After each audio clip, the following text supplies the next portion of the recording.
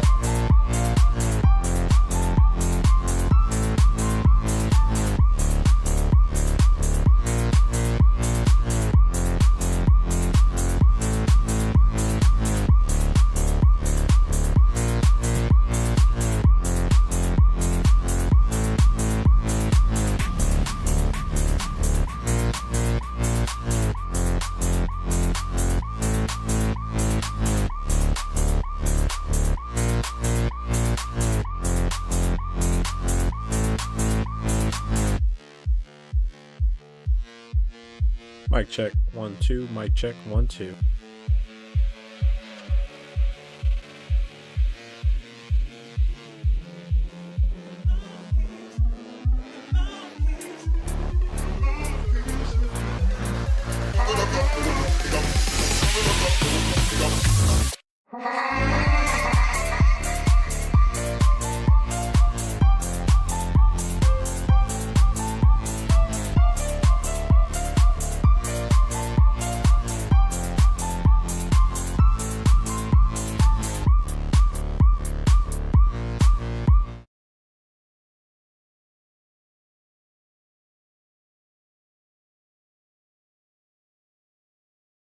Still muted.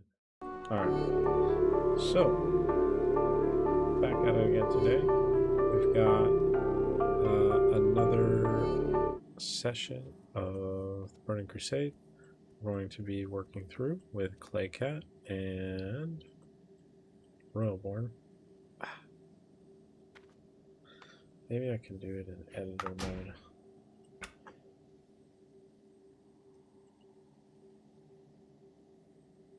No, I can't.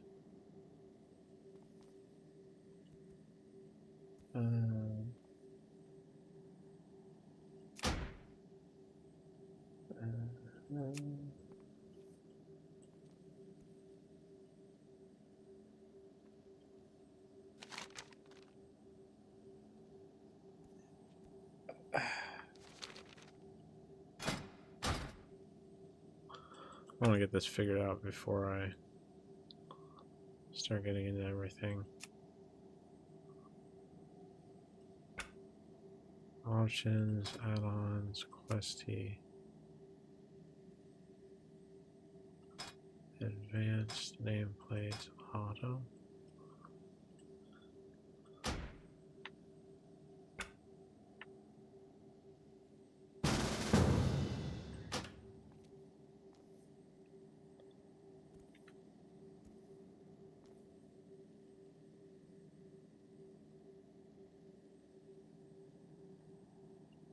Wait, but...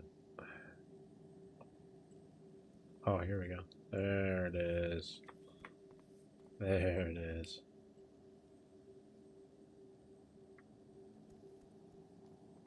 Alright.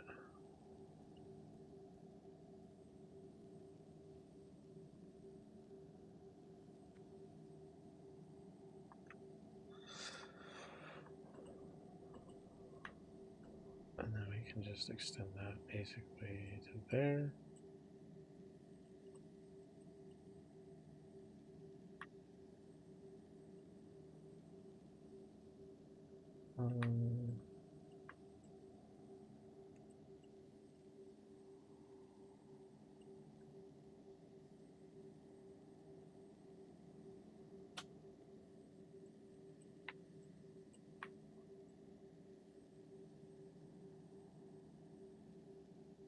There we go. All right, now let's actually get the game in because that's not showing up properly. Specific window for Warcraft. Boom. And I also don't. Oh, I might have turned off the music. Audio. Yeah, I think I did.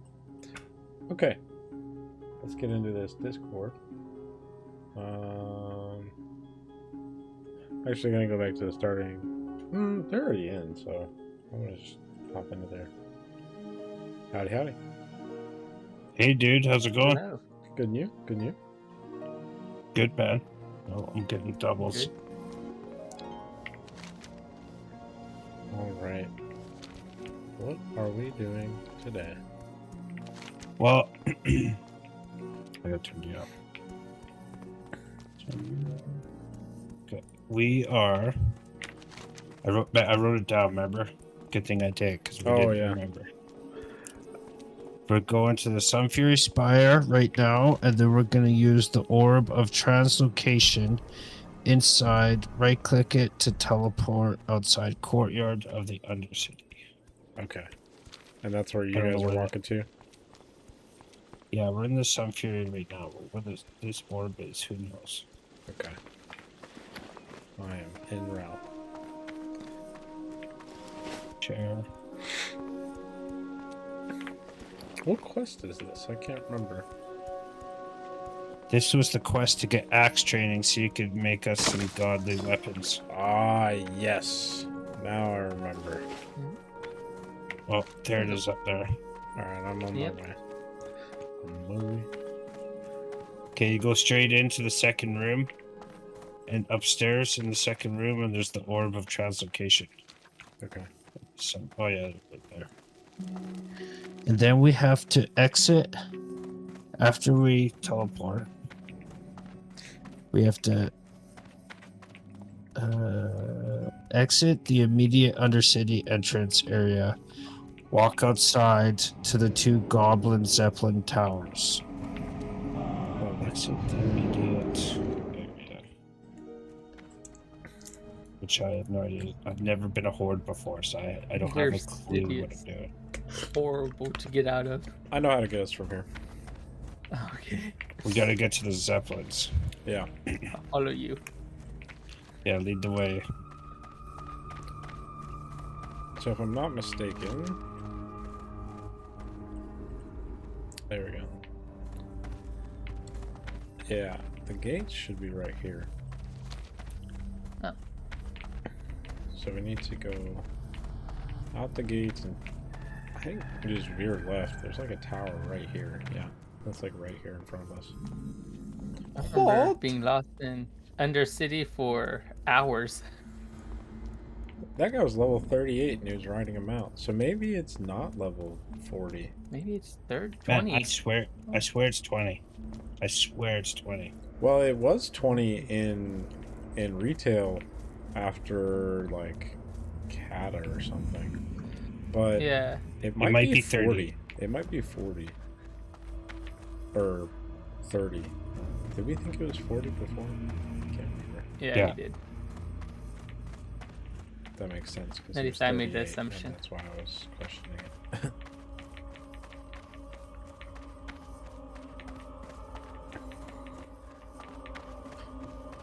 Here we come to wreck the day.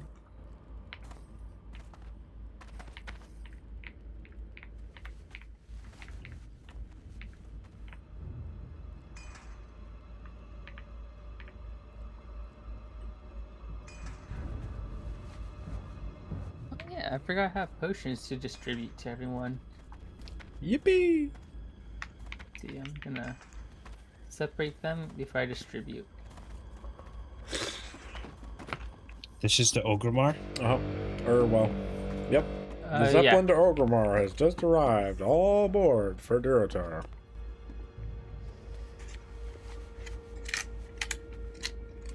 Okay, now where in Ogremar is the axe trainer?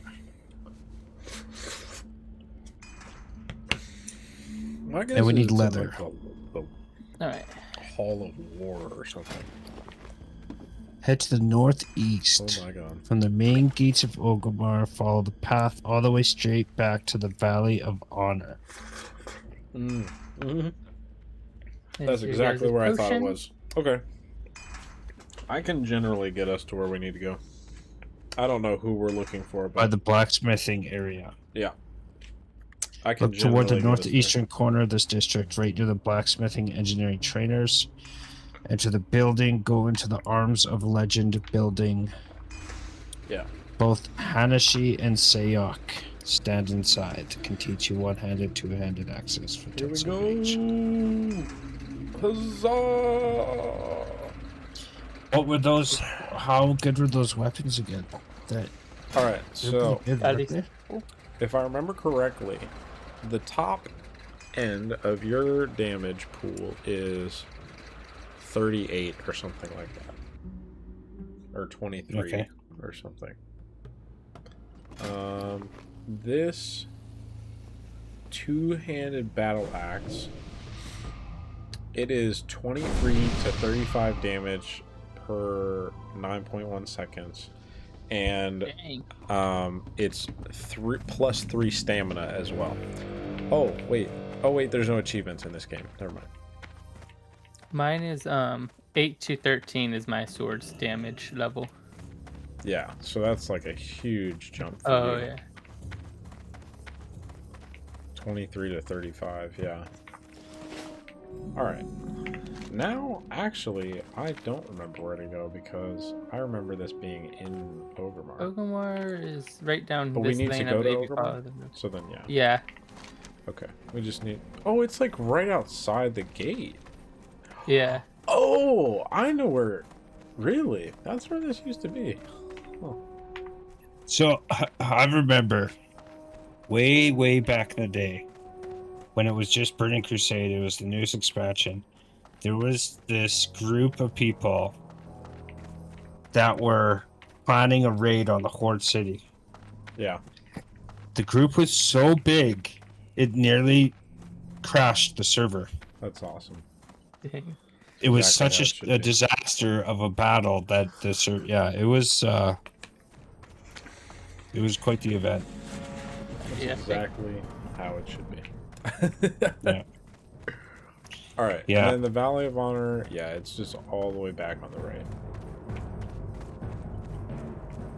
Oh, dude, Ogremar is so much smaller than it is in retail.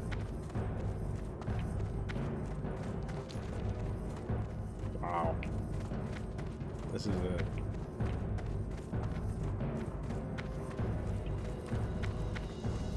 Jesus, Yeah, this was the old completely night and day. Bringing back some memories. Yeah, like this is not at all the same place. Holy. Yeah.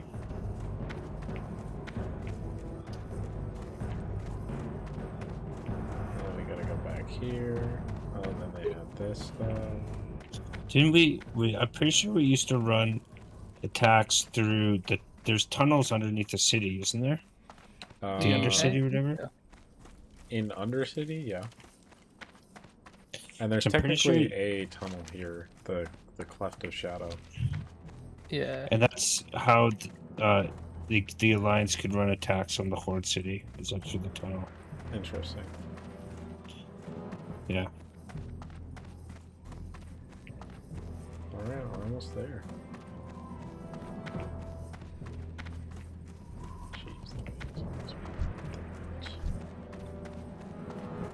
Give us a lift. Literally.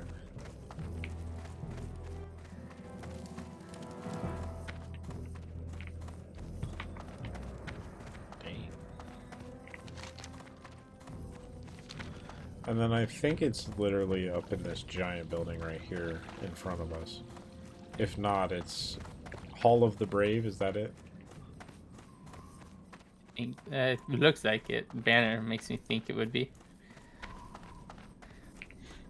Let's see. Let's see. There's something in the chaos.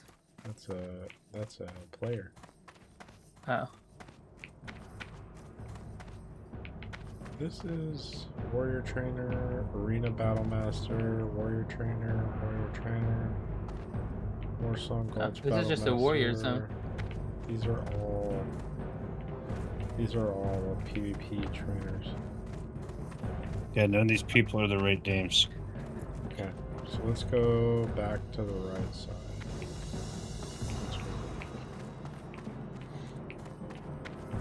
At least it's a nice small area. Yeah, right. Modern day Orca not even close. Didn't you say it was by the engineering trainer? Yeah, the blacksmithing. Okay. Blacksmithing and engineering guy.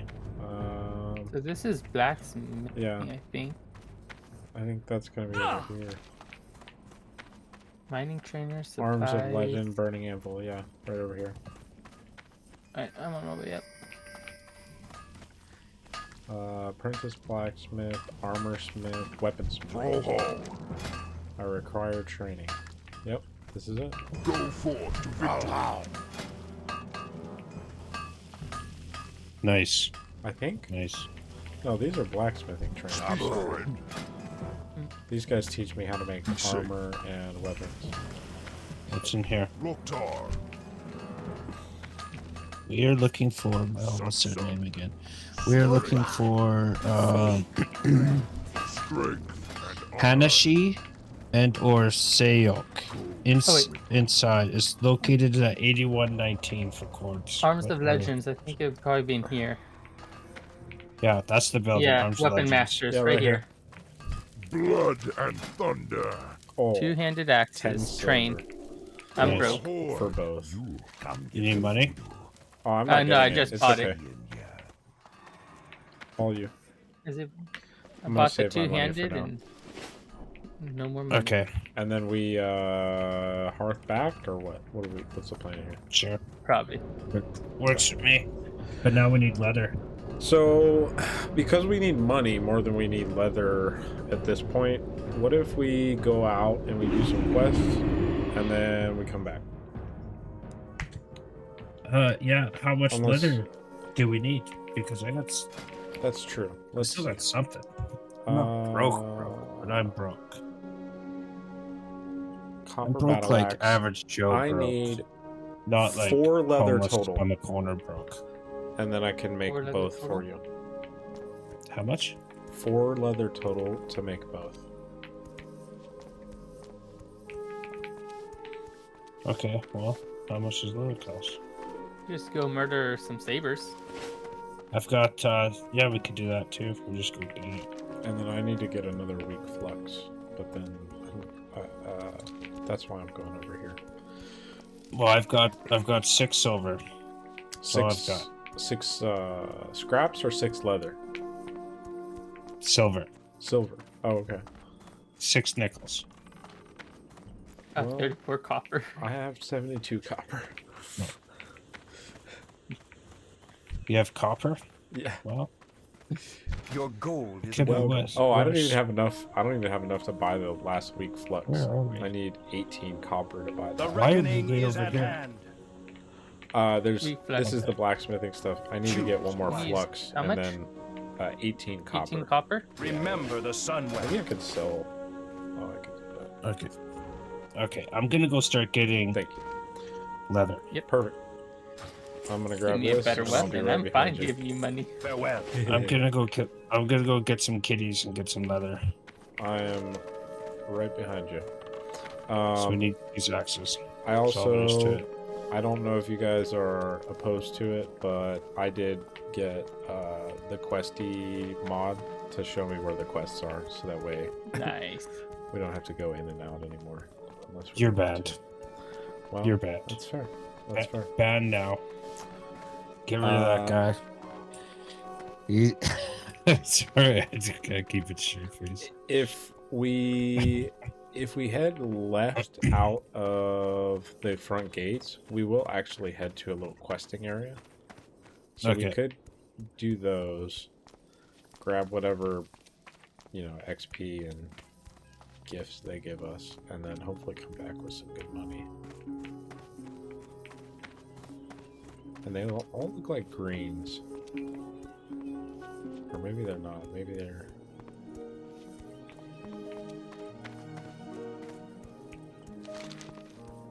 Maybe it's all yellow. Nice. Dang it. Yep, I have the better version since I'm upgrading it. And I remembered. Better version. For Blessing of the Might. Oh yeah, can I get leather from these feral dragon hawks? Probably. Yeah. I don't know. I feel like it'd be I'm about to find out.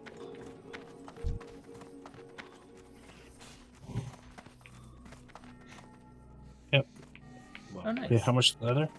I need 4 light leather, I think, total. Okay, I got 1. Yeah, 4 total. Nice. I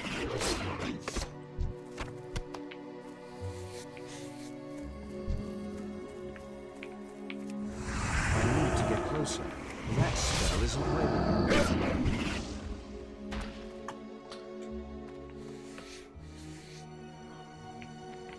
2 more. Got scraps on that one. I'm out of range. I can't cast that yet.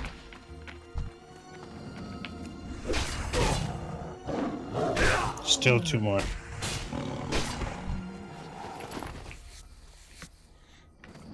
Still 2 more.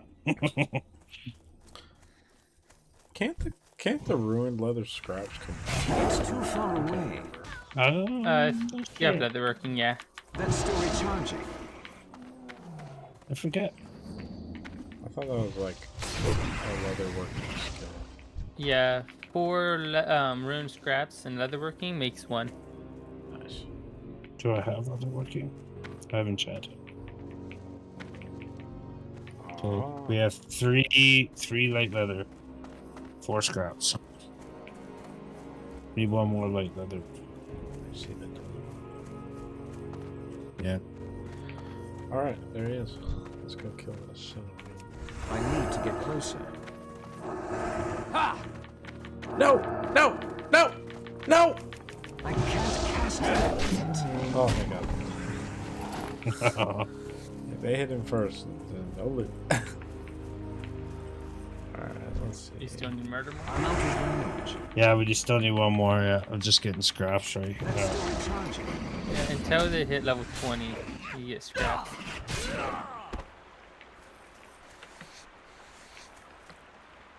Oh, we 1 can more murder still. for Benny's. You can get it from Benny's. True. Or you used to. At least in Classic you can. Yeah, it's still skin. Wow. You used to be able to skin sheep off of wool off of sheep. Yep. Really? Yeah. I didn't know that. Yeah. Deer, cow, all of them. It was awesome. That spell isn't ready yet.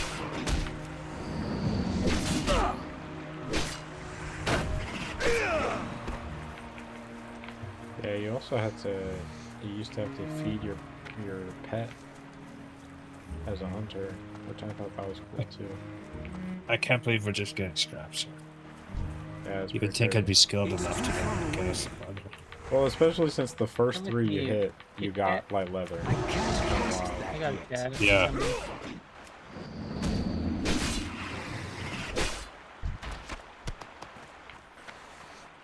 I'm out of range. There we go. Hey! Okay, 4 pieces. Oh, there's a Where cat are up you? here you can. Oh, There's cat's the running away. trade. Well, All right, done. I need to go find an anvil. Okay, so now what about? So now we can get those 2. They're 2-handed axes. Yeah. Nice. So I'm gonna just go right back into the city, and I'll go back to the blacksmithing district, and I'll make the battle axes. Sounds good. Nice. We'll get a plan together of where we're gonna go to level up. So What if do you- you so if what- you open your map and you have Silvermoon City open, to the right of that, where the mountains kind of end, and there's this little like glade next to the water.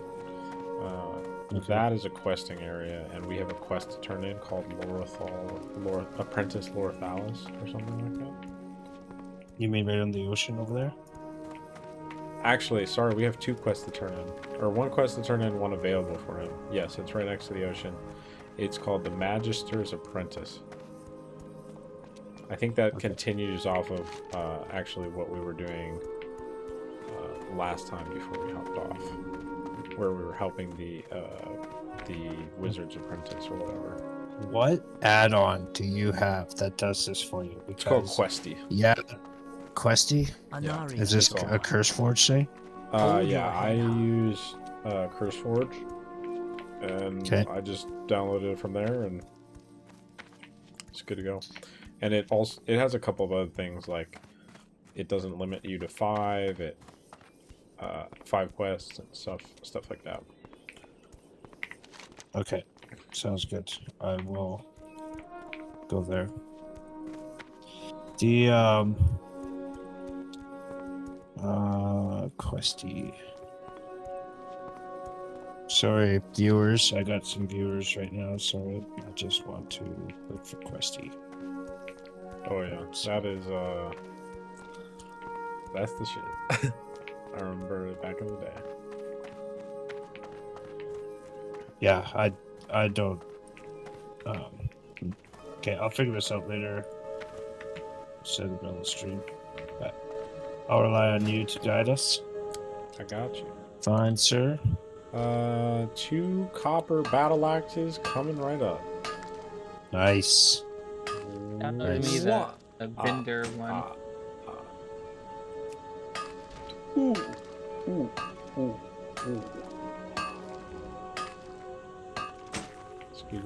Yeah, that thumbnail you made was pretty sweet, dude. Right?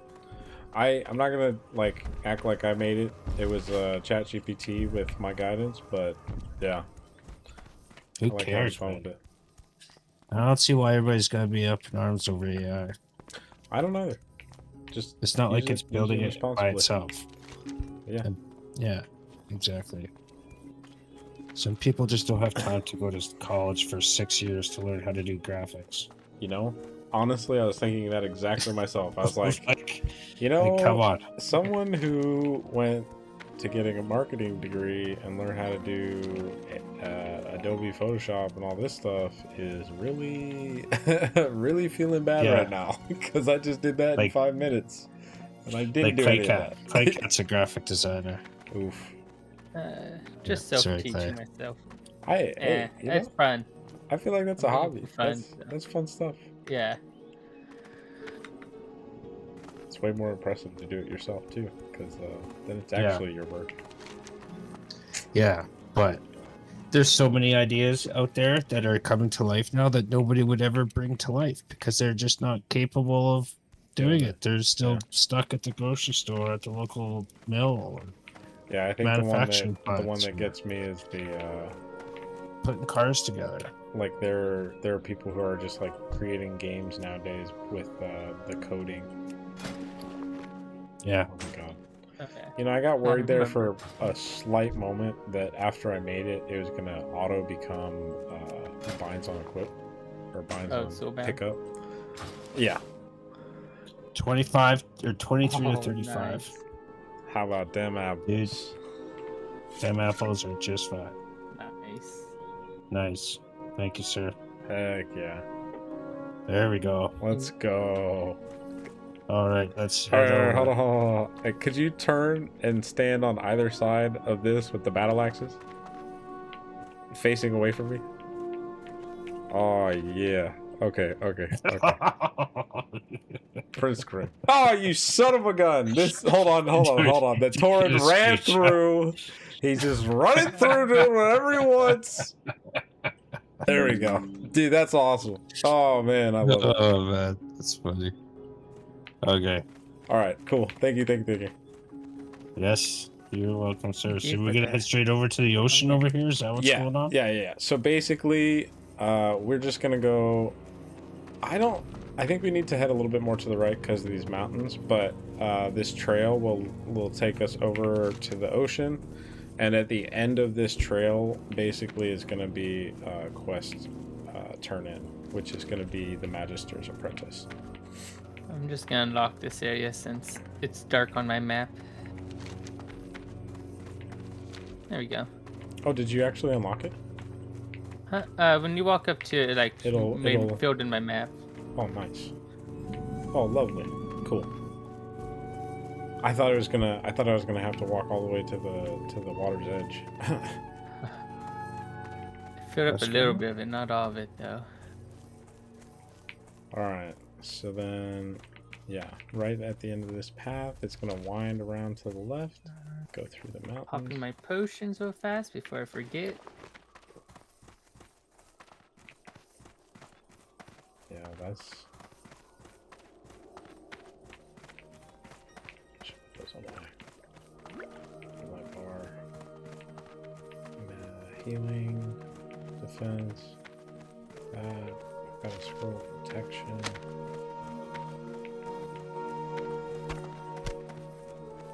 You guys want some blood thistle? If you don't keep taking it though, you'll get Oh yeah, I've got some. penalties. Don't worry, I got drugs.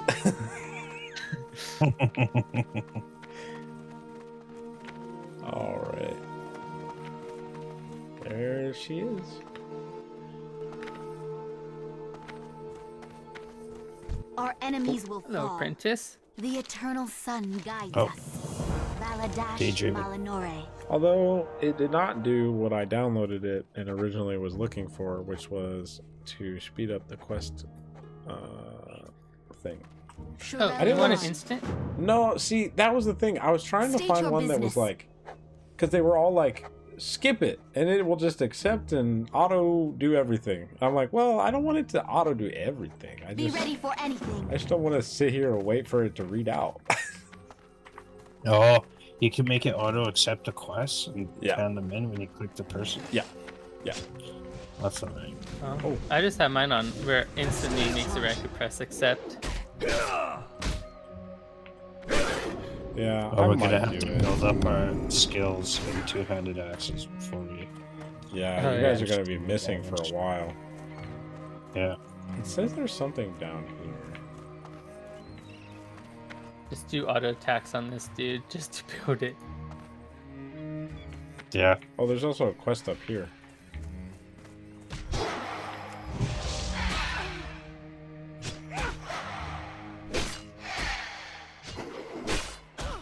Man, how many? Oh, How? you got someone attacking me? That's alright.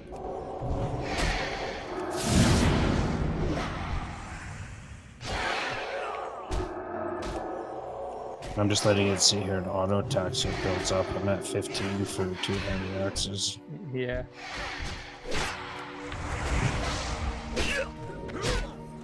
Oh, I really pulled aggro. That's cool.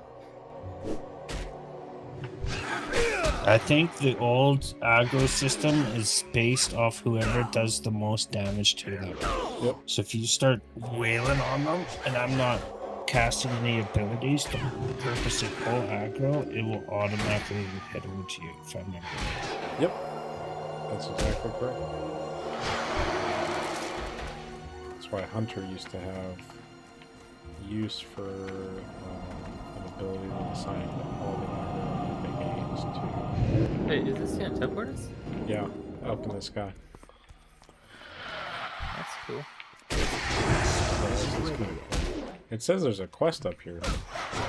That's why I was Oh, trying to. yeah, there's like we can collect a quest, you mean? Yeah. Yeah. And then Oh, we there's should be able to also jump on something this to be done platform here right here. as well. Yeah. We have to deactivate the power source. There, deactivated. I think if we are... Oh, not yet. there's a spot right there at the bottom of these stairs to the green thing that we can jump and hit the water. Nice. Here's the book.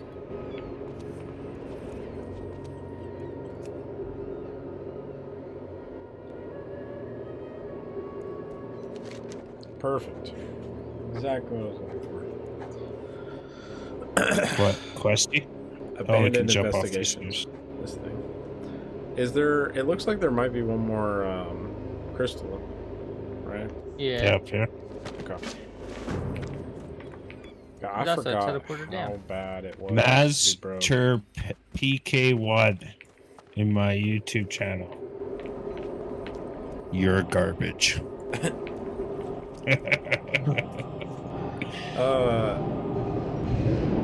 What shit? What was I saying? I forgot how broke you are in Classic. That's still recharging. Not much money. Yeah, there's pretty much all no money. All gone. They're like, hey, go do this thing that's gonna take you 20 minutes, and I'll give you 3 silver, but the next thing you're gonna buy is gonna cost 10, so have fun. Yeah, pretty much. Pretty We will much. persevere. The dark times will Alright, pass. complete word from the spire. Could you please relay what's transpired here to Magister Dusk? Ooh, we'll get a robe. That might be huge for me, actually. Hold on. Okay. What is it? Oh yeah. Oh, yeah. Spirit. Stamina, intellect. Let's go. Remember the I'm sun about to just well. be wearing cloth armor, honestly. Can we get to where you could start enchanting your armor to be like that? Oh Yeah. yeah, I've got enchanting. If I we get haven't been doing enchanting, we enchanting. could do that. I just can't remember how long it takes for the enchanter to be able to, like, do that for things What do I? that aren't What do you binds on want me to it. do? So, For armor enchanters, in order to enchant armor, they have to have possession of it. Or they, I don't even know if there are enchanting golems in Classic. Like, an enchanting golem was a scroll that you would enchant, and then by enchanting that scroll, you were then able to, like, sell it to people so they could enchant their stuff without you. Past that yet. But I don't even know if that works like that.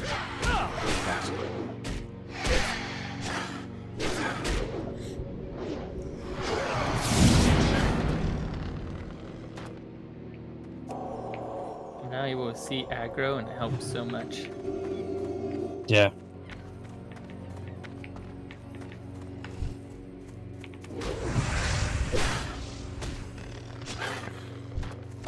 Dang, you guys are just schmack.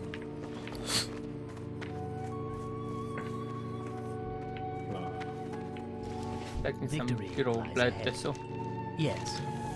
Heck yeah. Alright. Cleaning up the grounds. It's horrible, I tell you. Strange things happening in the spire. Kill 6 mana serpents and 6 ether fiends, and then return to the groundskeeper. Okay. Time is of the essence. On it. Doggone it.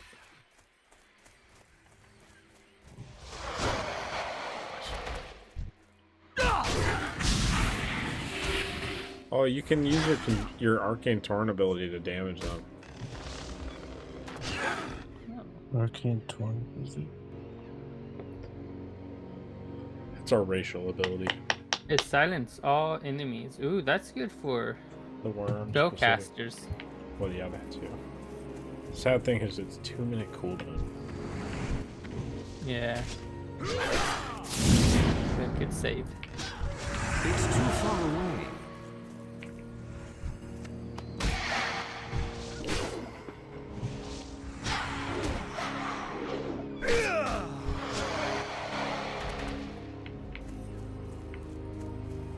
I need to get closer. That spell isn't ready yet.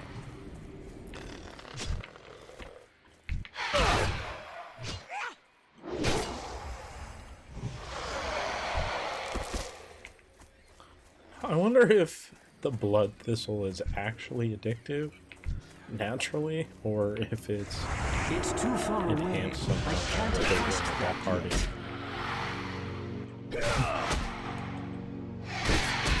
I know it only works on Blood Elves. Right? That's still charging. I can't cast that yet.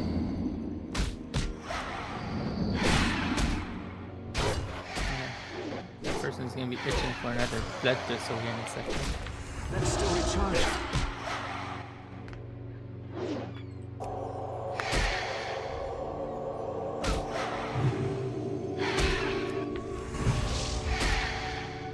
How many more we have to do? This should be the last One of fiend. each. I'm about to kill him right now, and then we need one more mana circle. I need one more fiend since I was so late on grabbing. Ah, I see. Okay. Here's our worm. I need to get closer. I was too busy collecting the blood thistle. Well, what I the get heck? it. Get that bank. I'm gonna drink some water real quick. There's one over here.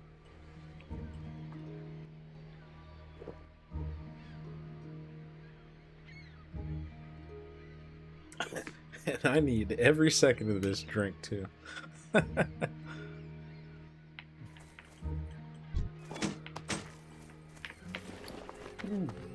Oh, nice. Shield upgrade.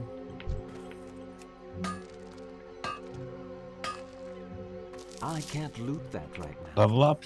Level up, good sir. Level up. Yeah. Did y'all? Levels. Nice. So this mana residue, I think I need for enchanting. No, I need strange dust. Lesser magic. Essence. If you guys have that in simple wood, hang on to it. Okay. Copper rod, strange We will dust, lesser persevere. magic essence. Stay the course. That's And the that stuff where I was talking about when you get a steady flow of like green items, like green armor or better, you can disenchant it and that stuff will start appearing for you. Ooh, so you could help him by making it too. Yes, exactly. Nice. So theoretically, it's a huge, at this point, it's a huge waste of resources, but I could theoretically keep making copper battle axes for him and he could just disenchant. Okay, what's sorry. Where do we go next? I have not checked. Let's see. So it looks like that's all the quests in this area. So we're just gonna go back up and up the trail to the left because that quests that he just gave us, I think, sends us back up that way to the far side of the retreat. I can't cast that yet.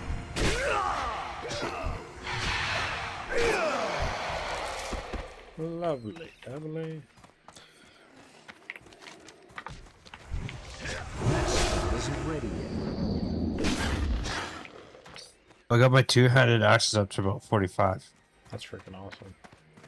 I wonder what I'm at with my sword.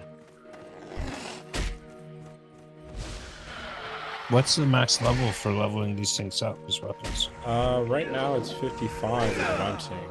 Because my swords are 50 to 55. But like, for example, my two-handed swords are 15 to 55. But I'm pretty sure those categories can be upgraded just like with either your trainer or what's that called? The trainer or like the weapon trainers, I think.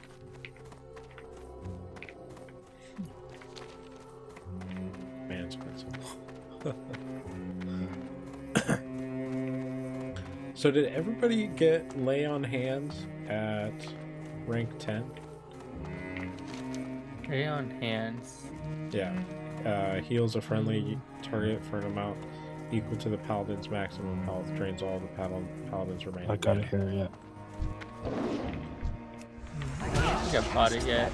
Okay. The, I just made sure to buy it because it's obviously stuff. Yep.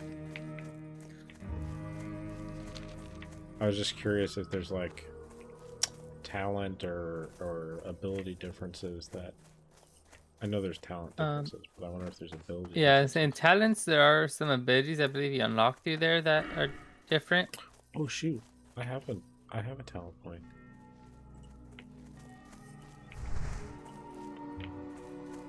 I don't know what I was doing there. All right. Now keep Looks like the quest is I done. on your guys' health better. Yeah, right here. Oh no, he's like upstairs, so we gotta go outside.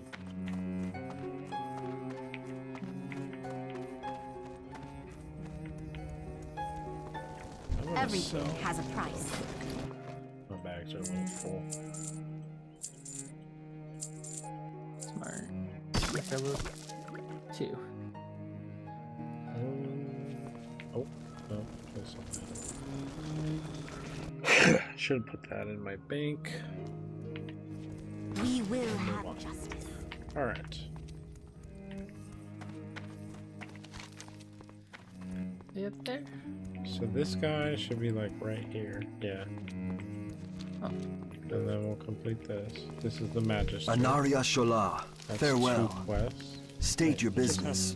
Our enemies will No, fall. let me interact with him. Anubelore Can't talk to him Delana. anymore. The eternal Oh. Maybe he has a little animation. Oh, there it is. Yeah. Yeah. The dark times will pass. Oh. Oh, he's burning a book. Yeah.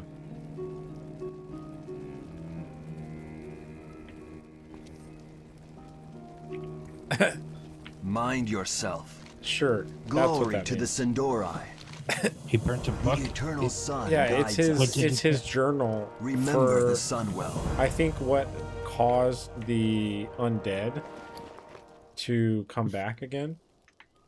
And he's basically saying like, I'm destroying the evidence of this happening so that way no one will repeat my mistakes. Let me go show this to our But clan how would leader. they know that it was a mistake Exactly.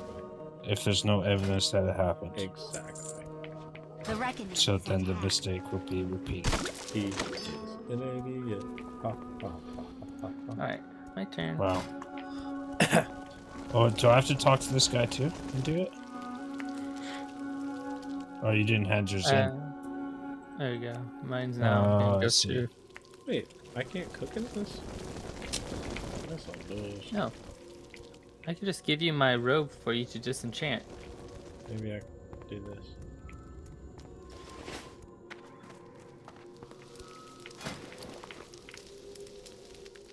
There we go.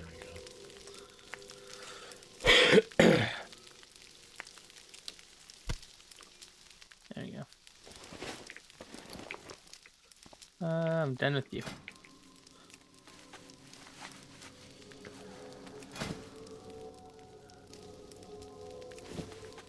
Alright, and then from here, there is technically a quest that takes us over to the Amani Berserkers that we have. So we could do that while we're here, because that's part of this lodge's quest line. Or we could head to the south of the map. I will let you decide because you can see the big picture as to where all the quests are with your little questy I think this gadget. going over here is probably going to behoove us for now. Okay. And then we can just like basically sweep down across the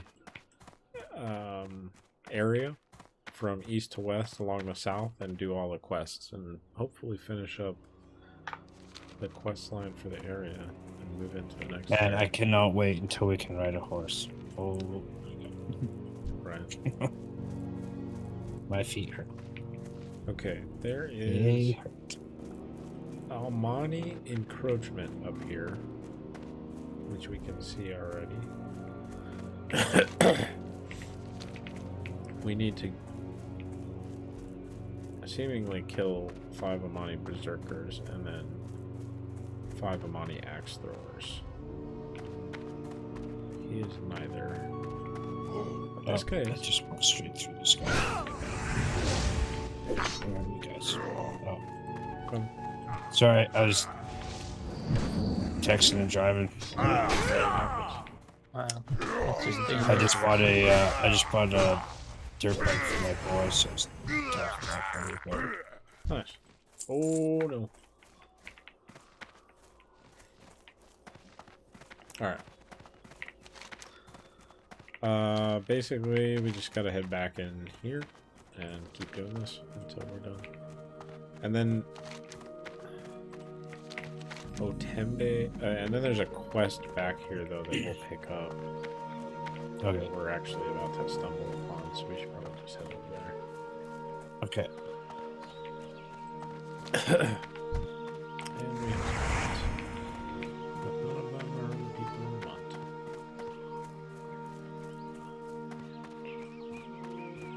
There's the axe Tembe. thrower.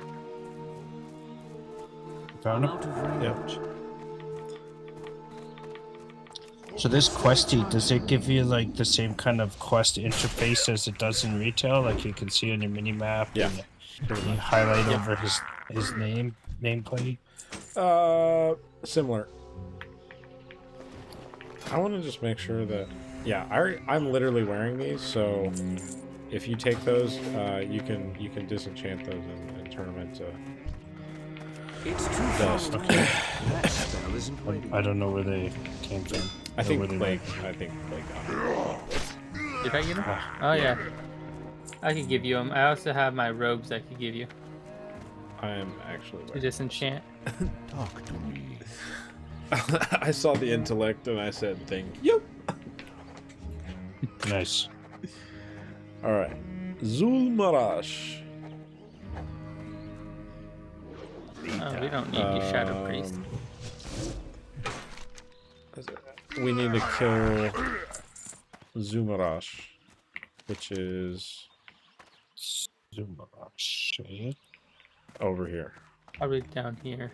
It's actually like across the river. So counterintuitive. I hope I need another hit of my blood thistle. Drug addict. Despicable. Yeah. I'm gonna go pick flowers while on blood thistle. I'm gonna go. I'm gonna go be addicted to different drugs called magic. Where do we need to go here? I'm lost. Everybody split up. What's going on here? Clay You is guys- getting herbalism, and we're heading over to Chieftain Zulmarash to get his Oh, help. okay. And that was the quest that we just got. I don't know if you got that. Yeah, I did. The guy in the cage there. Yeah, that's the one. This is his fort, it seems. And then there's another quest to get once we do this, too. I'm out of range. I can't cast that. Really, there'll be some...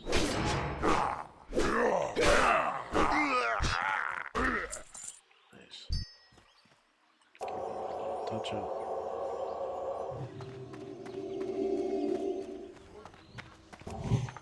That spell isn't ready yet. Wonder That's still recharging.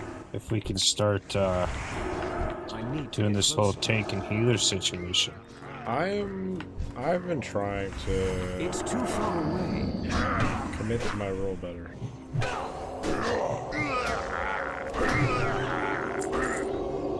I need more mana. We're just murdering. Well, I got town points. Oh, we gotta get all the way up for that chieftain. Where's that chieftain? Drinking water. Oh, it's out there. I think he's right inside this Let's hut go. in front of us. Yeah, he's up at the very Or top. at the top. Yeah, yeah. There's I'm just drinking someone's some water drinking real water. Oh, you got a shadow priest coming in on your 6. That's all good. I'm out of range. Extra XP. That spell isn't ready. More weapon experience. Huzzah. Oh yeah, that too.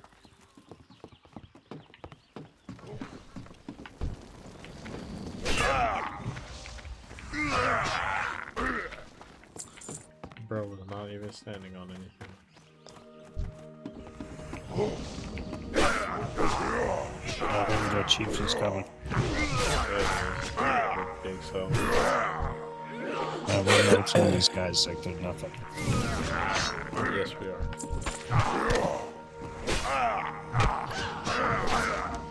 That just started a quest, Amani invasion plan. Accept. Oh, I gotta accept that. How do you accept it? You gotta It should click have on put it. a quest in your bag and you right click on it and then it'll Still recharging. prompt you to accept it like Oh, a there we normal go. quest. It's a little piece of paper. Alright, we need, well, at least I need one more Berserker. And then I'm done with Same. that quest. I think Same there's, here. no, that's an axe thrower. Alright, I'm just gonna jump down right here. That's what I did. Could use a vendor as well. Bags are getting full. Okay. I think Von Shanjoji, or whatever the hell the guy's name was, he's a vendor himself. So if we go back this way, we can get our last Berserker, we can unlock him hopefully, and then maybe sell to him. But I don't know. I'm not entirely certain about that. I didn't kill the frog in one. Was that frog after you? I hit him once, and it left him with like 2 health. And he's like, "All right, bet, let's go." You gonna throw hands? Let's throw. Frog stood up against you. Literally, he's like, "I've had enough of it."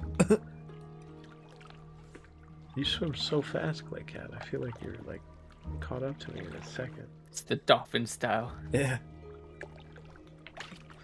All right. Axe That's thrower. axe thrower. Berserker right here. I need to get closer.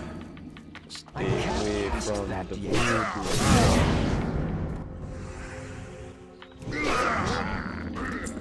There we go.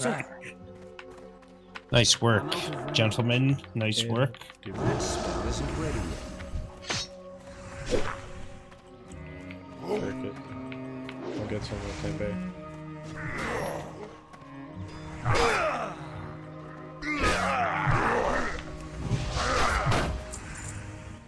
That's only great for me. Low key, you should take that Royal. You should need that. Do I want? So that way you can Why? get your shield at some point soon. No, man. And that gives you attack Oh, I didn't power. even think of that. Where Yeah, is it? you should take I that. can give you it.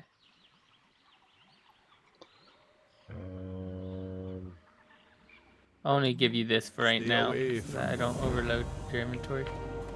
Yeah, I'm getting up there. Let's go back Yeah. to the retreat. That's the next thing to do.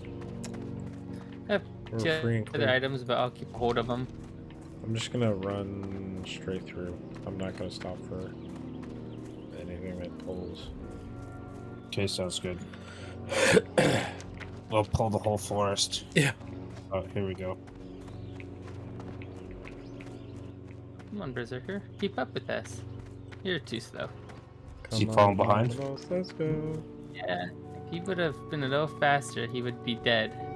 But he is too slow. So do you guys play PvP at all?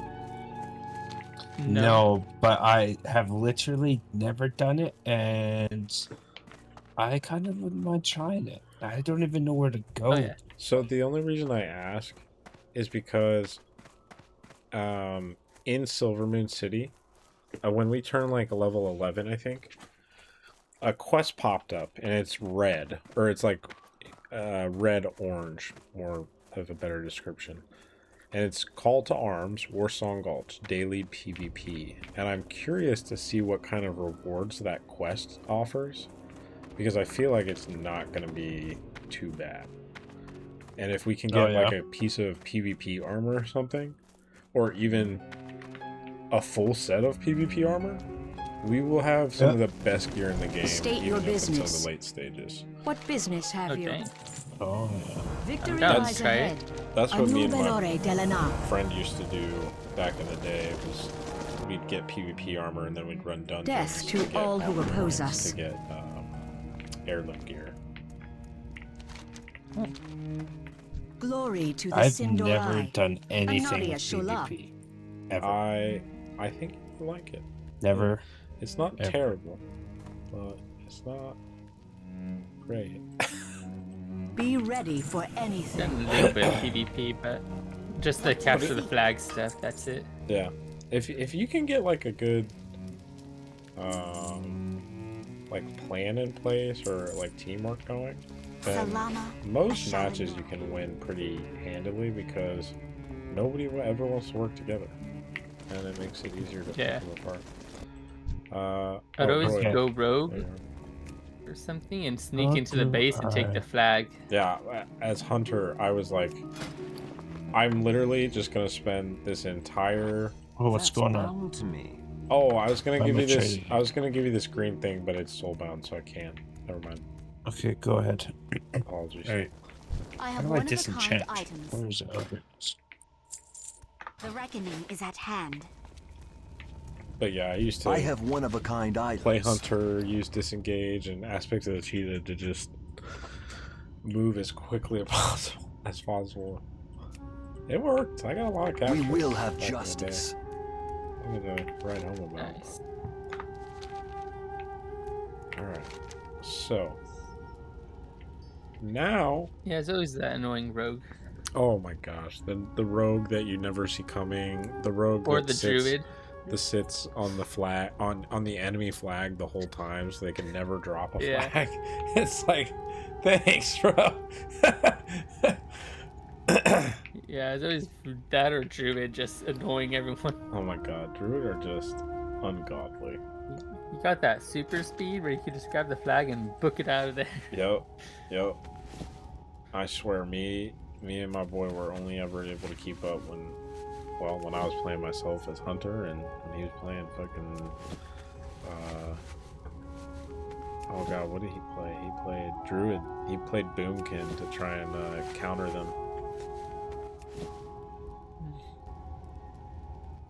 Don't forget to use the sharpening stone on your weapon. I just now remembered. Yes. This is why I put these things on my screen. Alright. Alright. Okay, Did you learn how to I'm ready disenchant? now. Yeah, I did, yeah.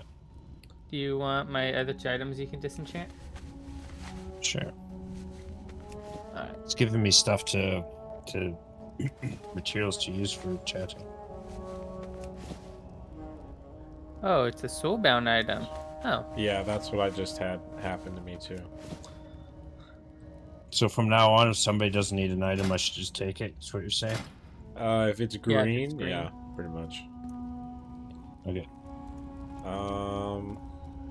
Okay, so from here we have an option, or we have options. We go back to Silvermoon City and do a refresh. Like, honestly, I might drop some things in my bank to make my bags less heavy. Sure. Or we can go to Fairbreeze Village on the other side of the Scar, kind of in the middle, and keep questing. Because that's the next We've thing. got 15 minutes for Hearth. Oh, let's Wanna go hit up a Fairbreeze. couple quests, Yeah, let's go Fairbreeze. and then hit the bank, and then go back to quest. We just gotta... Yeah. We gotta, like, utilize this running situation. It's Yes. a little- Maximize, 100%. I'm glad you brought that up. Yep. Alright, Do you guys need bandages? I actually just made 22 of them, so if you need anything. I have 11. 30. Okay, nice.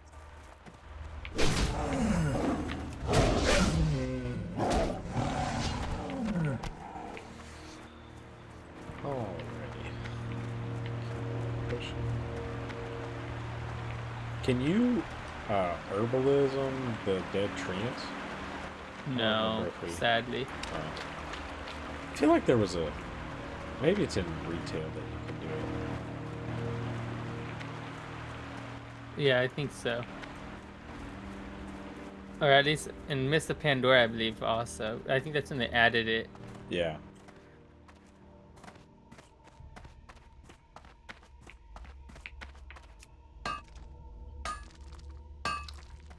I We can't just need loot to keep that right now. pushing past the Scar into Fairbreeze Village, and then we'll be good.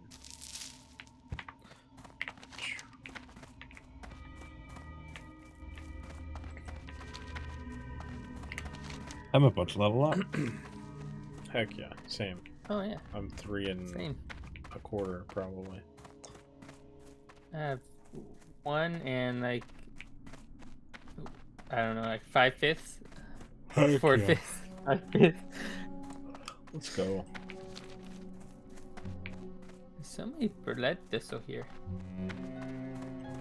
Yeah, I just found like 2 copper veins within very close proximity.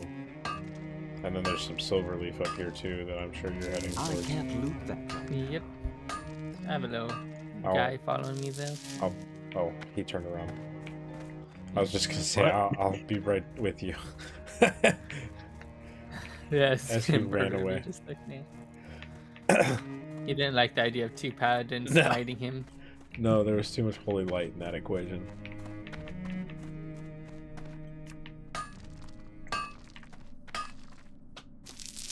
Man, there's another one up there too. If you guys want to move on to Fairbreeze, that's all good. Should be able to handle myself against these level 7s. How you guys doing over there? Play distraction. Big chillin'. Looks like you're having a little bit of a party. Yeah. A Yep. mining party. I'll watch Just from the bleachers. bodyguarding. I'll cheer you on. Heck yeah. I can't loot that right Oh, now. that was a 1 use. How does it work? Oh. It robbed you. I think we go right. Yes. Right down this path. Yeah, Fairbreeze is just over here. Wow, I love how I was just talking about being broke, but I'm up to 25 silver and 69 copper. I'm Yeah. feeling good. Feeling good. Give me decent money. Yeah. I want to go get some new abilities and stuff. I'm just gonna fall behind this troop.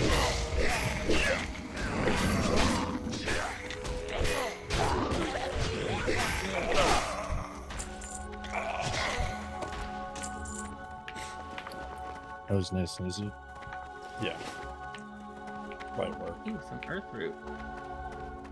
Oh, it's way up. I can't reach that. Too short. Wait, what? It's all the way up the mountain. I have to Oh, climb I see. that whole mountain. Oh, I have 2. Holy crap. I have 2 holy talents. Oh, no, wait. No. I don't have the 2 available. Oh, I you've spent used 2. them. Stupid. State your business. Anubelore Delana. What do these do? Nothing. Ooh, Okay. nice.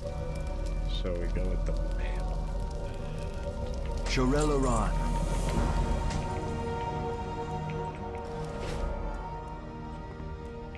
Alrighty. Alright, sold Your some gold stuff. is welcome here. Do not loiter. I'm really Remember surprised the there's not a sun well. blacksmith out here. I really feel like there should I be. thought there was. I thought you, Oh, you just had the forge. Yeah, it's just a forge out here. Oh,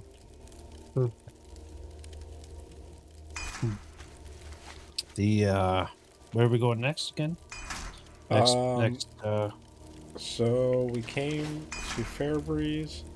We can either we have quests to go south, so we could go back on the road that we came down and go straight south, and we'll hit Missing in the Ghostlands, and that quest will take us to the Ghostlands. So maybe not that one yet. But next to that one is Rude Warden Darien, and then that will take us to Old White Bark's Pennant and the Scorched Grove. Oh, okay. And if that's the case, we could technically go this way to the right and then go down towards Courier Dawnstrider. What do you guys feel like? Head south? into the ghost labs. I kind of feel like we should. I don't know. Maybe I'm being too completionist, but I kind of feel like we should complete the zone. Sure, Yeah. sounds good, dude. Let's do it.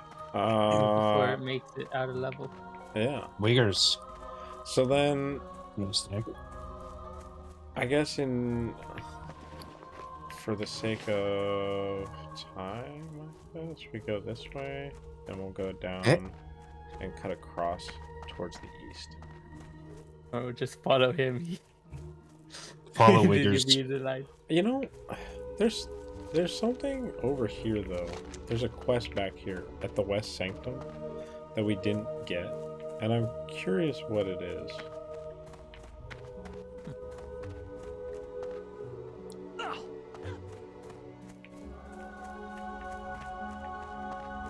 It's like, Is it and like it's a not drop one? even at the Sanctum actually.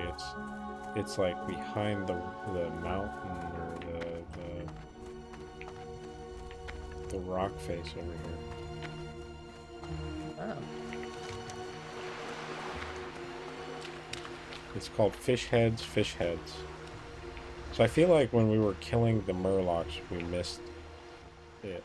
It could be a dropped quest where That could and that's be how you true. unlock it. That's very fair. There's a lot of new stuff I'm seeing with the Questy mod on. Oh, well. We'll go this way. Get your ore. You know, I wanted to, I'm going to. But I can't loot Or? that right now. Yeah.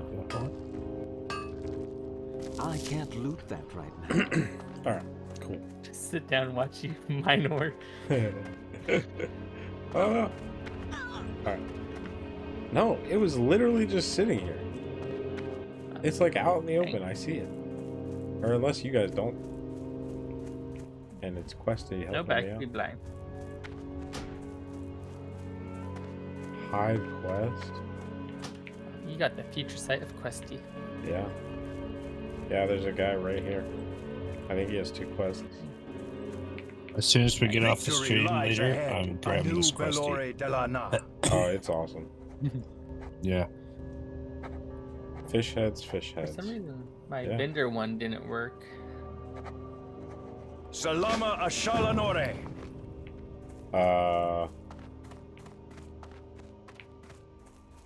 I can, if what? you guys like, I can like send a screenshot of what I have been using. I use something called like WoW Up or something, and it just does inputs it for me all by itself. Yeah. I use something. I think I have a couple of things that work independently, but also together at the same time. Like I have all the things, which tells me about every item in the game, and then I have something specifically for my like how much stuff costs too, but I can't remember what it's called. The auction house one. That Better I think I Victor. use Auctionator and TSM, Trade Skill Master. I've used Trade Skill Master since like probably mid to late 2000s, mid to late 2000s when I Oh yeah. TSM is Yeah, awesome. add-on we- trader was in one of my chats. So we're supposed to be getting these goose scale heads. Yeah, I've got one. I've got Yeah, none. not one. 0. RNG. We just were slaughtering this beach and I'm getting nothing. It's too far away. Yeah, I got Yeah. Oh, I got one. I got just one.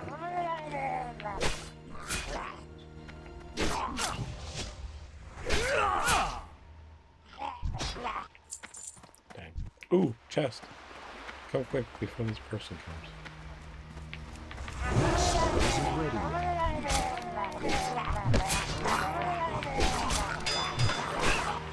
Are we rolling? I did. I got a 73. Damn I it! forgot that. Terrible. You won, Clay. Yeah. Holy.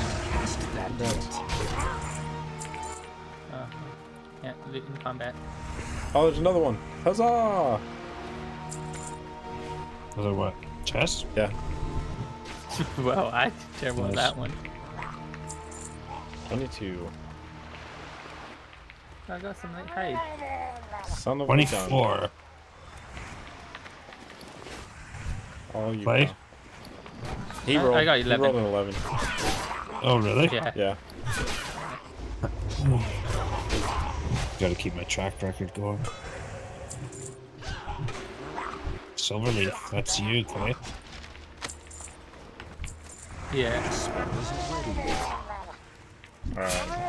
I'm gonna be a dick. I'm just gonna pull everything. Yeah.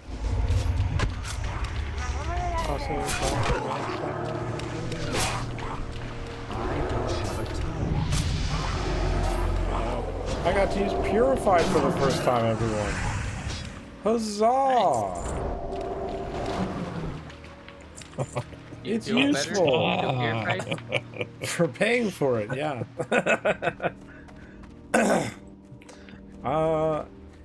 Yeah, I think we have to go back. Does your soul feel squeaky clean now? Yeah. Alrighty. I need 4 more. I need to get closer.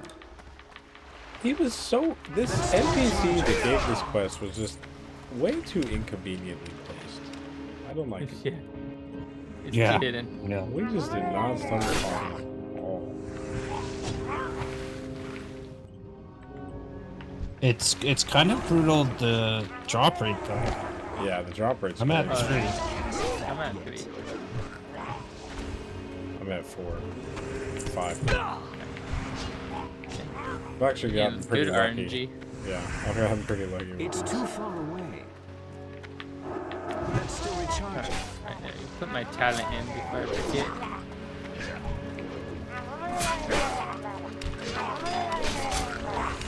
Just run up this beach.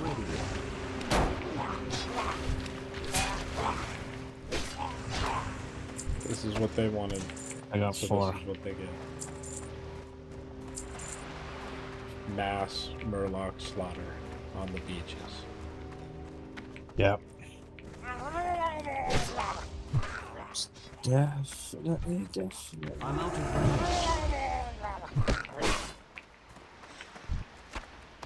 I drink. Maybe look at that I always forget we actually got a drink, man. I Right. not read out of it apparently. I can't cast it yet.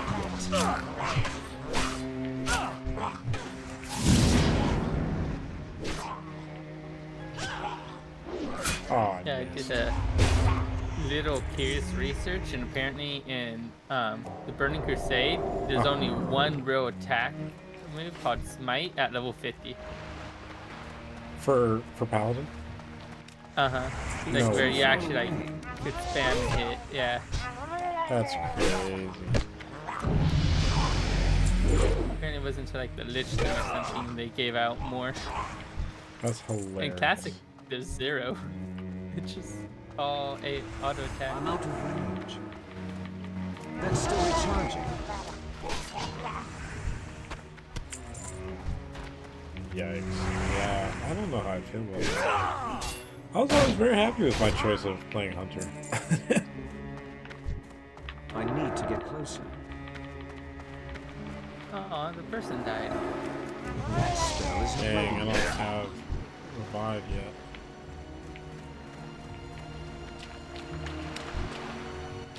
Just down at the Too dead far body. away. Show no respect. Point and laugh. Died fighting Murlocs. Ha! Lol. Some of the most deadliest out there. Yeah. Alright, you both got a chest. It's my turn. That's still recharging. No. Fair is fair. Just Damn! No. I'm actually gonna make some help right here. You go for it. Real Go quick for right it. here. It's yours here. These guys are not happy with me. They're not liking it. They didn't like the idea of you getting the chest. They didn't like it at all. Yeah. It was their chest all along. I'm curious. Oh. You go for I it. didn't even get want it, ahead and I for give that. You go for a hairball. It's yours. Rice. Cheese and rice. I can't believe I got that. My rolls are crazy bad. Alright, I'm officially done with that quest though. Thank goodness. Yeah. I need one more. That's still recharging. I forget Questy tells everyone to do whenever you finish. Yeah, it's pretty nice. I got some better gloves. And I finished my quest. Awesome. How are you looking, Royal? I need to get closer. I have 4 out of 8. Cheese. Okay, we and should rice. probably I'm gonna turn on group loot, free and then- loot. Yeah, turn on free loot and you can just loot it all. That spell isn't ready yet. That's still recharging. And not much. That spell isn't ready yet.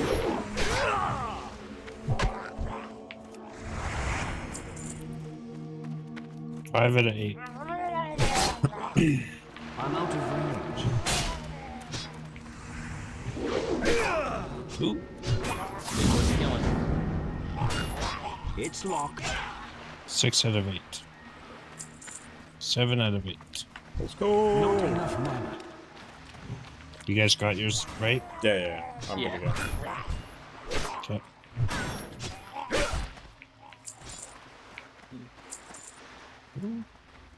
It was already looted. There we He go. accidentally looted. No, see, honestly, I I got it. think free loot is OP for questing because it doesn't think about it like that. Like it will spawn everything for everyone, so we can loot the one head in that body no matter who touches it. So for us, we can see it because our quest is done, but he can still see them. Nice. Yeah, there's a lot of fun little exploits to speed things up. But this is not going to speed things up because that's out of the way. I think he's back over this way, right? Yeah, I think so, yeah. I put it back to group loot. Leave that. Alright.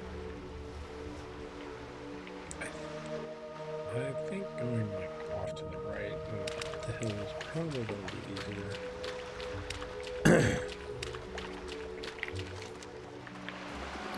Oh, I just noticed they made it where you could still see your level whenever you have tracking on.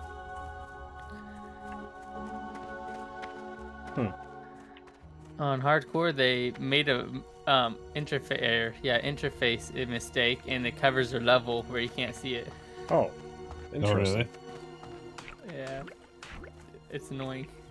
I bet. It looks so weird. What am I doing? Jesus.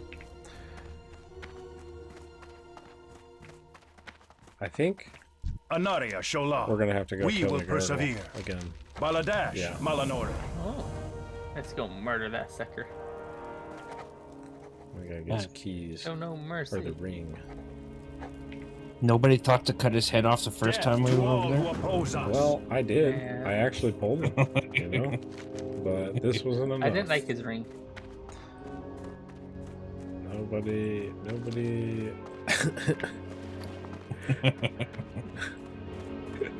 Nobody thought to slice it off as we were looting his pockets. So silly. We might need this later. Yeah. Oh my gosh.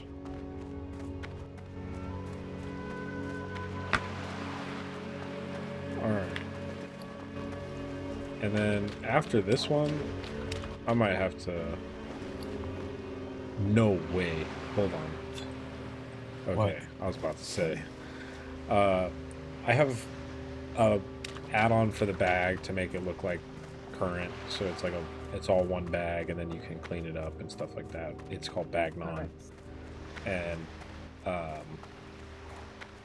you can right click on a little symbol in the bottom left of the bag and open up your bank inventory. Well,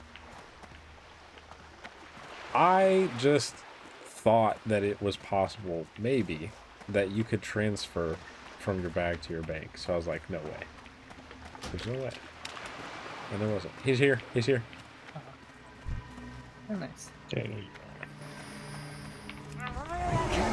There you go. That would have been awesome. Oh my god. I got his ring. Good too.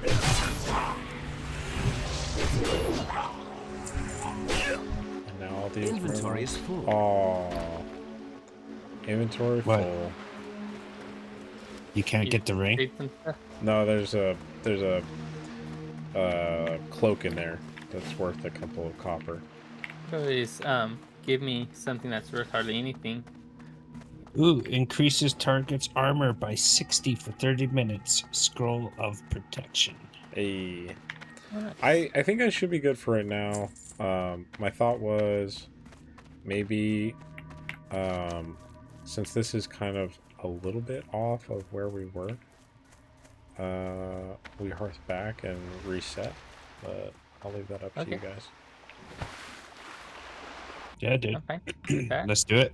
Might be a nice point to We just had to get our process hearth some back, resources. and it's back now, so Yeah. Yep, let's just turn this quest first. Yeah. we probably have some training to do as well. We've gained a couple of levels here, so That's Oh, yeah. exactly what I've been like. That's all I'm thinking about. I'm like, I know I have spells that I haven't unlocked and upgraded. So I got Yeah. money, man. It's burning a hole. 30 man. silver. That should be 0 silver, man. yeah, I'm gonna spend everything. Take everything and give nothing back. All right. Let's see. Surely he doesn't give us another quest, right? I don't think so, though, because I'm not seeing that. Our enemies will fall. Baladash, Malanore. Ooh. Ooh, there's a shield. Sick ass shield, though. Oh man, I do not have my thing right. Yeah, yeah. Oh, you should take that. You should take that. The shield? Yeah, Okay. because now you have a shield and your sword. Sword. Nice. Yeah. Green That was sword good. from earlier. We will have justice. And then I'm gonna take the sword, low key, because that's better than mine. And then we can hearth back. What's worth the most? It was the sword, I think.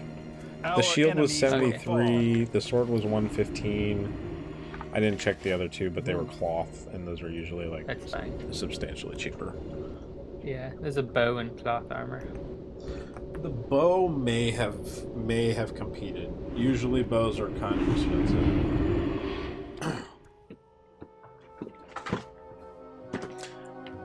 But I know the shield my wasn't. stuff. The Oh yeah, eternal do you sun need guides any us. light hide? I have 2 pieces from a chest that I don't need. Let's see. I mean, I could use light leather to craft stuff. But I don't need it at this juncture. Okay, where is the paladin I trick? could always just store it in the bank. A for now. shallow Yeah. glory. I can do that. You want me to give it to you then? Yeah, I'll take it. Shurelaron. I'll make use. Okay. Thank you, thank you. We will Honestly, I might even persevere. just carry it on me. You guys' potion timer might be almost up. Just a warning. Thank you, thank you. Not sure when you guys took them exactly, but Honestly, I put it on my screen and I totally forgot. mine has 2 minutes. What are you talking about? What potions? The potion of lesser armor and strength that makes you hit harder and have more armor. Yeah. They're still in my bag. They had a funny Hmm. case, so I didn't really want to drink them. Coming from a talking cookie.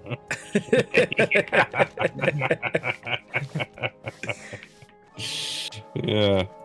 You didn't Yeah. want to crumble. Night Lord Yeah. Blood Valor. I The could, first I could trial. smell the baked goods inside of it.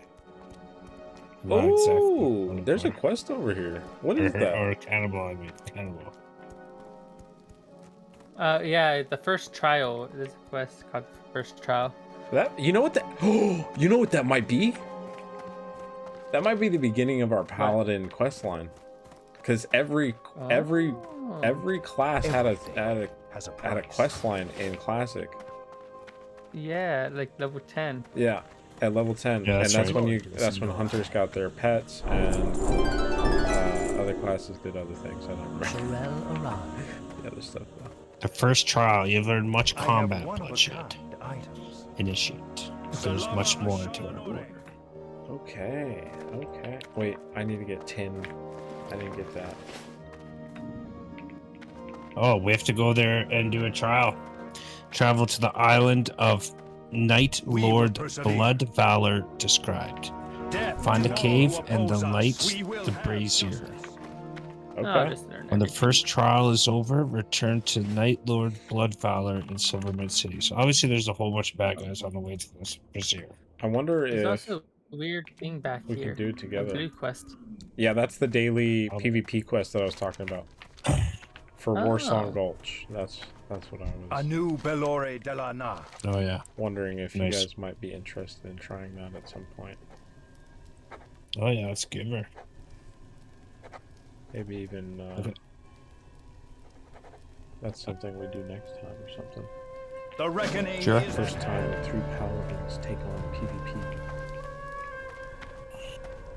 Yeah. Our enemies You will see we fall. get better gear from PvP? Oh yeah, PvP gear is really good typically.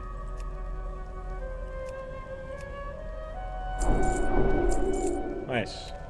Upgraded Blessed The Might is reckoning mine. is at hand. And Yeah. I think we can actually just talk to this guy. Loktar. Yep. I would like to go to the battleground. Oh. So Right, well, what we let's can do do it. is we could take this quest Let's and just go.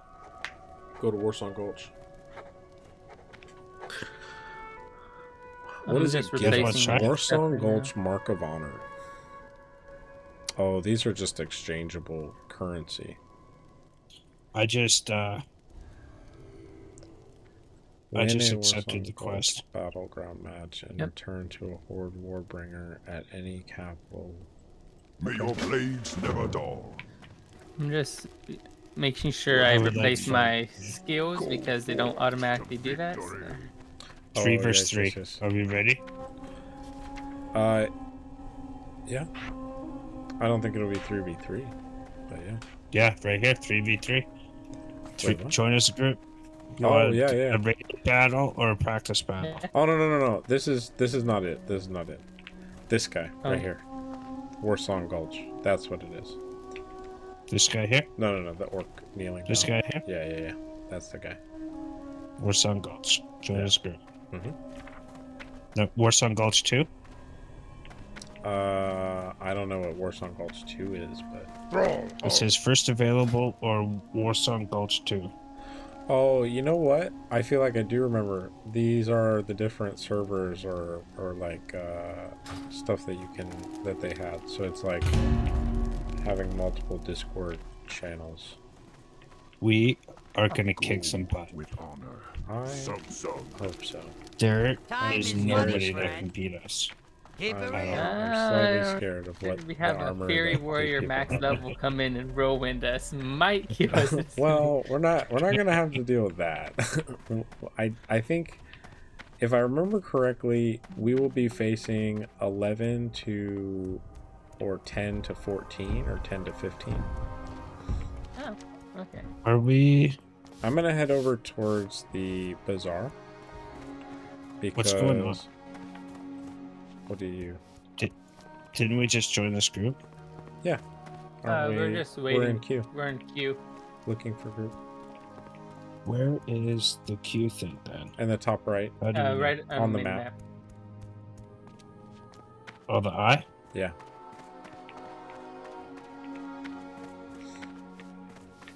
I'm heading great to the time at 16. bazaar because there is a quest in there, and I also want to put some things in my bank. I guess Okay. I could. Well, yeah, I could store some herbs for now. I might buy some more earth root actually. I'm personally, I think I'm going to put South Earl's Haven party invitation in there, and the drugs that I got from his party. Well, you don't want to feel good. You know, I mean, I've it been makes me using that feel good, pistol but and I've then never it felt makes me better. feel really bad. Then you just pop in some more and forget about the bad. I see. can't use I that. see. That's a pretty dope mount right there.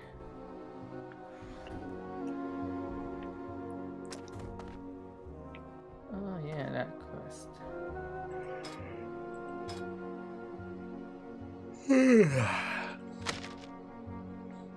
I missed my heroic leap.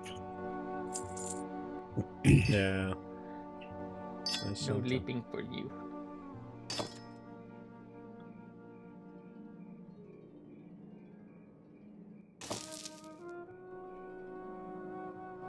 There you go. Could put away some of this too.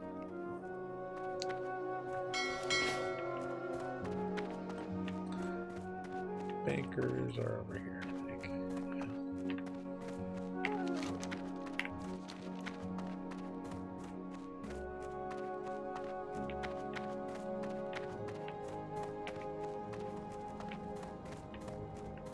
Oh, wrong place. Yeah.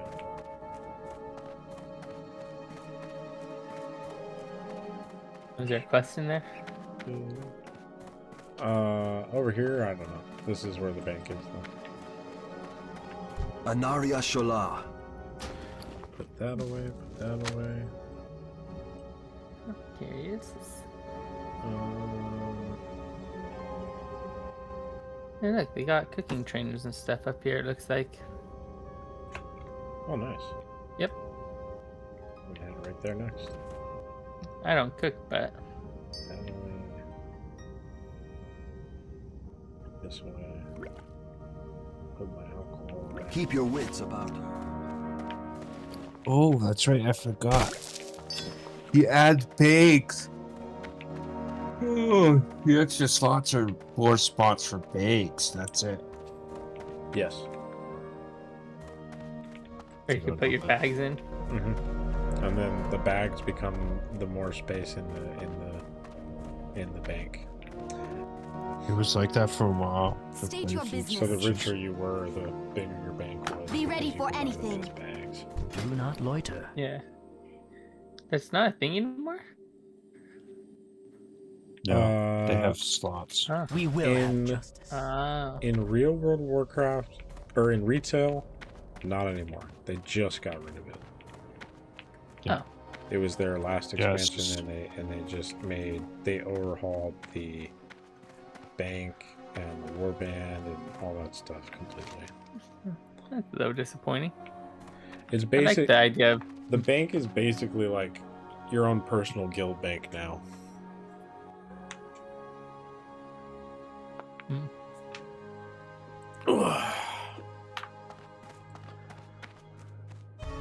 Alrighty. The Where quest to I was next? referring to is over here, but I think it's just a war. Yeah, it's just a war quest. oh, Yeah. He wants us to fund the war What by business giving have him you? wool. We will persevere. I remember Keep your seeing wits this about quest in Ironforge all the time, and I was like, "Oh, I have your wool," and then it's like, "All right, cool, thanks." give me more.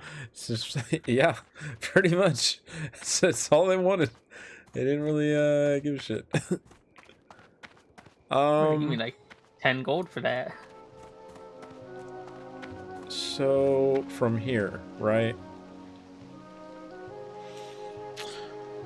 We would be traveling all the way to the southern edge of what is this area called? Silvermoon City.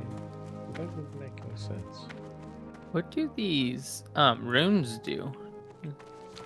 What are they? The runes? For I know we have a rune slot on our inventory. Or a relic, my bad. Relic, oh, not the rune. relic slot. You know, I don't know that I ever actually got a relic when Paladin still had that slot.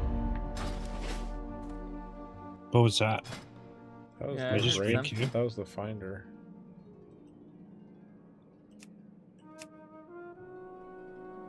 Did it end? Did it say, yeah, we gave up on you guys? Might I have. don't know. It doesn't Dang. say like.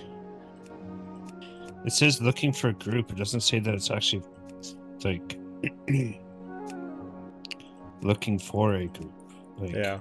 but it's actively looking for it. It's just like the looking for group window. So I don't know if we're. Oh, right here. Here it is. You are in queue for Warsaw Clutch. Average wait time 6 minutes. Time in queue 7 minutes. Perfect. Okay. Oh, it's assigning us roles. Okay, I see. Yeah, I just switched. I That clicked into it, and in the create listing, I switched my role to healer. Oh. Oh yeah, Yes. Yes. I went DPS. Wait, I thought you were That's what tank. I'm labeled as.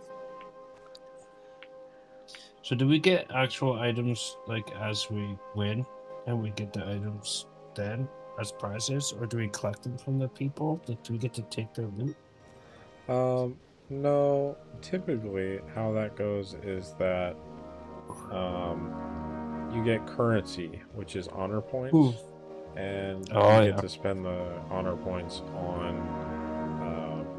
armor pieces. Oh, okay. So, like, realistically, unless we all pop off and have probably one of the best performances in this battleground that we've ever had, I doubt Better that we'd go for that, actually get armor this time. But we could locate where that is, actually. I just looked and saw you guys like face to face talk to like real close. You make sure you understood you. God love it. I think it's gonna be in the Valley of Honor.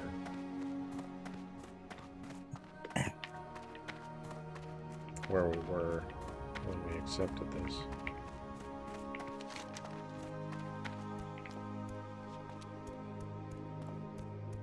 Oh, right.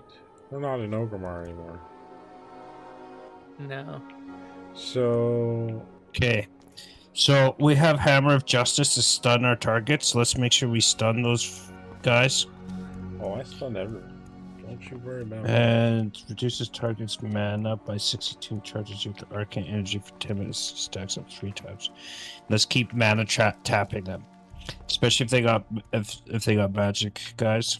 Obviously mana guys. Let's mana tap the crap out of them. Yeah, I think There's that not if really too much else in we could each do right now engagement because that we such low do, level. one of us uses Arcane Torrent, it would be very helpful. Yes. Arcane Torrent, yeah. And then if Remember now. if we use it like once per person per engagement, then we can kind of span it out. So if you mana tap and then Arcane Torrent right after it, you'll gain a boost. Yeah. So if you go mana tap, Arcane Torrent, mana tap, it should boost.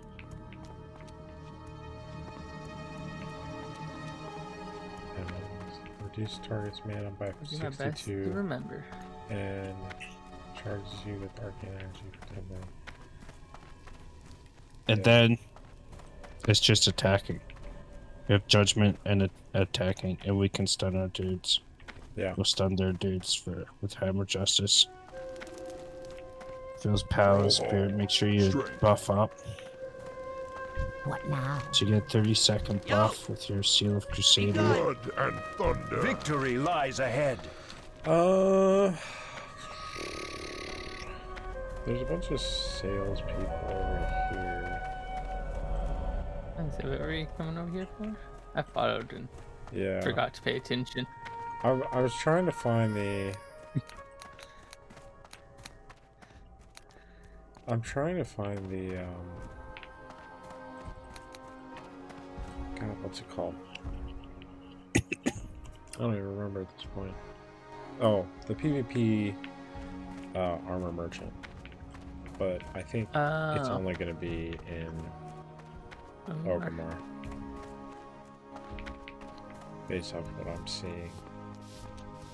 I seen a guy on Cyru YouTube channel, that famous Warcraft guy. Our enemies will Cyru, fall. I think it is. Okay. Cyru, Keep your or- wits about you. He was on the hardcore server and he found a level 60 guy who had all dark times will matching pass. tier 3 armor Jesus. The reckoning. on the hardcore server. Oh my god. Could you imagine? No, Dying? I couldn't imagine. I mean, I After all can that. imagine all the work that he put in to get to that point. You would probably quit. I mean, I remember putting in my like my friend and I were playing World of Warcraft, and I opened up the delete window and typed it in, and then when he sat down, he accidentally clicked enter. He got so mad. What did you... Is this before the What? restore was in? Oh yeah. Everything has a price. And this was before even Blizzard had converted their phone services to electronic answering machines. So I called Blizzard and talked to a real human being and got them to undelete his account or his character. Damn. Were you just messing with him? Yeah, I was just messing with them, and I put it in, Farewell. not thinking that he would hit enter, right? And then this dude sits down, and what's the first thing he does? He hits enter. And then he's like, wait, what? What just happened? I'm like, bro, you just deleted your character. He's like, Harry, no, this is not a joke, bro. I'm done. And he walked out the room. He was so mad. Oh my god. Oh, You little mongrel. oh yeah. Demon. Yeah, I don't know. I don't know where this might be, but my only guess is Overmar. Man.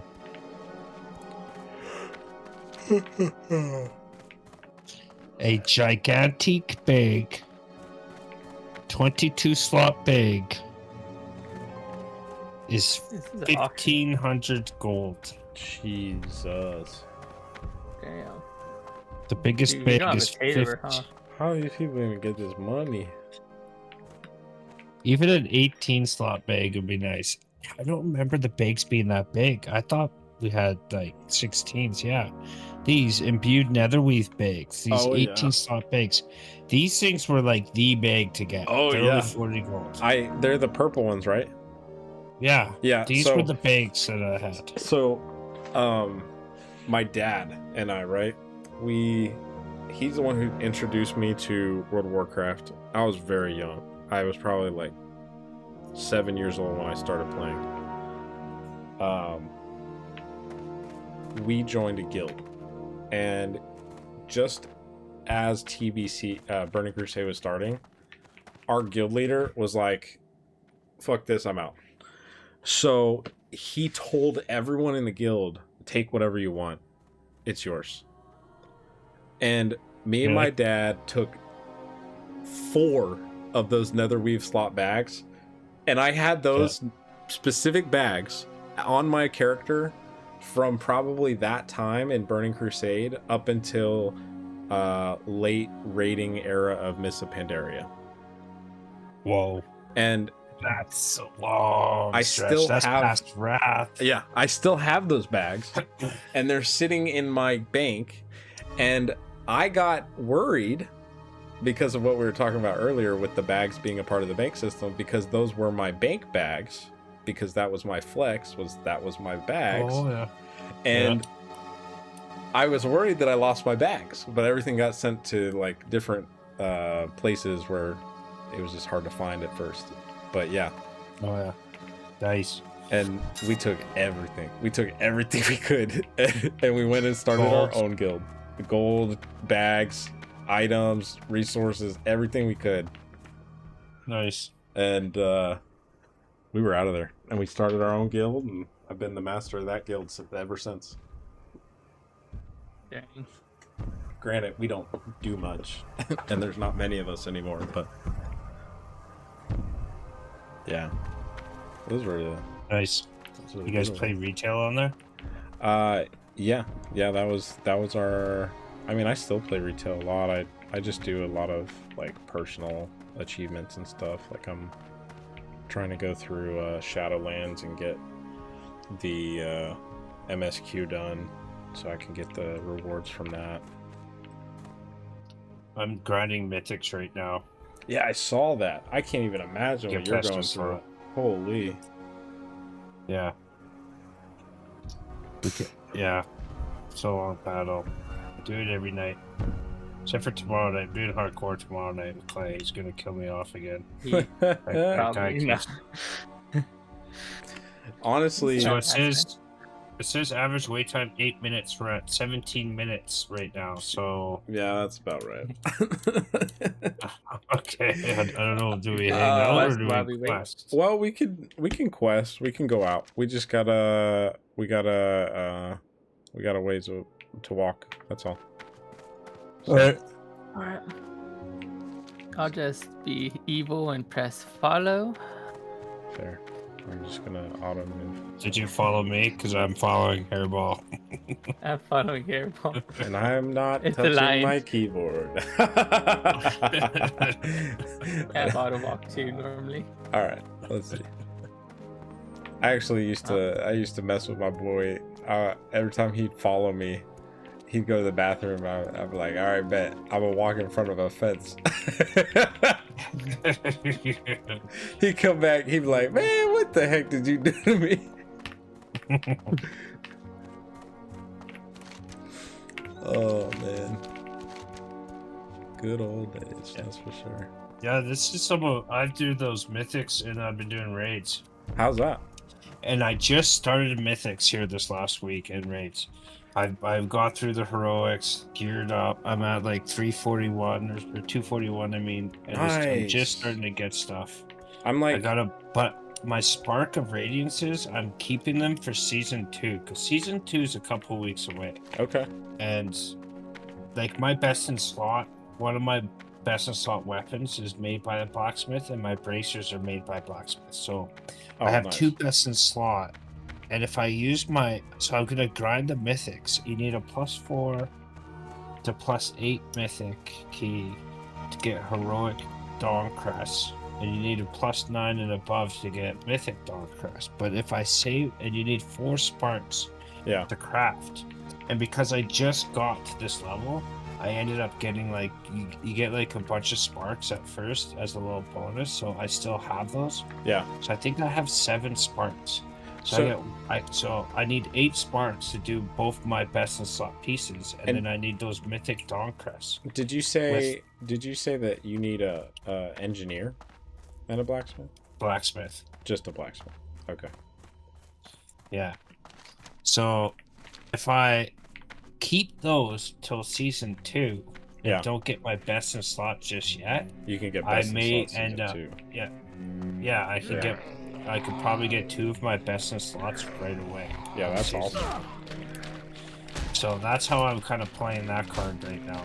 I mean, that sounds ideal. Guys, I'm one with the horde. Heck yeah. But I was just Yeah. in the middle. I tried.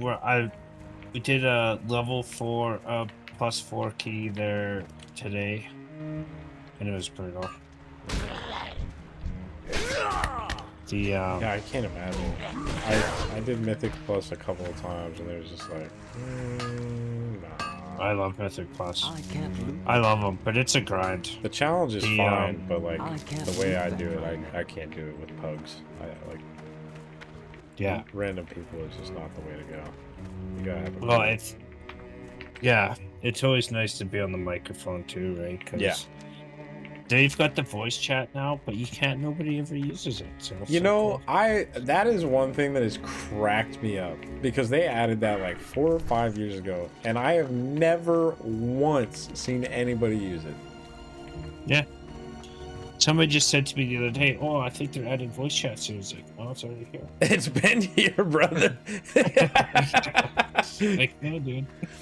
I do Sorry think to- I do think it's funny how like there's a lot of people who have been resistant to the change, like all the new UI and everything that's been updated in WoW. But even I have complained a time or two. Why do they gotta change it? Why does it gotta be all new? But here I am. I downloaded all the same add-ons that I used to use that made the same AI anyways. Or UI anyways.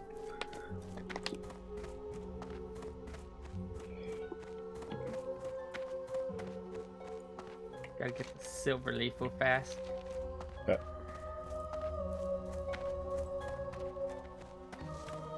There you go.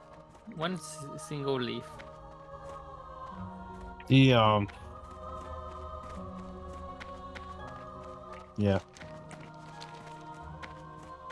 So I used to have an account, but then I started Royal Born.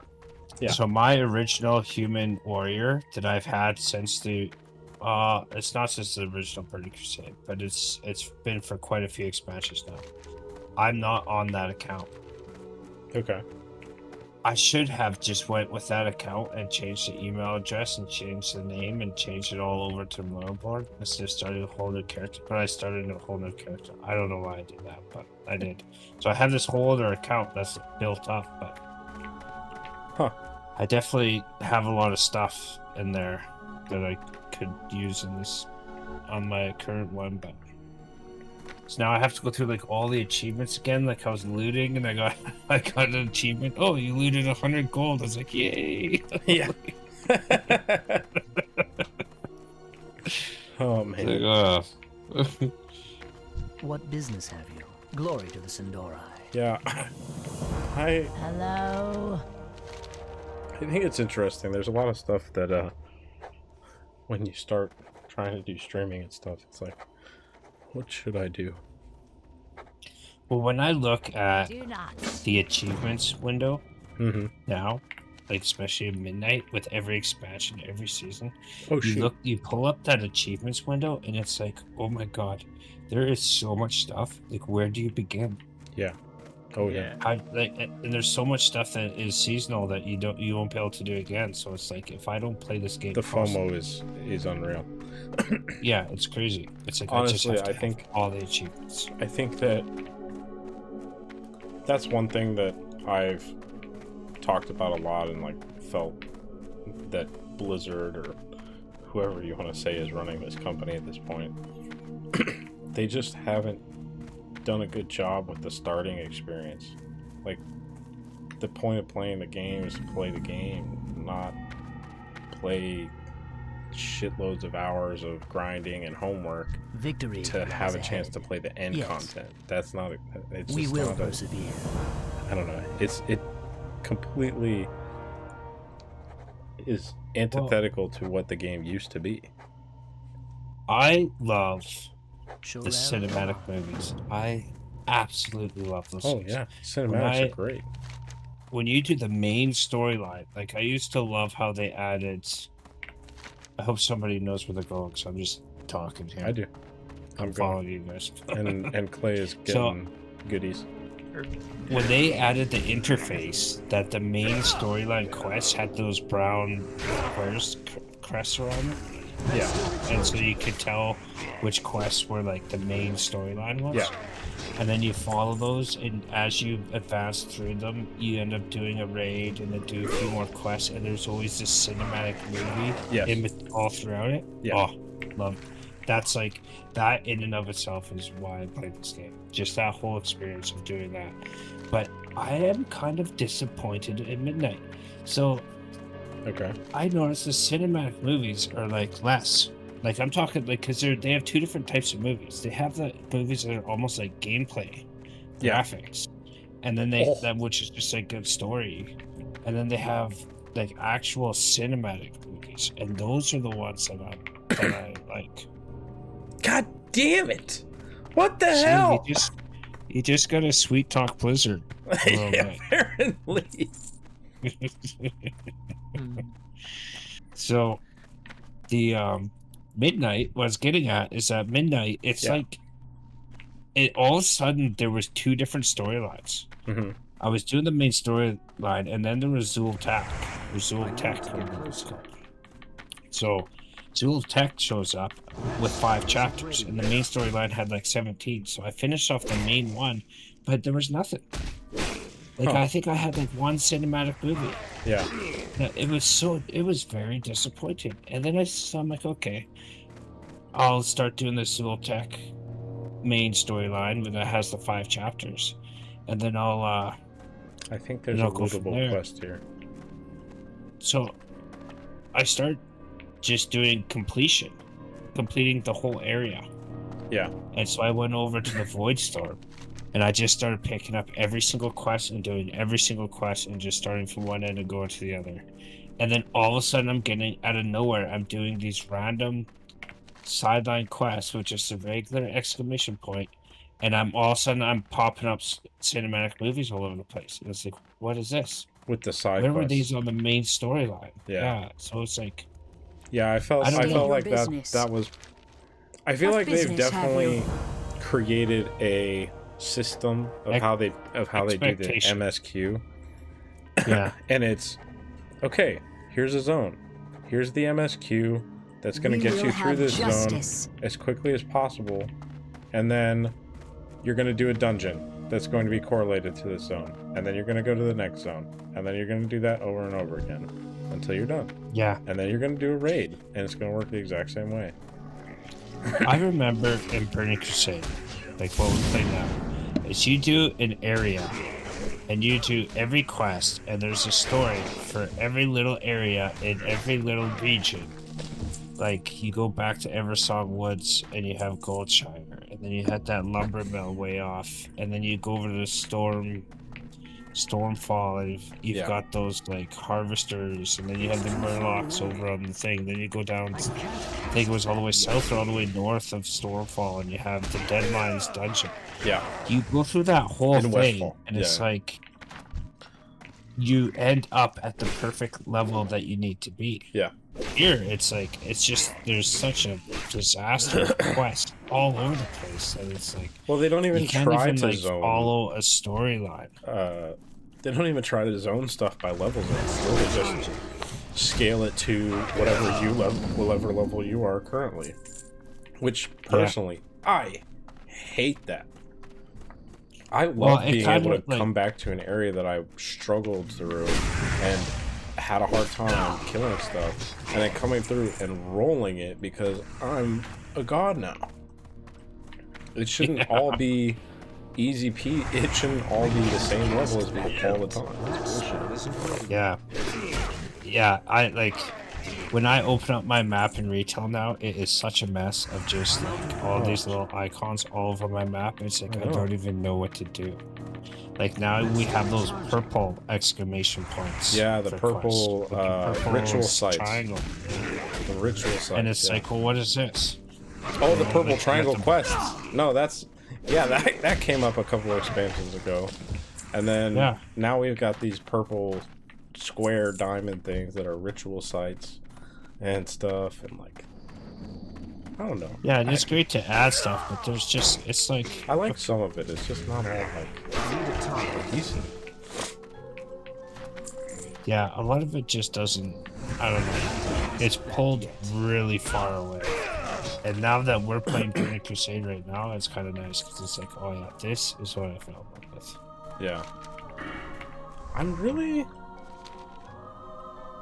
It would be nice to confused have a few things though. because there's this find the person who might have old white bark's pendant. They might provide some insight on the item. The heck? It says there's a person huh. who has a white bark's pendant. I picked a herb and it just didn't give me anything. Love that. I'm gonna go complete still this showing quest its and thing. see if it creates another quest for me. Like maybe the lady we're killing the bark, the treants for is gonna have the white bark. Oh, the old white bark? Yeah. Yeah. Victory lies I'm ahead. just taking a Three, look see up is here. Nope, that was it. That's a dead end quest. What the? Well, there's a big rock up here. What the freak? Yeah, we gotta go to that rock and put the runestone. We gotta energize that runestone. Okay, I'm coming back down and I had this question. Did it trigger something else?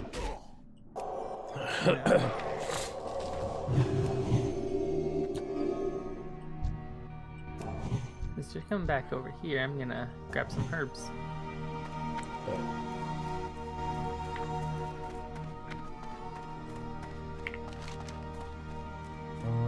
This one. Place the infused crystal at the eastern runestone and protect it from the scourge for 1 minute. Oh, this is gonna be a wave or like a protection detail thing. Defense. Yeah, that's really good. Battle defense. Alright. Alright, I'm on my way back now. Okay, Hairball, there's something that we have to do up there, you said? I think so. The eastern... Well, maybe... This is the west. That's why. Unless...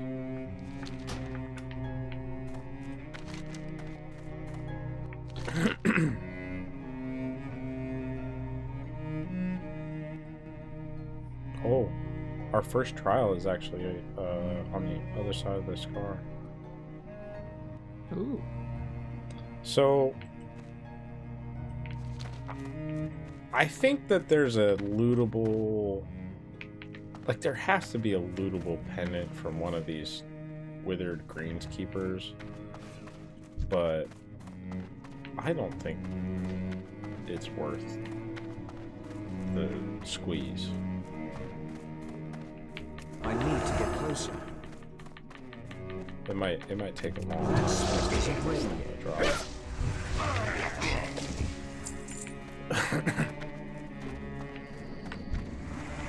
It's too far away.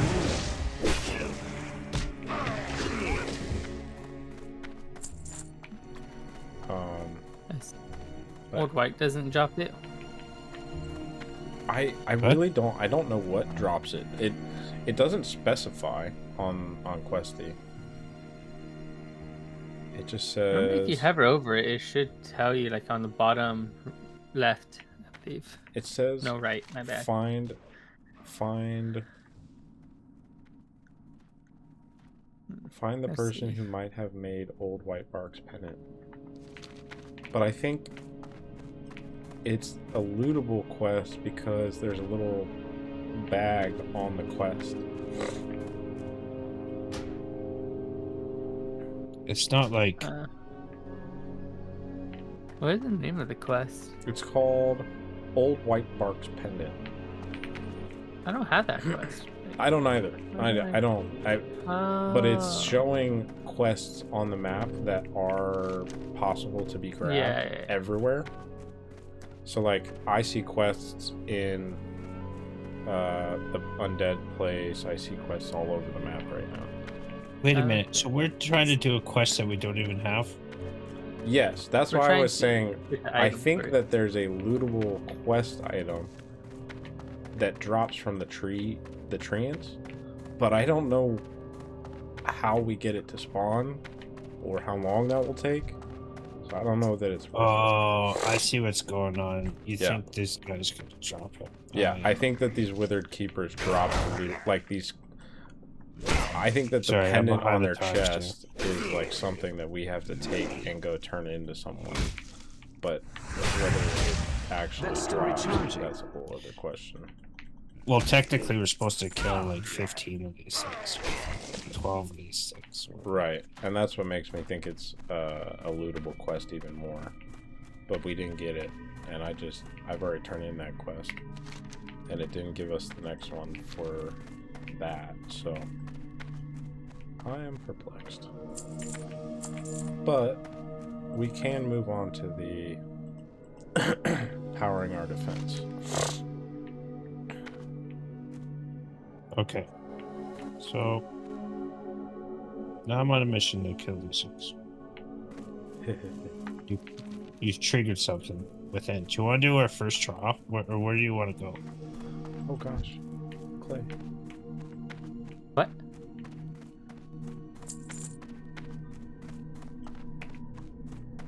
Almost dead. Did you find it? No, I haven't found anything. Oh yeah, I thought. I was honestly trying to figure out where this next quest is, the powering our defenses quest. And it says instill its energy on the eastern rune. So I'm thinking that you need that. Me? You need that, Royal. Wow. That should be your shield. That's and then gonna the be other better thing than should that be your shield you already had. Yeah. Sword that you got. You have a full set. Oh yeah, man. Oh yeah. Yeah, I'm just like slaying these things over here, trying to figure out where this thing is. Now, I kind of got a little bit of an obsession triggered here to find this quest item. Watch, it doesn't even drop from. But I got my The shield. Trace Dragons give it. Let's see. Yeah. And you still got that sword, so. How do you get the...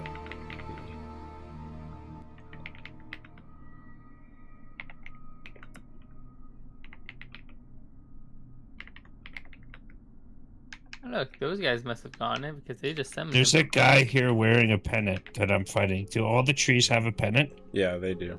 Oh, and do they? This one had a pennant around his neck when I killed him. Wait, to Over get here. Old Whitebark's pennant, Up you here loot right it from now. Old Whitebark in the Scorched Grove.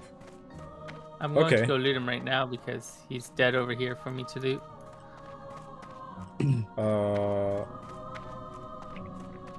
Oh, look, Really? I just got it. Yeah. Look at you. Where is he? Come get it. Look. It should open up for you guys now that I looted the loot. It didn't. I think I'm too far. I got it. Is he like a rare NPC? No, He's he just just spawns NPC. every once in a while. Old Whitebark. Right It's here. just an NPC.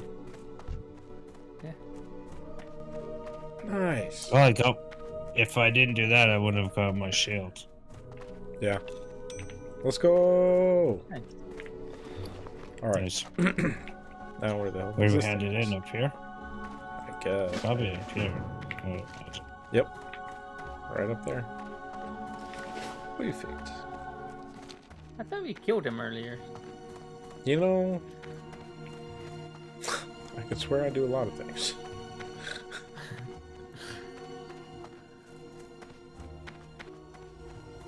Alright. Our enemies Old will Whitebark's fall. Pennant. Glory Boom, to the boom. Sindorai. This Oh, pennant now we brings have to back go memories. up to that thing. Yeah. We have to What go we up need here, to don't do, we? though? Shoreloran. Isn't that what this runestone is way up here? Different quest. That was the quest I was trying to find. But that's also where we need to go. Where I was looking. I'm confused. Where you're going was Did where we I was miss out looking. on a quest? So there's a we just got Whitebark's memory. That's a completed Yeah. quest that we need to turn in. The other quest is powering our defenses, which the runestone energized is what we need to do, and That spell isn't ready. I was trying to find it, but it says it's on the eastern side, so I think we have to cross the scar in order to actually get to it. Okay. I'm still confused. I think I may have missed out on a quest. Did you guys do a quest just before we got the Rune Bark pennant or White Bark's pennant? Where did I get this?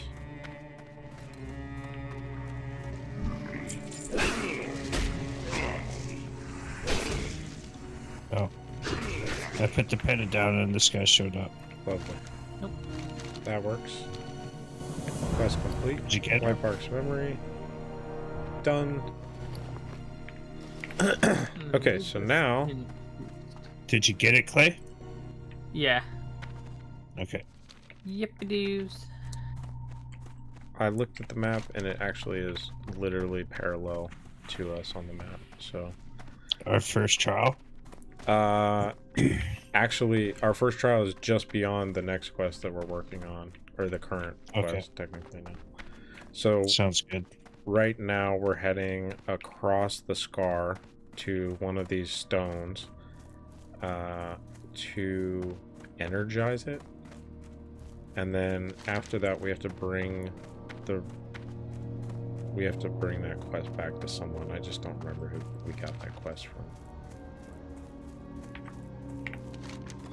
And then I think we're done with this whole territory. And Nice. first trial is just beyond it. So we could do this. We could do the first trial, and then we could teleport back to Silvermoon and call it a wrap. Or we could start with the first trial next time. Okay. I'm down for whatever. I'm getting my best streams so far. Yeah. Are these ones? Hey. And whenever we do these ones, I get the most views, Lovely. and they get deleted. Oh. I have yet to hang on to one of our Burning Crusade series streams. That's the last time I played music, and then I turned around. I was like, "Oh, I'm just, Yeah, I I'm was making actually a bunch of music." I was curious what happened, because you say you So- deleted the whole thing, right? Or it Oh, they deleted? did. They deleted the whole thing. YouTube got rid of the whole thing. Were you playing throughout? It was like a series of unfortunate events, as always. Yeah.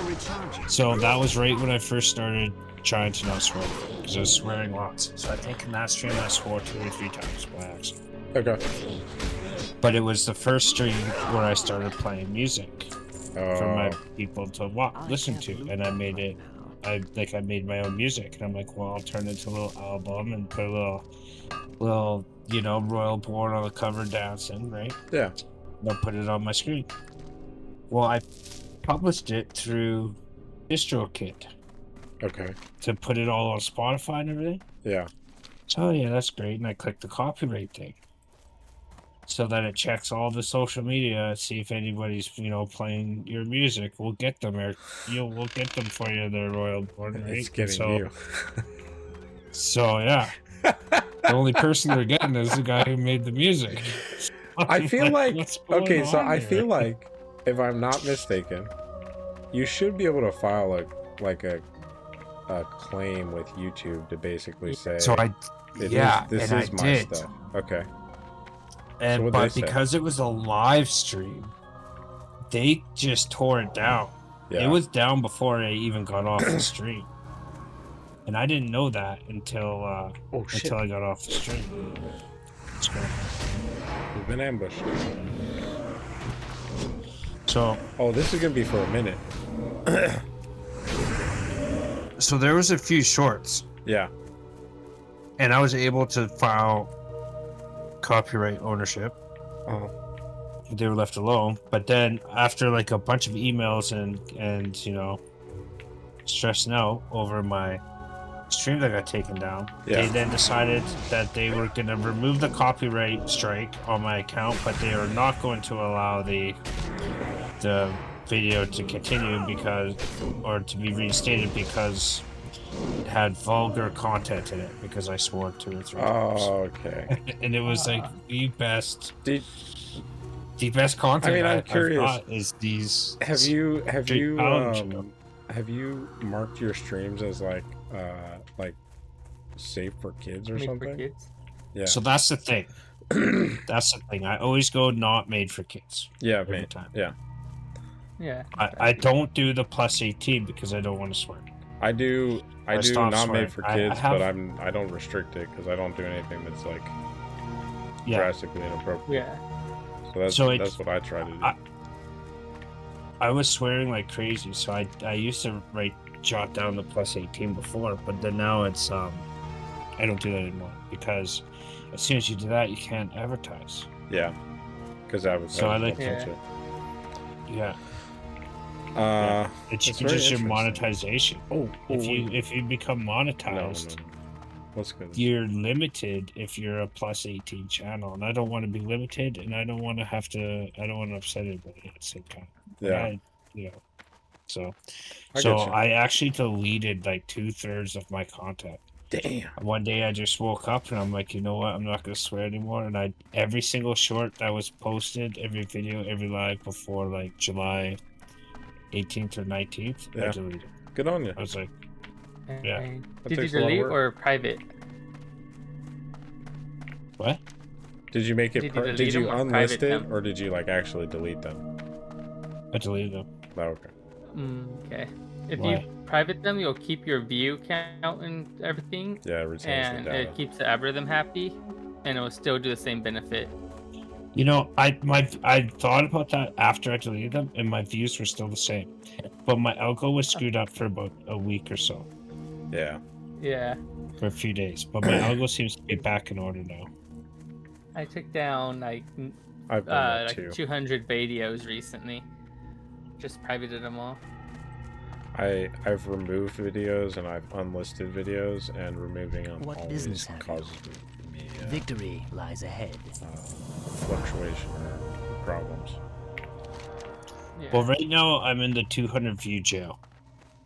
So I run so what I'm doing is I like set up this little desk and this little intro screen, and I got my dude sitting there, and I do like a little bit of lore for the channel, you know, as an intro for Yeah. each stream. Yeah, I've heard. then I've that is seen my- a couple of them. That's my advertisement. So I'll click that whole scene out for it's usually about 1 minute to 2 minutes long. Yeah. And that's what I run ads on that, and my channel started blowing up. You run ads Just on. off that. You run ads on. How do you run ads? I'm confused. I'm My just curious. intro. Like You promote run, it. You run ads to through promote. YouTube, like paid Yeah, promotion. Yeah. Wow. So, but you got to do a little bit of research on what countries, Yeah. and then what categories. They're Okay. called affinities. So there's 9 affinities specific that are backed, that are connected to WoW players, and then there's like, you want to do like United States, Canada, Australia, Germany, and United Kingdom. You want to do those 5 countries, and then these selective 9 affinities, and then I just do $20 for the week. Wow. And I'm getting like, it's like anywhere from 2 to 3 subs per dollar. Wow. That's actually not bad. It's but the only thing I do is my intros, and I started changing my intros and the text in my intros Yeah. because I read off of text. I can't memorize all that every day. Oh yeah. I'm I not. get you. It's too much, so I make a thing for it first, and then I read off of it. And Yeah. it works out well, but it's I started redesigning it instead of doing like day 1, day 2, day 3, day 4. I started like changing up the wording of stuff. It seems to be working well. Yeah, I did something similar with. I can't. I've done a couple of like rebrands and changed my minds here and there. I've deleted channels. I've like I did like 3 years of content that was strictly focused on basically like Call of Duty stuff, like what you'd see like Swag or Nick Merch or whatever was producing, and it wasn't bad. I just didn't like it, and I didn't feel good about it, so I like deleted everything, and I've restarted again since a couple times. And the thing that I've been trying to work on is like the stuff that I like making, you know, and like it's not gonna wear me out and burn me out. And I like these war stories because I like playing this game called Squad, which is like a tactical milsim. And Oh yeah. you know, the war stories work pretty well. I do what you said. I do like a intro at the beginning where I kind of I do a general synopsis of the video, and then upload that as a short, and upload a couple of highlights as shorts, and it's like boom, couple thousand views right there. Yeah, Like, man. oh my. It's I do like a waiting room, and then a intro, and then I play. But I'm gonna do a waiting room intro, and then an advertisement. And then play. There you go. Yeah, I got a thing with this website here that I'm gonna get made up for this next month or so. wow, that's really cool. Yeah. The only things I've ever done well on my channel are survival videos. Survival, like what kind of survival? Like survival games. Oh, okay. Like Ark and stuff. Like Ark. Okay, yeah. Ark is sweet. I try to do Tarkov, that's but such a like sweet game. I don't know how to make content for it. It's just a weird game for me. Tarkov, like the first-person shooter. Yeah. Man, that was the first game I played. The very first thing I streamed on this channel. That game can screw right off. Honestly, it's just like it's not great to watch per se. It's not great to stream. It's too much. And it's very hard for like anyone to just come in and understand what's going on. God, What do you seek? I was getting Salam, spawn kills. I bought the game. I literally played and streamed when I first got it. Yeah. I streamed right away. I might have played for like 20 minutes, and I turned it off, and I've never touched it since. And I deleted the stream. Man. Yeah. Did you get your money back? It's brutal. No, No, they're I'm done Russians. with that game. they're They can Russians. keep it. I don't care. They're not giving your money back. Just don't put that game back in my face. Yeah. I mean, I love it. I really like playing the game, but it's just like I don't creating content for it is just not something I know how to do. Like the shorts maybe because there's high intensity moments, but not for me. But I think for me, I'm gonna call it there. I think that's been a solid 2.5 hours of progress. Alright. Level 30 Yep. for the record. It's level 30 For mounts. Mounts. Are we half there? It's What official. are we? What are we? Level 30, We're and level it costs 12. 35 gold. Almost. Oh, We need to be level 30, 35 gold, and the mount is 9 gold. So expect So 44 gold. 44 gold plus level 30 So we just gotta focus on for making the 44 slow gold ground. from here until then. I've got 28. How about you guys? Give 28 gold? I got No, I have 28 23 silver. silver. Oh, God. I was going to say, what the heck, man? I think, if I remember right, this is what triggered us from taking over the wool market and cornering the wool in the auction house, is because we were trying to get mounts and we couldn't. So we just went crazy on wool. I wouldn't doubt it. I remember right. I begged my Because dad if you for a farm loan. He dead wouldn't give it mines to me. and you farm that instance in the prison in Stormwind, if you farm those, you get tons of wool, and wool sells the easiest. Silk, the next stage up, doesn't sell that much, which we found really funny. It was only ever wool that sold, and I think it's because everybody bought to build up their first aid. Yeah. But after that, they would collect to build the first aid because it was cheap. Yeah. So level 30 slow ground mount plus 60% speed, 35 gold, and then 9 gold for the mount. Level 60 is the epic ground mount. You get 100% speed. Yeah. It costs 600 gold to train it, and the mount costs 100 gold. Yeah. Damn. So good luck. And then if I'm not mistaken, Burning Crusade is the one that introduced flying. So Yeah, Outland only. Level 70 slow flying mount yeah, is 800 golds to train, 100 to buy. The epic flying mount is 5,000 golds to train and 200 golds to buy. man, Yeah, 5,000 gold. in Burning Crusade.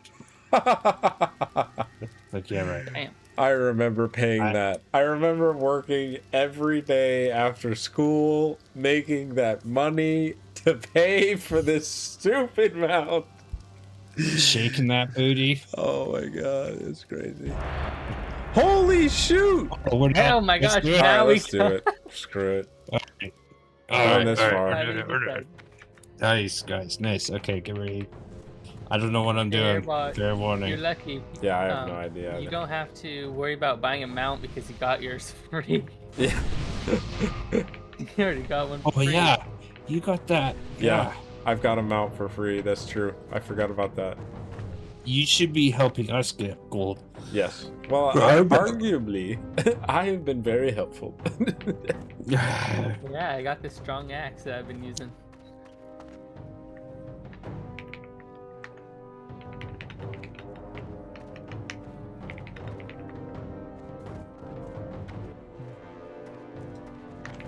I need to Can't be target fun for something you. first.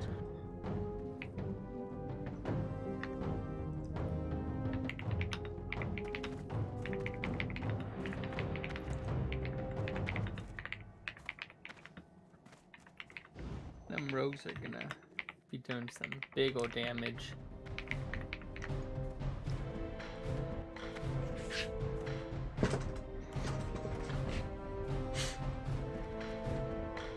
There are so many blood elves. There's What he said. horde the horde. Chugga chugga. Where do we chugga, go? chugga, Through choo, here? choo. go Either through here? way, The gate's open. Yeah. I think this is No, the right way to no. take. Honestly, in all honesty, this person, the rogues, the blood elf rogue, this person, that's who I'm gonna follow. Brushy sap. There's Tremmy Sap over here. Yeah, I saw that. I got confused, so I was about to say Tremmy, but actually I think there's 3 of them. Oh, I forgot about the super speed. Yeah, let the rogue have it. It's fine. Yeah, I think it stays because there's still one there.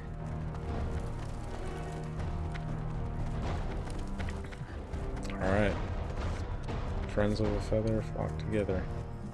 As long as we Look, I stay saw a rogue. together. There's a rogue coming straight Okay. for us, Yep. just so you guys know. The whole enemy team is over there. Oh my god. Just stay. Just act like bait in the center of the rogues, and all the other people. It's Got level a rogue going 19. straight for our stuff right now. Yeah, I think I was incorrect. Wish I to think get it's 'em. level 11 to level 19, and then the next is level 20 to. Oh, yeah, Damn. that's right. I got demolished. Whoa, man, that was fast. That was I really got fast. insta-killed. That was so fast. I remember now. You know what I remember? Twinking. Yeah. I forgot about twinking your guy, and I now remember why they did it. Oh yeah. That's right. This is Oh, exactly We why. got our flag. We got our flag. Where are they? I don't know, but I heard that alarm. I thought it was my phone because my phone's the same alarm. No, I died. Oh, He got his vengeance, but our friends did not die. There's like a All whole level team of 19. people named Sap. Or no, it's just 2. Yeah, the Sap Sap Bros. There's just tiny XOXO that. I don't like these rogues. Oh, I see that rogue run. Alright. Make sure you have up your buffs. they're not even. I stunned them. Got them. Nice. I see Send 'em you. again. I see you. I'm gonna I die see you. though. Ah, they're level 19. We don't even stand a chance. That was But crazy. at least we stunned them. Just absolutely demolished. We got a little bit on him. Oh, our warrior. I saw your sacrifice. Their flag. Yeah. Thanks, Hairball. Where are you sitting in the bleachers laughing at us? I was actually following up on you guys. Oh, we can just come out. No! She resisted my freaking stun? Aw. Ain't that a kick. Well, neither of us could take our flags until we kill one of them. So we just have to do the flag once, or what? We gotta get 3 flags. You either get 3 flags or most points scored between now and the end of the match.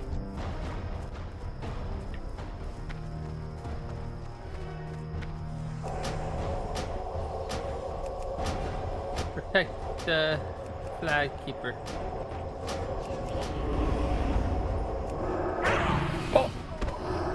Insta Alright, I shotted. stunned him. Died. Yeah, this might not be the thing that we do. Let's wait till level 19. Anyways. Yeah. Well, and I don't know if you guys have seen, but like these people are all wearing full set of gear, like shoulders and everything. Yeah. And I would also bet that a lot of these people have been in dungeons, so every item is at least green. Well, yeah. I think. How do you stop leveling up? Is that? I honestly didn't know that was a thing for a while, so I'm not sure at this point. Oh God, we're dead. Oh, no. Oh Jesus! Stick together. I set a rogue bow. Stun him! Stun him! Stun him! Get him! Kill him! Kill him! Come on! Get him! Get him! Ah. It's okay. It's okay. It's okay. 20%. He's so close. Oh man. That's a lot of work. We almost got him. Not standing a chance. At level 12s, we need more DPS out of you, please. Yeah. Blame it on the level 12s. Well, it's true. It's true. It's just a baby. They're right. It's a 7v10. It's fine. I'm coming.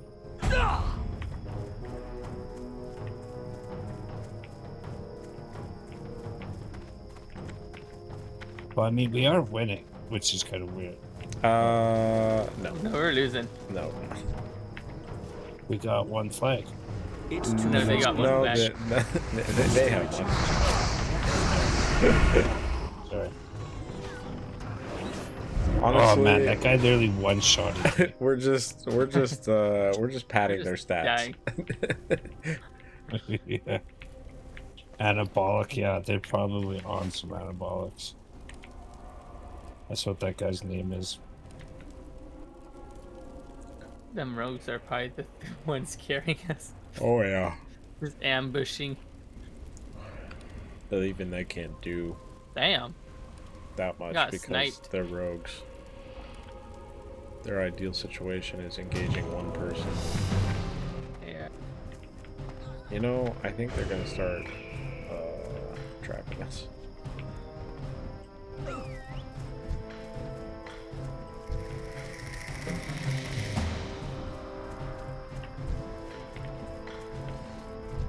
Oh Jesus. Well. I was one shot. Okay. Remember your shields. I'm out of range. Shields? Your shield for oh, almost got the silence on. Oh, it doesn't. Okay, I got it. It doesn't auto activate. I didn't know that. It doesn't even do anything. I still instant die. I put my shield on, and I still instant died.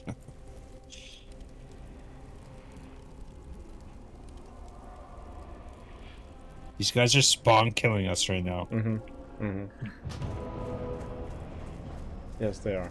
Oh, man. This is what me and my friend used to do. I would play a tank warrior and he'd play a priest, and he would just prevent me from dying ever. Nice. Silence. We got our flag again. It's too far away. I can't cast that yet. Oh! I got kill!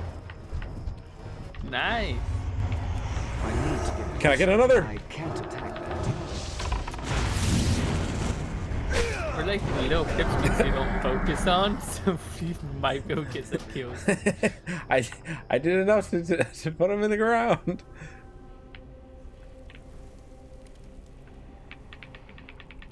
Back here. Why are you running?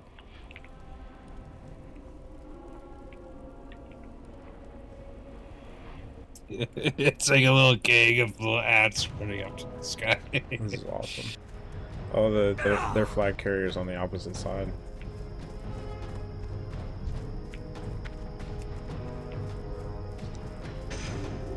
I see There he him is. running.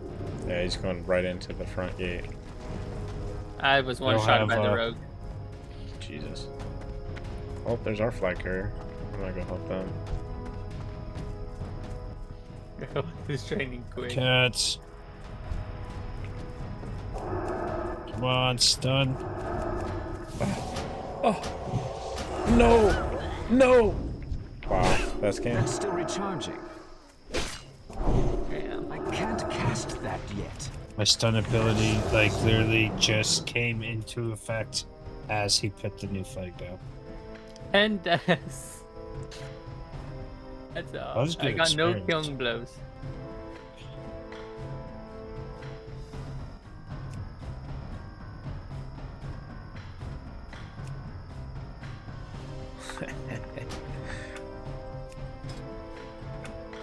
I'm just happy Nice. that even though they were complaining about us, we were not the people at the bottom of the scoreboard.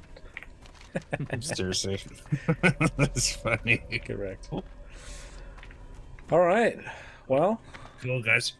Well, if you guys ever want to do it other than Sunday, just let me know. I'm down. These are good. These are the best streams. Yeah. yeah, So just let me know. I love it. I'm what's it called? I'm currently trying to take the bar in California and actually take that Ooh, on Tuesday on the 28th. that's the test you've been studying for is the bar. That's probably a pretty big test. Yeah. Yeah. Ooh. Honestly, not that it matters, but we'll see how it goes. Worst case, I'm going to be taking it again in February. But what's it called? After that is done, I'll have a lot more free time on my hands over the next couple months. So I'd be more than happy to try and do more than just Sundays. Yeah, I don't want to interrupt that, man. I hope the best for you. I hope you get it. Yeah, Rooting yeah, for you, that- dude. Well, I appreciate it, but I've very much been enjoying just hanging out with you guys and kicking back on Sundays and doing this for a couple hours. Yeah, it's been really good. Really good. It's lovely. Yep. In a And month I'll well, be. I don't know about you guys, but like I Okay. played a lot of World of Warcraft when I was a kid, like just by myself. This is so Yeah. much easier to play in a group Yeah. of 3. Yeah, I was always by So much myself. easier. Yeah. Well, I'm It's glad way to have better. you guys. I'm glad to have had this opportunity, and I'll see you next Sunday, I guess. Yeah, Alright. sounds good, dude. All Have right. a good week. Y'all too. See you Peace next up. Sunday. Okay, Clay, I'll see you tomorrow night. All right. See you tomorrow night. All right. That's that. And as I said, I have a new face cam. Now it's going to show a lot more of my mess, but I don't care. It's my mess, not yours. Let's get over to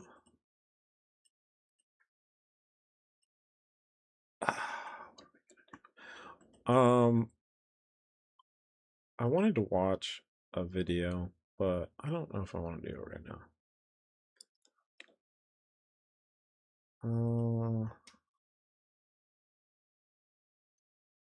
There's that.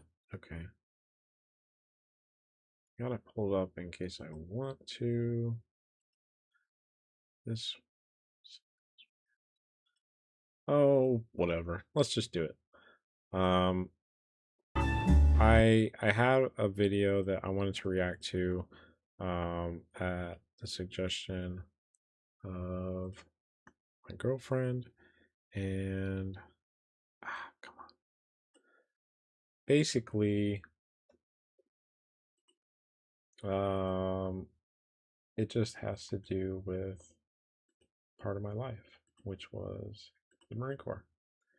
And I woke up a couple of days ago, and I'd never seen this guy before. Never watched the video, never nothing. Just kind of popped up on my stream. I saw this drill instructor's evil face right here. his white teeth and white eyes looking like a demon. And I figured I'd give it a watch. It looked interesting.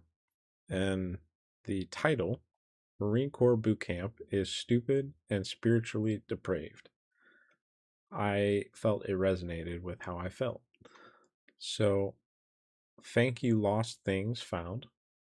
I appreciate you making this video. It touched me and kind of made me reminisce on a part of my life that I don't like to think about a lot. And I'd like to share it with y'all. So let's do it. Marine Corps Boot Camp is probably the most degrading experience available to a person who does not plan on going to prison.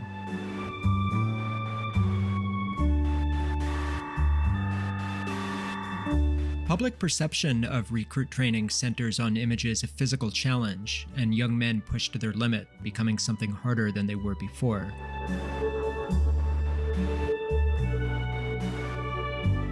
The Marine Corps spends a great deal of money on advertising to maintain this perception. It is an appealing image and one that flatters everyone involved. Those who have experienced it get to present themselves as having endured an almost superhuman trial, while the institution gets to portray itself as a proving ground for exceptional warriors. Most Marines are happy to leave this impression in place because it reflects well on us. The reality is, honestly, I think one thing that kind of bounces around in my head a lot is not as exciting. This idea or concept that was shared with me while I was going to school in college, and basically, there's a gentleman named Thucydides. He was a historian and arguably what a lot of people call the first historian, because he wrote one of the first ever books or history books about something as it was going on, and that was the Peloponnesian War. So he wrote these books about the Peloponnesian War where he, portrayed what was going on from his perspective and what was going on in the world, and he added some commentary and some of his own thoughts to add to it and make it a more well-rounded read, I think, is really, and it presents a better presentation of what he's trying to get at, which is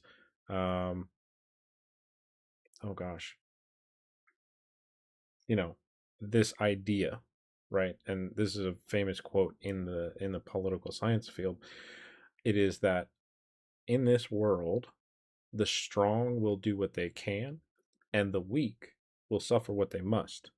Now, that has been an idea that's been tossed around and toyed with throughout all of political science history. The thing that is unique is that this question keeps repeating, and it builds, and it's asked about by many politicians and many architects of government throughout history. And you can even look at Machiavelli, who, would you rather be feared or loved? And that's a question that I think is very important to a lot of people. But bringing it back to what we're talking about, I think a lot of Marines, this is fake. Sorry, I'm not gonna. It's a lighter.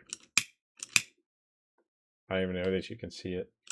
I don't think that helps because I'm white as can be. But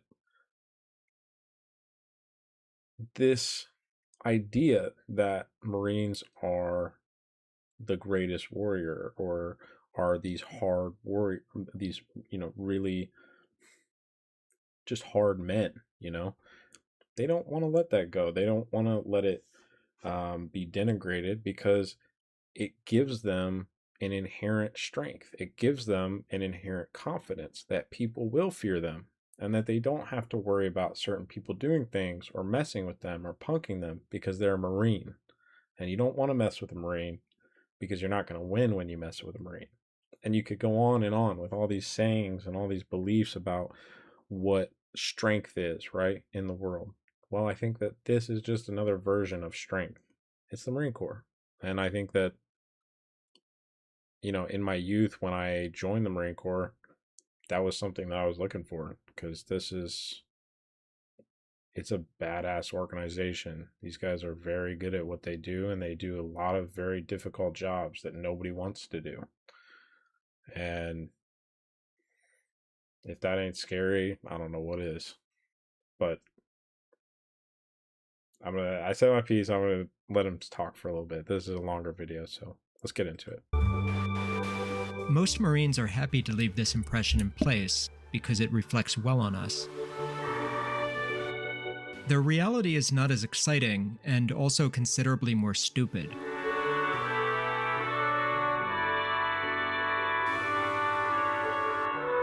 Boot camp is not, for the most part, physically difficult.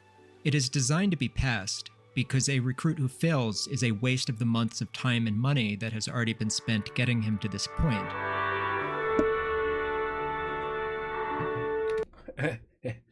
And for me, it took like a year to get through the pulley system. It was a mess.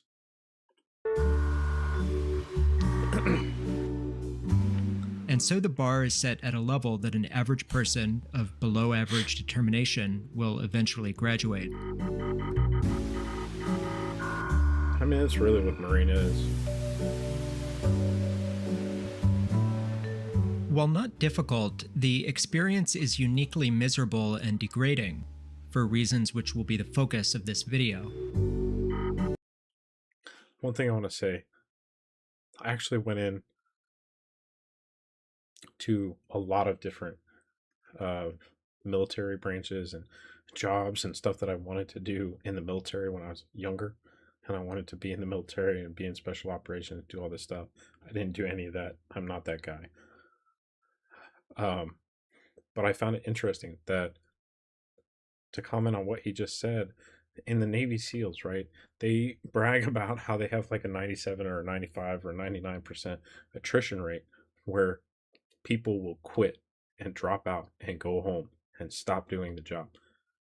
I remember looking it up for the Marines, and I think it's like 95% or more people who go to Marine Corps boot camp pass Marine Corps boot camp, which is kind of crazy, because that's the hardest part, the boot camp. The rest is just learning. You either go learn a job that's for a POG, personnel other than grunt, which is motor T, doing finances, whatever, typing on a computer, or you go infantry and you learn how to be an infantryman. That's not really hard at that point. It's just getting through the schools. But this boot camp is supposed to be the hard part. And that's what the hard part is for Navy SEALs, is going through their training. But 97%, 95% plus. My numbers are probably wrong, but like, the Marine Corps crafted an institution that was not going to let people fail, but that was going to craft and make Marines, period. That was it. And I think they did a great job at it. This is a test as old as time at this point. It's almost 250 years old. It is 250 years old. It's 251 years old, because the Marine Corps is older than the freaking country. So, like, they've definitely got a method to their madness. I'm curious to see what he talks about here with stupid and spiritually depraved. That's all. I'm sorry. I'm going to keep doing this. I talk too much. I went through recruit training in 2014, And while some of what I describe may have since been reformed, renamed, or quietly discontinued, I doubt the essential character of the Mine was 2017. experience has changed much. Although, I do agree with him. I think that it's probably about the same. I did hear that these young Marines have got cell phones at boot camp. And that there's one thing that did change for me for sure is when I went to MCRD San Diego, it was not intersex. Like there was not integration of the sex. I don't know if I'm saying that right. Now there is. I'm almost 100% positive there's both female and male Marines or recruits being brought into both MCRD San Diego and MCRD Paris. Paris Island. So there are some changes. And I think they extended boot camp by another week to, I think they called it Marine Week. And they were like trying to reacclimate the Marines back into acting like normal people instead of recruits. Which didn't seem like a bad idea, but I don't know. I feel like that might, you could probably do that by not keeping them at boot camp for a week, although it might be a best place to do it with their instructors and everything. But you could, I don't know.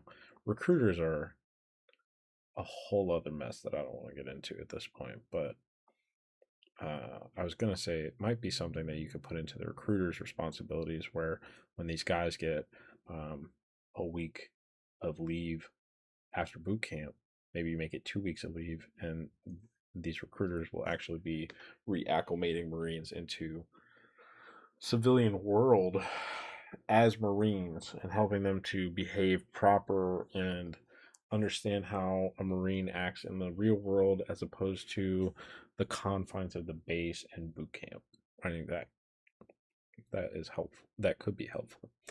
But if they do it on base, whatever. It's whatever's the best thing that's going to work. And if they're all on base still in the program, then they're not going to. They can still supervise them. They'll still have access, so they can still keep doing it. So it makes sense to extend it by week. Whatever. I just ran circles around myself. 2 arguments in one person. A recruit's first few days on the depot are known as receiving week. There is no training during this period, and it mostly consists of standing still while being yelled at. Yeah. Honestly, I was not fazed. Recruits are told that they are no longer permitted to use the first-person pronoun and must now refer to themselves in the third person as this recruit. This recruit. This minor forced grammatical change is a remarkably effective way of suggesting to a person that he is no longer entirely himself.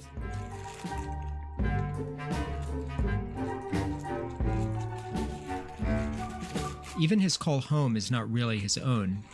A recruit lines up to make a brief phone call to his family to tell them that he has arrived alive. Yep. The words he is allowed to say are printed on a script posted on the wall, which is read aloud like a hostage statement. It really is, like, you just scream it in the phone. The processing is tedious and bureaucratic, broken up by brief displays of institutional violence, the first of which is often a recruit's first haircut. Recruits are shaved bald in a matter of seconds by civilian barbers working in an assembly line. The clippers are run over the scalp with little attention to what is on it, and a recruit with a mole or skin tag will usually have it taken off by the blades along with the hair. I got so lucky. I have stuff all on It is my not neck. uncommon to see recruits with blood pouring down their faces as they are waved away by disinterested barbers working at speed. I've seen that. That is truly Over the just following like, days, recruits will spend most of their waking hours being moved through an that moment when you see guys having moles and skin tags shaved off of their head and they're bleeding down their face, walking in and out, up and down the aisles of the processing center, and and just like everyone acting like none of this is happening, or trying to, at least.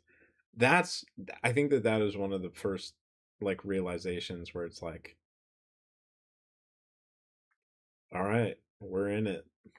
This is the military. We're in boot camp now.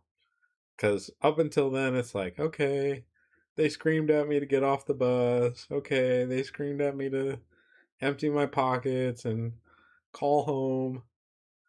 But now it's like, this is a civilian. They don't care about you at all. No smile, just sit. And I thought this was epic. These buzzers, or these clippers that they have at these stations, are not just like a buzzer at the barber shop. These guys are max efficiency, of course, because it's the Marine Corps and the military, right? They have like hoses attached to the clippers, so that way every single swipe is sucked immediately into a tube. It goes into the vacuum. That was crazy. That was crazy. I never got over that. Every time I got a haircut, which was every week almost, I'm pretty sure, it's just like, wow. They're really just sucking it right off the head. And it's just the same thing every time. Everybody lines up. You chair. Yeet. Next. It's just, it's something to experience, that's for sure. It's a an endless world. Series of processing stations designed to take a human being and convert them into a series of data points that can be tracked on a spreadsheet. Yeah. Yes, sir. Come on, say that. Yes, sir. No, sir.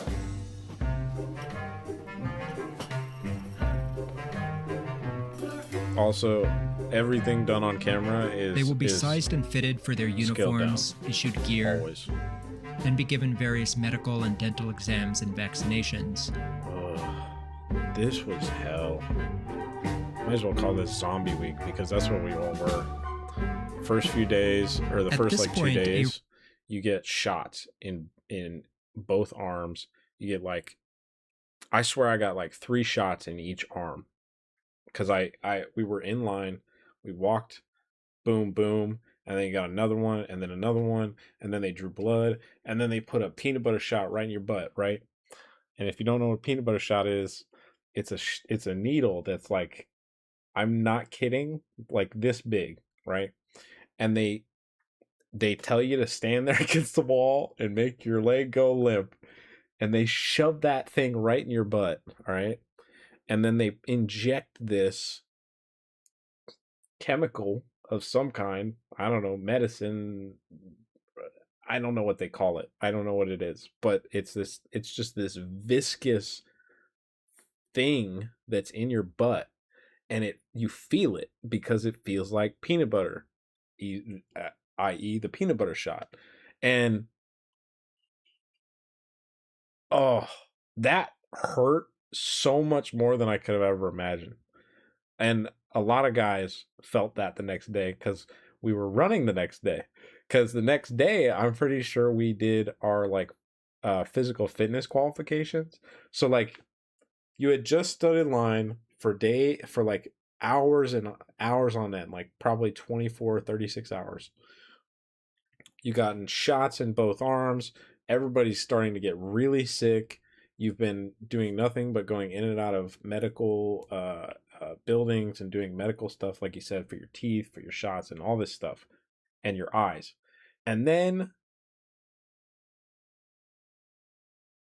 hey, you got to qualify to keep going. And if you don't meet this physical fitness test that we have right here, well, we're going to hold you back, and you're going to be in a training platoon where you're not going to leave here, and you're not going to be in training, but you're going to be practicing your push-ups and sit-ups so you can pass that PFT. So like, when I say that they don't have a system that lets people fail, I mean it. They don't let you fail. It's not a failing. You don't fail the Marines, all right? Like, that's not something that happens. It's a very specific situation where you don't make it through boot camp. most of the time. Yeah, it's crazy. It's crazy what they do. Recruit is beginning to learn something that will hold true for the I'm gonna back remainder up. of his I'm not career gonna in do the this a lot. military. At this point, a recruit is beginning to learn something that will hold true for the remainder of his career in the military. The people with authority over him will come in two forms. The first are the military personnel, mainly drill instructors, who are selected from among the most capable Marines available and are bound by an extensive list of rules about what they may and may not do to a recruit. In practice, the requirements to become a drill instructor are not particularly high, and the rules are bent or broken at least as often as they are followed. But for the most part, the role of a drill instructor is a persona that he has been trained to perform, one which reveals very little of the real man underneath it. True. You don't see them as humans. Typically, he is a humans, they're sincere Marines. professional who believes in the values of the institution and takes his duties seriously. The job does allow for, and in fact requires, cruelty, but even that is usually just part of the performance. The second type of authority a recruit will encounter are civilian contractors, consisting of the barbers, tailors, and administrative staff who process recruits into the system. At first, a recruit is usually inclined to see Assholes them for no as a reason. kind of safe See? harbor. See, there it is. They are not Marines, and they are not screaming at him. See? The hose, right? Clippers, hose. Crazy. To see them as a kind of safe harbor. They are not Marines, and they are not screaming at him. They look like ordinary adults, the sort of people who, in the world he left a few days ago, he would normally expect to treat him with common courtesy or even sympathy. Yeah. But they In don't. reality, the civilian employees are the inverse of the drill instructors in almost every sense. They are held to no standard, hold no values, and their behavior is a direct reflection of the real person. For most of them, the petty authority they are allowed to wield over a frightened, bald teenager is the most authority they will wield over anyone. They carry an air of weary contempt, as though the recruit has personally inconvenienced them by requiring the services that they are paid to provide. Okay. So, I agree with him 100% on this, but what I will say is not all of them are like this, right? Obviously. There's no broad strokes for anything. But the other thing I wanted to say is I think that they, in my experience, it felt like they had almost been instructed to be cold and callous the way they were. Some of them did wield their authority to do things and treat people poorly and scream at people. And it's like, that's not your job. You're not a drill instructor. You're not a Marine. Nobody asked you to do that, but you're doing it. So, thanks. But, like, this guy, where we were just watching him, like, grabbing on this Marine shirt and the other guy who's grabbing on the Marine and trying to tailor them, they have a lot of Marines to service in a day. Like, a lot. It's a lot of guys. It's probably 1,000 guys, if not every time. Maybe not. Okay, maybe not. Maybe it's like, okay, that was a lot. I think it's probably a couple hundred guys, but still, for one tailor or a handful of tailors to see a couple hundred guys in one day, and usually my group or the people that we would travel, the groups that we would travel in, were like, sizable chunks of that. So you get 1/6 of that or 1/4 of that, and in your room, which is like 60 to 80 guys, you got to do them in like a couple hours. If they're fucking around distracting people and people have to ask and re-ask and do things over and over again, it makes sense. It makes sense why they give these people, or they would give these people, instructions to be curt with these Marines or these recruits and to like keep them in line, because that's the standard that they're trying to uphold throughout the entire training cycle, right? maybe I'm wrong. Maybe they don't tell them to do this, and maybe they're just told to do their job and not to talk at all and not do anything. But I don't know. Couldn't tell you on that end. I was never that involved. Just experienced this side of things, the recruit side. To the recruit, this is the first sign of his new status. He will be routinely humiliated and treated with contempt by the most insignificant employees on the depot, and he has no recourse at all. There is no longer anyone whose job it is to care how he is treated.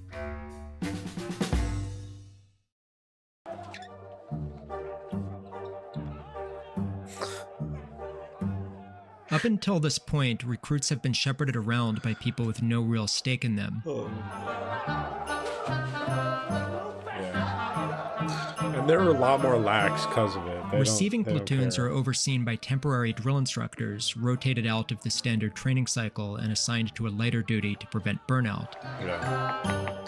Those guys were a lot chiller. I actually remember these drill instructors, just to reflect it, right?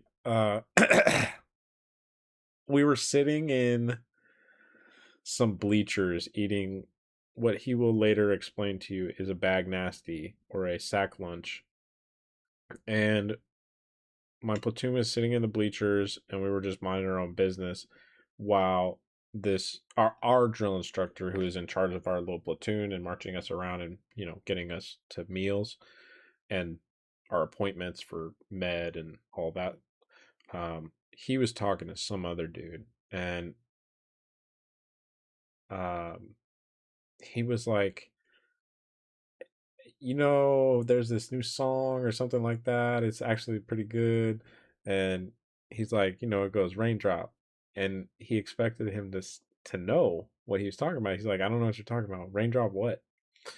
And I thought this was sick because only in the military do you have an opportunity to have a bunch of young men who have loud voices and passion in their bones to get something done, right?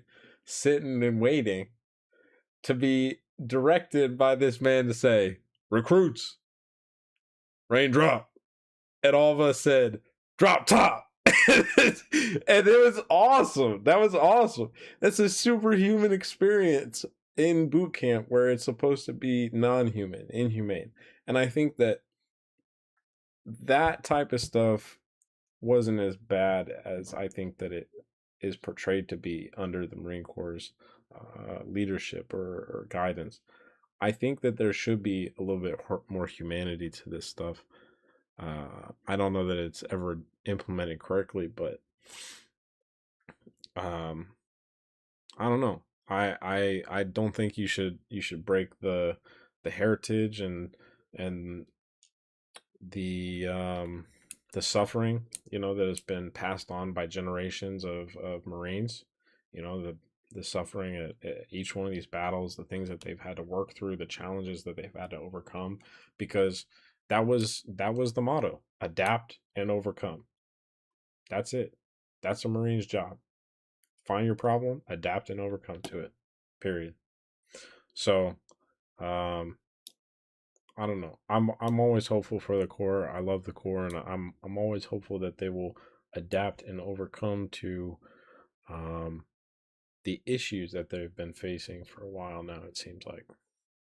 But I'm just gonna instructors rotated out of the standard training cycle and assigned to a lighter duty to prevent burnout. But yeah, these guys were awesome. They did a great job. They took care of us. These drill instructors are correspondingly less aggressive, and a recruit who does not give them a good reason will usually pass through the first few days without much incident. Yeah. Like, I don't think barely anybody got This changes when recruits are assigned to a training company and meet their permanent drill instructors. The recruits sit on the deck of the squad bay and are addressed by their company commander. My name is Captain McShane, and I'm your series commander. I will now introduce to you the drill instructors who are responsible to me for your training.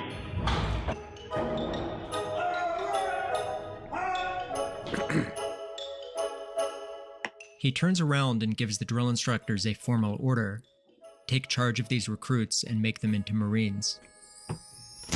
actually a really cool moment. At this point, the drill instructor set about destroying the squad bay. Of course, all the gear and clothing that was so carefully inventoried and issued over the previous days is turned out and thrown everywhere. Okay, this doesn't look like it, but I like to be a little bit organized. I like to know where things are. I like to do things for a reason. I like to be efficient, you know. This tested my patience, right? I wasn't upset. I wasn't mad. I wasn't whatever. But this stuff tested my patience because we spent so much time and we didn't sleep nearly at all for the first couple of days into boot camp. Like you sleep a couple of like maybe 5-6 hours a night. But they're doing that because they're trying to get you all on the same sleep schedule so that we are all waking up and going to bed at the same exact time. But like we did all this, right? And we get here and none of it matters. It's all gone. All of it out the window. And then it's like, well, do you have your stuff? Well, it's like, no, I don't have any of my stuff. I never had any of my stuff from the second you stepped foot in here and threw my locker across the fucking room. Like, no. Like, I still have some of my stuff to this day. And the scooters, the shoes that they wear, the sneakers, the pair that I have to this day has a size that is too big for my feet and a size that is too small for my feet, I'm pretty sure. So it's two different size shoes that are both actually not my size. It was the most uncomfortable thing to run in throughout the ending of boot camp. I hated running. It was terrible when this was happening. Anyways, this is a tornado.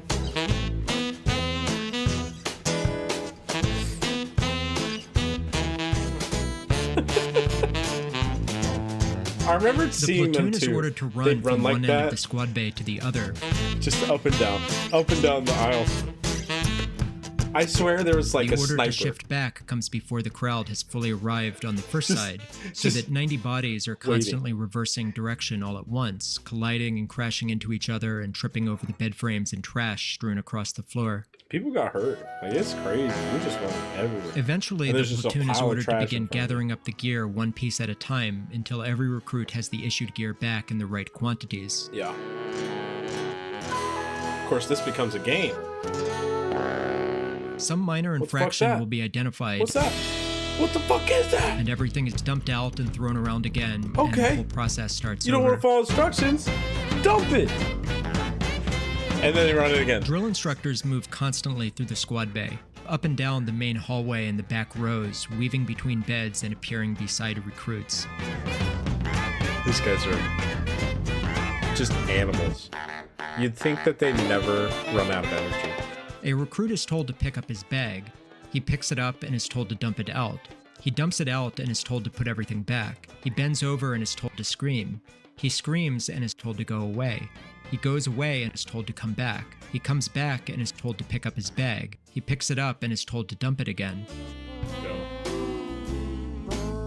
At some point, the idea of keeping up stops meaning anything.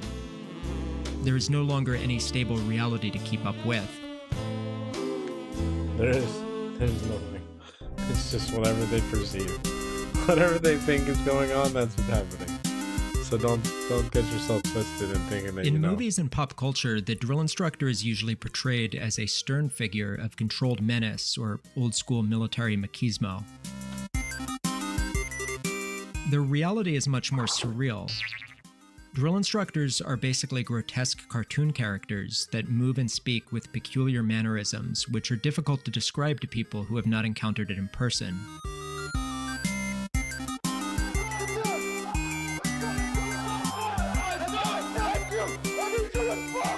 Their throat has been destroyed from months of sustained screaming. Most drill instructors have lost their normal voice entirely and are trained to speak with their ventricular folds located above the vocal cords, the same muscles used by Mongolian throat singers. This results in a low, raspy croak forced out at full volume through a throat that no longer works. This is referred to as a drill instructor's frog voice.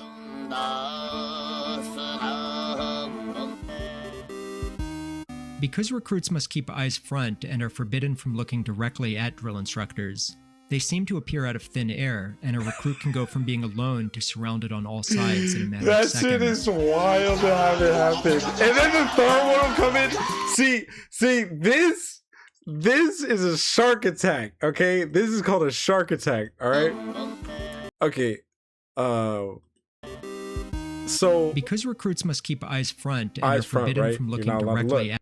Well, so like this guy's coming in, right? At drill instructors. I feel like because they're jumping on him before he even comes in, I think something like maybe he's even sleeping, because recruits must keep eyes front and are forbidden from looking. You know, who knows what this guy did, right? But someone smelled blood. That's why a camera is up. And then the sharks attacked.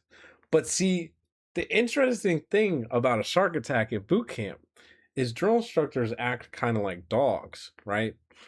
I know we call them a shark attack, but they act like dogs. Well, they're devil dogs, so reason it however you want. As soon as they hear other drill instructors screaming like that, oh, they are literally like a jolt of energy jumps through their body, and they like immediately, like a pointer dog, lock on to that location where that person is, and then doom, they're off. So let's see that in the wild, mate. Directly at drill instructors. They the first seem to two sharks out of come thin in, air, and a recruit can go from being alone to surrounded on all his sides hat's in a matter of seconds. But now the third one comes in, and he's up in his ear. Scream! Oh my god, these guys are Depending crazy. on its size, a platoon will have 3 or 4 The drill training they instructors do? who operate in a fixed hierarchy. At the top is the senior drill instructor. My name is Staff Sergeant Torado, and I am your senior drill instructor. The senior drill instructor generally stays out of the day-to-day affairs of the platoon, emerging to call the other instructors away or intervene when punishments have gone on for too long. So this is gonna be a long react. So my senior drill instructor was a very special man, and he felt that it was his job to be more involved in the training of his Marines. So he would take over a lot of the time and take charge of training. Well, my senior drill instructor was a sergeant, and a lot of the senior drill instructors were staff sergeants. Although a lot of the staff sergeants didn't have as many service bars as my senior drill instructor did. So I don't know if he did anything wrong, or if it's just his MOS, right? Because infantry, right? For example, the infantry does not promote well. So you don't get as high of a rank in the same amount of time as maybe a different MOS. That leads me to believe that he either is in the infantry and had a pretty shit time in probably the Middle East for the past 20 years, or with his friends in the Middle East, or his friends have had a shit time, or a mix of all of that above, or he has done something wrong, which has prevented him from being promoted, like getting in trouble, like a non-judicial punishment, otherwise known as a ninja punch, or other judicial forms of punishment. So like that was a thing. That was a thing that I observed. I didn't even have to talk to the man.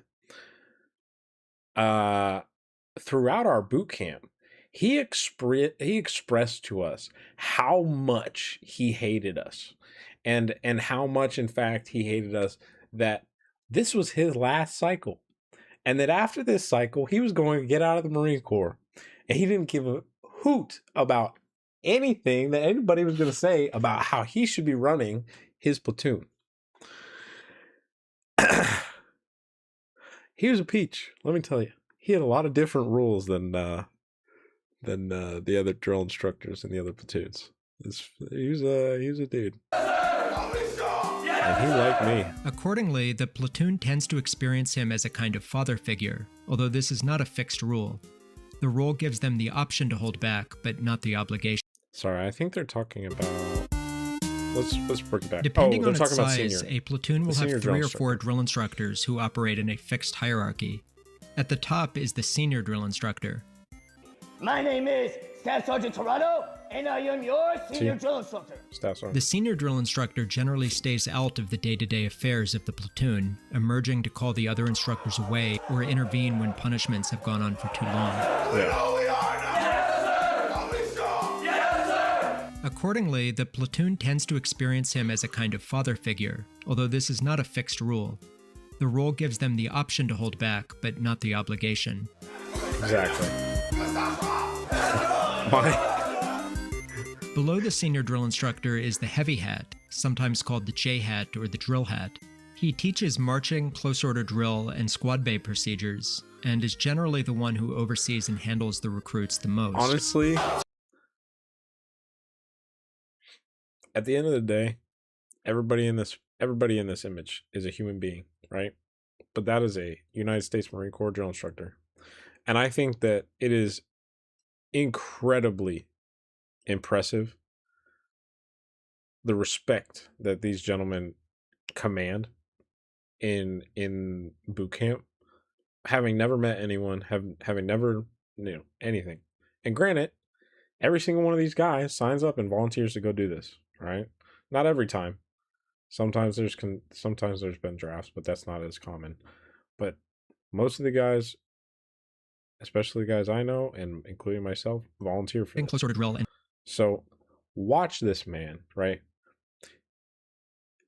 Watch him move through this pack, right? And watch how quickly they clear out of his way. Because if you don't clear out his way, he will take you down. And he will get you charged for it, because that'll be assault. So watch this. It's impressive. Squad bay procedures. And he's quick. And is generally the one who oversees and handles the recruits the most. And that was really because he saw someone doing some marching, stuff they weren't supposed to do. And squad right? Because he goes after someone in this area, and then second drill instructor comes in, follows up, procedures, backs him up on and his is generally the one right? who oversees and handles Look at the it. recruits He's got his the finger most. in his face. It's great. Below the heavy is a knowledge hat, who is responsible for teaching recruits the Marine Corps knowledge that they are expected to memorize and recite on command. At the bottom is the junior-most drill instructor, known as the kill hat, who is responsible for enforcing discipline and punishing recruits. So, for me, my J hat or heavy hat It is tempting to cast and my kill hat was the same person. He was the most experienced under the senior, and he was the one who also was the enforcer as the kill hat, despite the kill hat is usually the least experienced.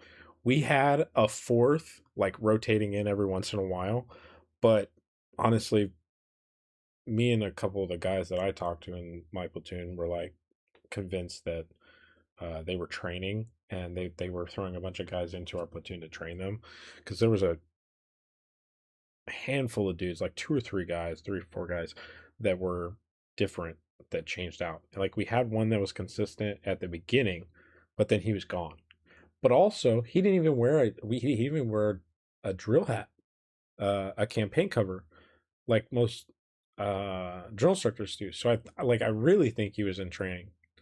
So it was interesting to experience it, and experience, the hierarchy of power between the drill instructors and the senior, and I mean, just other Marines on base who would interact with us, because they said, the officer came in, they give an order, a lawful order to the drill instructors to make us into Marines. And at that point, they are given charge of all of us. And they're responsible for taking care of all of us. And they do. And I mean, it's not always loving and kind, but they do take care of every single one of these Marines.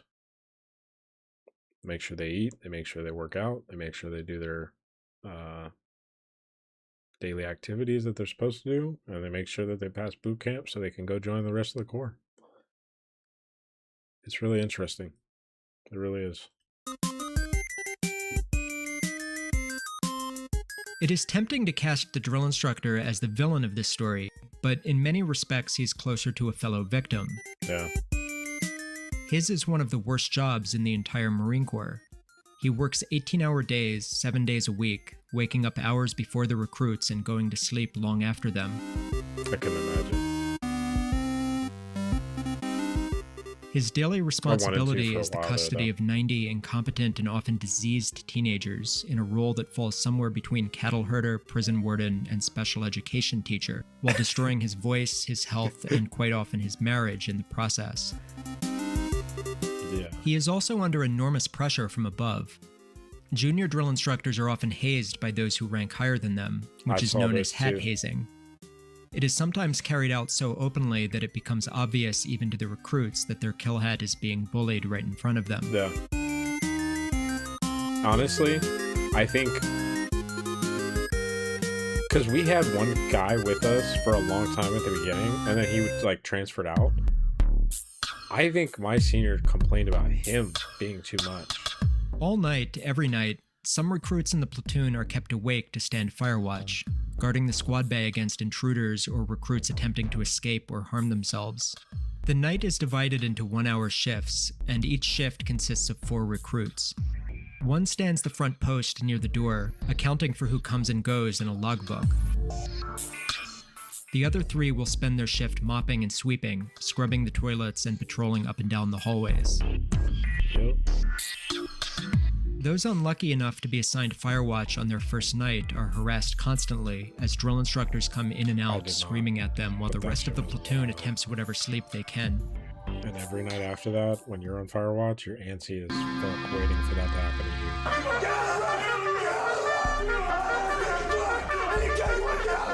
you. In the morning, a recruit does not dress himself. He is dressed on command by the drill instructors, along with the entire platoon, by putting on 1 article of clothing at a time on command.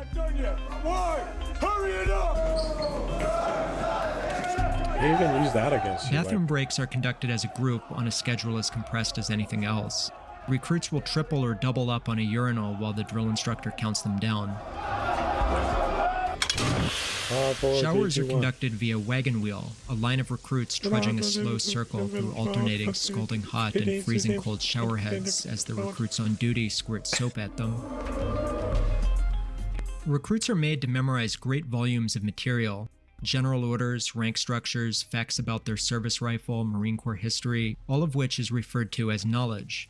Whenever a platoon is waiting in line or gets left alone for a few moments while a drill instructor must step away, a designated recruit known as a prac recruit will lead the rest and call and response knowledge drills, the function of which is both educational and to prevent fraternization by filling all downtime with cacophonous noise.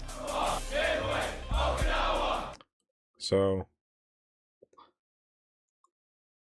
I love the Marine Corps, and I've studied their victories and defeats long before I was ever in boot camp and long before I ever cared about joining the military. So a lot of this knowledge was kind of easier for me to understand. A lot of this stuff was easy. My mom was in the army, so she raised me this way. Make your bed right, fold your clothes right, do this, do that, do that. There was I'll just say a bad experience during boot camp. Kind of similar to what happens to this gentleman. A little bit different, a little bit more aggravated, what I would say. But I remember one of the proudest days I had in boot camp. was we were standing outside the chow hall waiting to get food. And there's a certain point in boot camp where he was talking about this prac recruit, where the prac recruit is expected when the platoon is standing in formation in a place that, you know, they're not doing anything, they're outside typically. That prac recruit is expected to come out of formation and, or maybe stay in formation and start doing call-offs to help people learn and remember the knowledge, right? I remember because I got in trouble, I was not allowed to hold a billet, and the prac recruit was a billet. I remember there was one day when my whole company was standing outside the chow hall, not just my platoon. My whole company was standing outside the chow hall. And a drill instructor walked by and was like, why isn't anyone shouting prac? And like, you know, everybody's like, oh no. And he's like getting upset because nobody's shouting prac, so nobody's shouting knowledge so that they can practice their knowledge. So the squad leaders who are in charge of things, they get the prac recruit up and he starts to like try and do his job. The problem is I know this prac recruit and he's a freaking shitbag who didn't deserve the billet. He got the billet because he was friends with all of the squad leaders and he was goody-goody with the drill instructors, right? I was not allowed to hold a billet, so I was never going to be considered for this. But on that day, he stood up there and he fucked it up. And that drill instructor got even more pissed. And I said to myself, you know what? In all the shit that I'm going through right now, let me seize this moment. Carpe diem, right? And I started screaming at the top of my lungs the knowledge and doing the prac routines that we'd been taught. And I screamed it so loud and so aggressive and so passionately and so perfectly correct that drill instructor gave me props. And that drill instructor came to my drill instructors and told my drill instructors of how good I was doing. Nobody remembers that because everybody hated me by that point because of what had happened. But in that moment, I was happy and I was proud. And you know what? I lost my voice doing that day. But I'm proud to have lost my voice doing it that day. There's a very few things that I truly took joy in Marine Corps boot camp, and that was one of them. That one moment of shouting prac at knowledge at the top of my lungs and getting every single thing right, always. And then after that, actually, after I did that, I actually got eased up on, and I remember they came to me and were like, hey, there's a couple of guys on the platoon who are struggling with the knowledge and struggling with learning the material. So can you help them so they can pass the exam at the end of boot camp? And I helped them out, and that kind of helped to revitalize my sense of self and feel like a human again. But the damage was done, unfortunately. So anyways, tangent over for now. I really liked this video, and I'm really glad that this guy made it. So let's get back into it.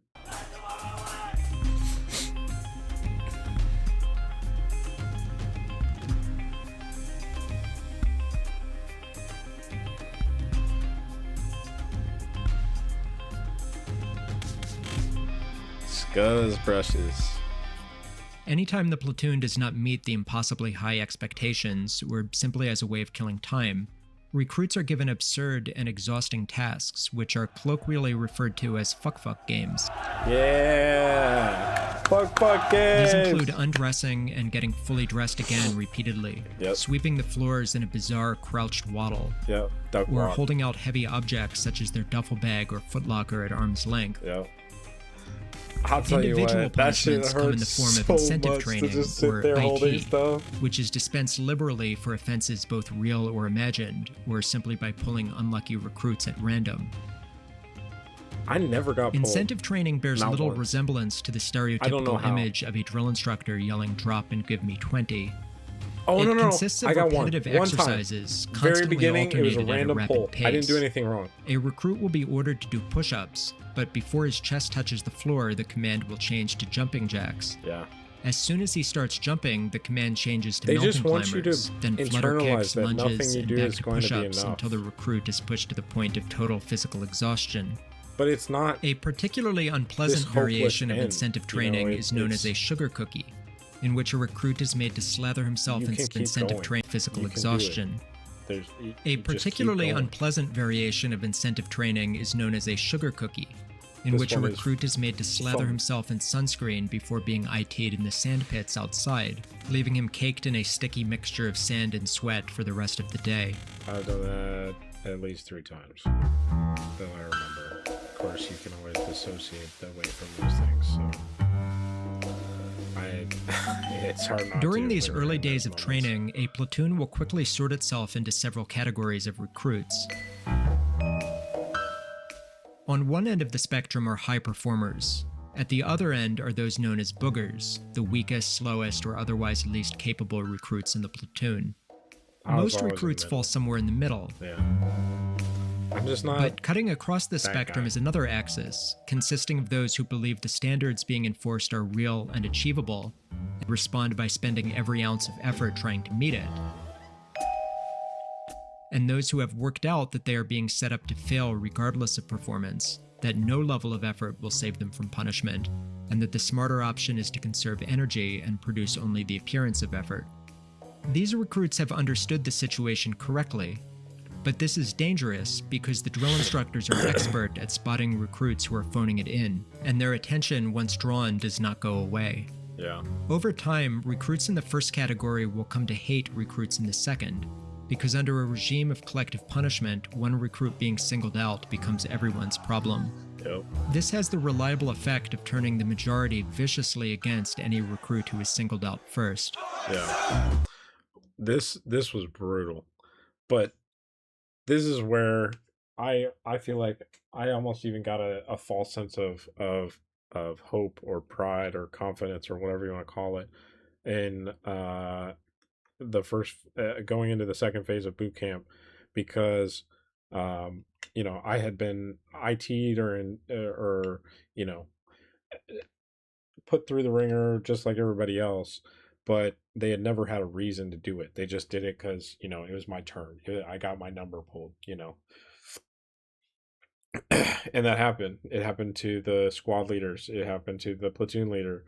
And it happened to them more because they don't want you thinking that taking that role is going to lead to you, that leadership role is going to lead to you having a less of an expectation, but instead it's going to be more. And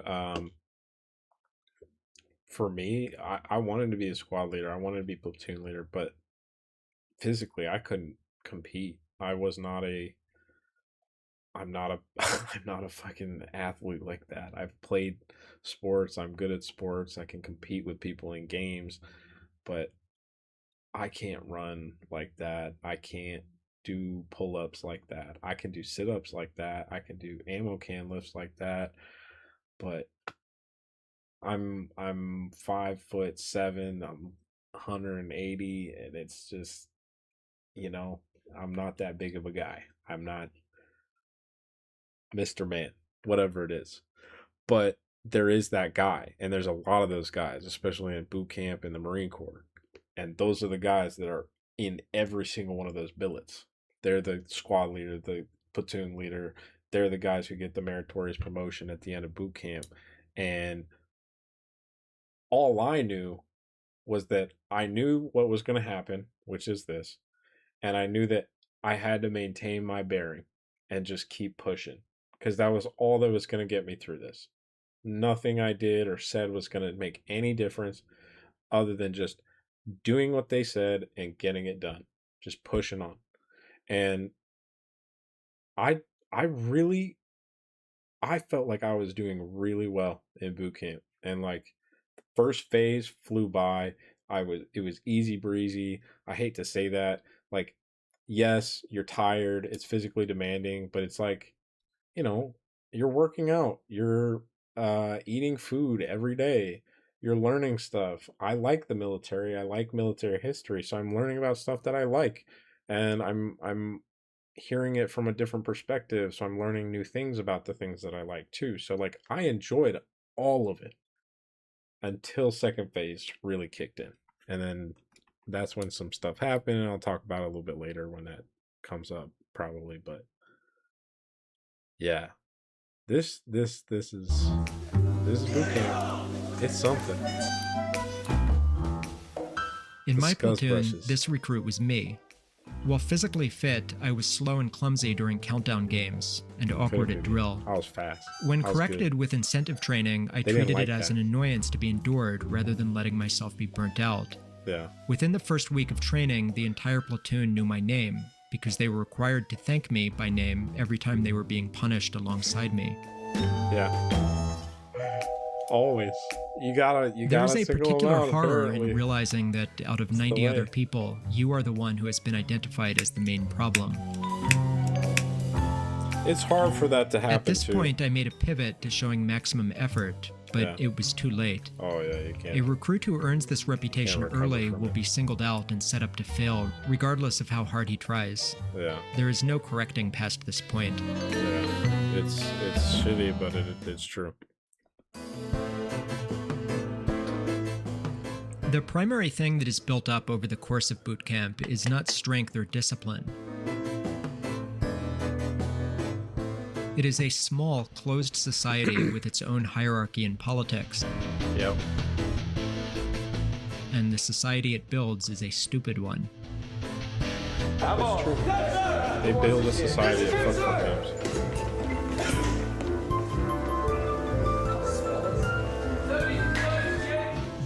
Oh. That's how they just decided who the platoon leader was. Honestly, I'm surprised there wasn't more of a scuffle. During the first few days of training, several recruits will be pulled out, given titles, and set over the rest. There is a guide who carries the platoon's flag during drill and is nominally in charge of the entire platoon. Hold that stick the way you were damn tall. Were you taught any way to hold it? No, sir. Look. Yes, sir. The guide is a perpetually beleaguered figurehead, held accountable for all of the failures of the platoon while possessing no means of correcting them. How you know what the frick I'm doing if you ain't freaking paying attention? Below him are 4 squad leaders, each in charge of a squad comprised of between 15 and 25 recruits. Squad leaders have even less authority, but try all the harder to prove themselves. What are you doing? Just laying your freaking head down on the mattress and sleeping? So, this was an interesting thing too. Because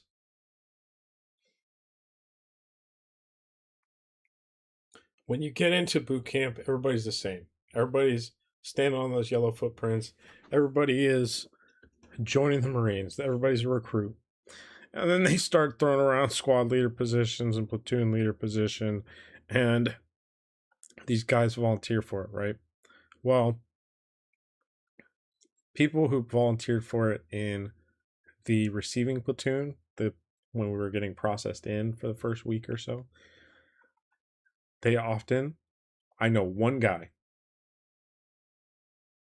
and there's a reason why he got it, and he was the same guy. I know one guy who was the same platoon leader for his company from the moment receiving week started till the moment we graduated, and he received the meritorious promotion for our platoon, which means that he was the platoon leader for the best platoon in our company. So, other than that, most of the time, the platoon leader from receiving is immediately trashed when you get to your platoons or your training company, or almost immediately after. Usually they cannot meet the standards of doing what they're expected to do in boot camp and taking charge of the platoon. So that's one part, right? Part two, that happens over and over again because it takes a while for the hierarchy of leadership in the platoon to actually come to fruition. That'll stabilize. Eventually will. Sometimes a squad leader will, be removed and replaced. That happened for mine way deep into second phase. Our squad leader got caught doing something that he wasn't supposed to do or do, whatever. And they bumped him down and replaced him with a different squad leader. So it happens, but it usually stabilizes after the first phase or so. But the other thing is what we just saw this kid do, right? Watch this. 4 squad leaders, each in charge of a squad comprised leader, of between 15 and 25 leader, recruits. That's probably squad leader, right? Squad leaders have even less authority. So he's over here, obviously being a shitbag. He should not be laying his head on his freaking rack, doing whatever the heck he wants to do. So he's right for correcting him. But it's funny how he's starting to look like the drill instructors. Because that's exactly what happens. They start to try all the harder to prove themselves. What are you doing? They're trying the hard. Just laying your freaking head down on the mattress and sleeping? Fucking do something! So then they'll do shit like that, right? He just threw that toilet paper at him. Whatever. It's toilet paper. He's fine. He's a grown-ass man. But some of them will get more aggressive than that. And some of them will start saying things and doing things that are more aggressive than that. And they'll say and do things in front of the drill instructors. And the drill instructors don't care for that. They don't put these guys in these positions to be like the drill instructors. They put these guys in these positions to be leaders. And a lot of the time, from my experience in my platoon, all of these leaders are toxic, manipulative assholes who claw and scratch for these positions of power. And then they use that position of power to put everyone in under them down in order to make themselves feel better. And you want to talk about what the title of video is, Boot Camp is Stupid and Spiritually Depraved. It's creating a stupid and spiritually depraved Marine Corps, because that's the culture of the Marine Corps, is basically this, okay, my life was shittier when I went through it, so I'm going to make sure that the life of the guy that goes through it after me is shittier. And it's not about, in my opinion, it's not about not going tough on Marines. Go tough on Marines. Go tough in boot camp. Go tough in the military. But I think there's a general line of respect that is broken when you let things devolve into this toxic depravity that he is very eloquently talking about and pointing out. And I really wish more of this was talked about, because the Marine Corps needs it deserves to be better. Fuck needing anything. It deserves. Every Marine who's been in the Corps deserves to have the best version of the Corps that it could be. I'm tired of hearing about Marines not having enough support, not having resources, not having supplies, not being treated right, not having a proper chain of command to be able to rely on. It's exhausting. And the drill instructors being victims as well is totally a thing. It's the burnout that is put onto these drill instructors is insane. And the psychological damage that is done has been documented numerous times on social media, on news, major news outlets, on YouTube videos just like this one, and I don't think anyone would ever know that it's going on because they don't care. They don't want to know what's going on here. But I do, and I do care, and I want to know. I like these institutions, and I think that they deserve better. They become feeble especially these of their people who are volunteering. The guide is a to do this perpetually stuff. beleaguered figurehead, held accountable for Or all if of we're the gonna force failures them of the to do it, they platoon still while deserve possessing it. no means of correcting them. How you know what the freak I'm doing? If you ain't A freaking paying attention. draft is an honorable thing to be able to serve your country. Below him are 4 squad leaders, each in charge of a squad comprised of between Should be. 15 and 25 recruits. Squad leaders have even less authority, but try all the harder to prove What themselves. are you doing? Anyway, Just laying your freaking head down on the mattress and sleeping? Fucking do something! They become feeble imitations of their drill instructors, permanently at odds with their own squad. What's your name, recruit? like that recruits a shitbag for sure. Essentially, the recruit 100%. leadership is a regime of petty tyrants, all in constant competition with one another for a chance to replace the guide, who, for his troubles, usually receives a meritorious promotion at the end of training. Yeah.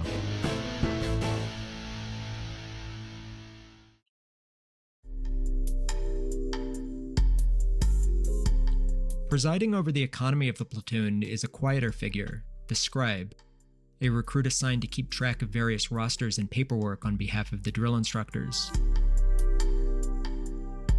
This is a very desirable role, as the scribe will spend a significant amount of time doing administrative work and skip much of the daily unpleasantries of recruit training. Yeah. It's true. The scribe is also the only recruit in the platoon who wields any real power. He's in charge of writing the Firewatch list and has absolute authority to decide who will stand watch through the night and at what time. Our scribe was a small, scrawny black kid named Burke. I hated him with a passion. Many scribes will implement a simple, fixed system for assigning Firewatch. For example, alphabetical order or simply rotating down the line of beds. Burke was entirely arbitrary. So, I'm going to let him get into it. But the way my scribe did it, the first scribe, I think, did it, was retarded. He would go up and down the rows of racks. There we go. Jesus. So my scribe would go up and down the rows of racks, and he would put the names of the people on the list. But he would change the way that he would go up and down the racks. And I knew very quickly, or recognized very quickly, because I'm very good at pattern recognition, that he was doing it so that way he could get less Firewatch, because he was on Firewatch like once a week or whatever, right? And Firewatch is not bad, but when you're doing it excessively, right, and more than other people in the platoon, it gets very frustrating. And as we're about to find out, it can drive you a little nuts. He assigned shifts to those he disliked while exempting himself and those closest to him. Sleep is the most valuable commodity a recruit has, and our scribe took it away according to his preferences. To make matters worse, Burke was intelligent. He understood that a punitive 2-hour watch, assigned as the second shift, could destroy a recruit's entire night. Recruits are woken for their shift at least 15 minutes early to give them time to get dressed and report for duty. A recruit who knows he has the second shift is likely to be unable to sleep, knowing that he will soon be shaken awake. In any platoon, several recruits will develop a reputation for being difficult or even violently hostile to wake up. If Burke disliked you, he would select your eventual replacement from among these recruits, costing you another 20 minutes and occasionally a violent altercation in the dark. Yeah. Factor in the time needed to undress and fall asleep afterwards, and this could cost a recruit the better part of 4 hours of sleep in a night. Yep. This happened to me nearly every night. Because my name was known to the drill instructors, it was known to Burke. For him, it was just a name that he knew as causing trouble somewhere in the platoon. That was enough. One night, in a state of quiet rage at Burke, I took a pair of tailor scissors and cut his bootlaces while he slept.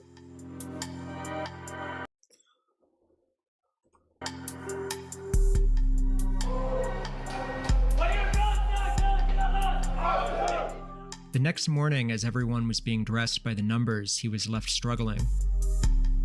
Burke requested permission to speak to our kill hat and attempted to snitch.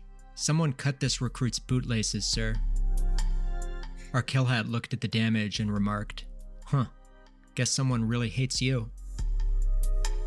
Burke spent the rest of the day running around with loose boots. Drill instructors are really savage like that. They don't give a fuck. It is, well, sucks to suck, don't it? I guess someone fucking hates you, huh? Okay, I'm gonna pause it right there. So there was nothing personal that ever happened between Burke and this guy, right? Based off of what he said. It's just the fact that the drill instructors didn't like and had said his name a bunch that this guy decided to put him on this fire watch. Okay. So, and it's not just that, right? It's, I have buddies and myself who I don't want to have on fire watch or bad fire watch duties, like the second shift where you have to wake up after you've already gone to sleep.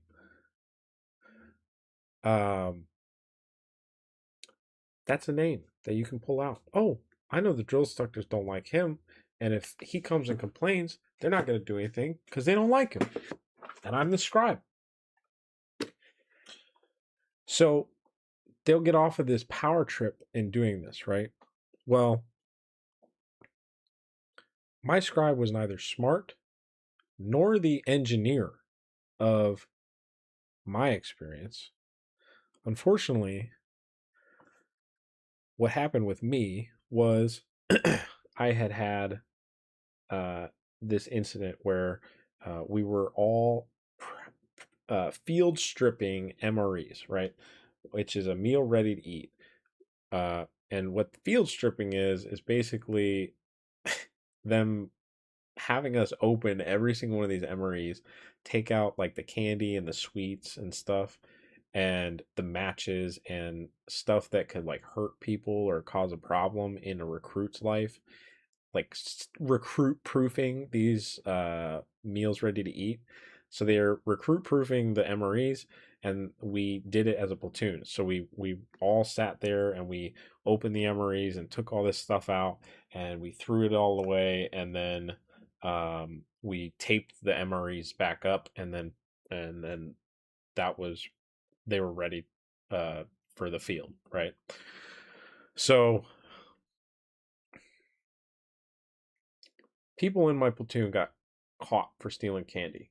They literally had candy in their possession. They people told on them and said, "Oh, this guy stole candy," and they caught him with it.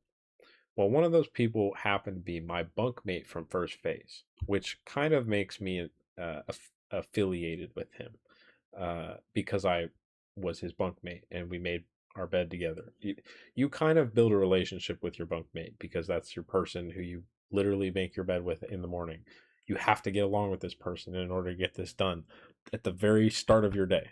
So you kind of build that relationship inherently. Well, my bunkmate stole candy and he got caught for it. They snitched. He pulled it out of his bag. He handed it over to the senior drill instructor. And then he proceeded to get hazed every day at every possible chance for the rest of boot camp. And the worst of which came on the Crucible, because throughout boot camp, there's a lot of civilians like they talk about, right?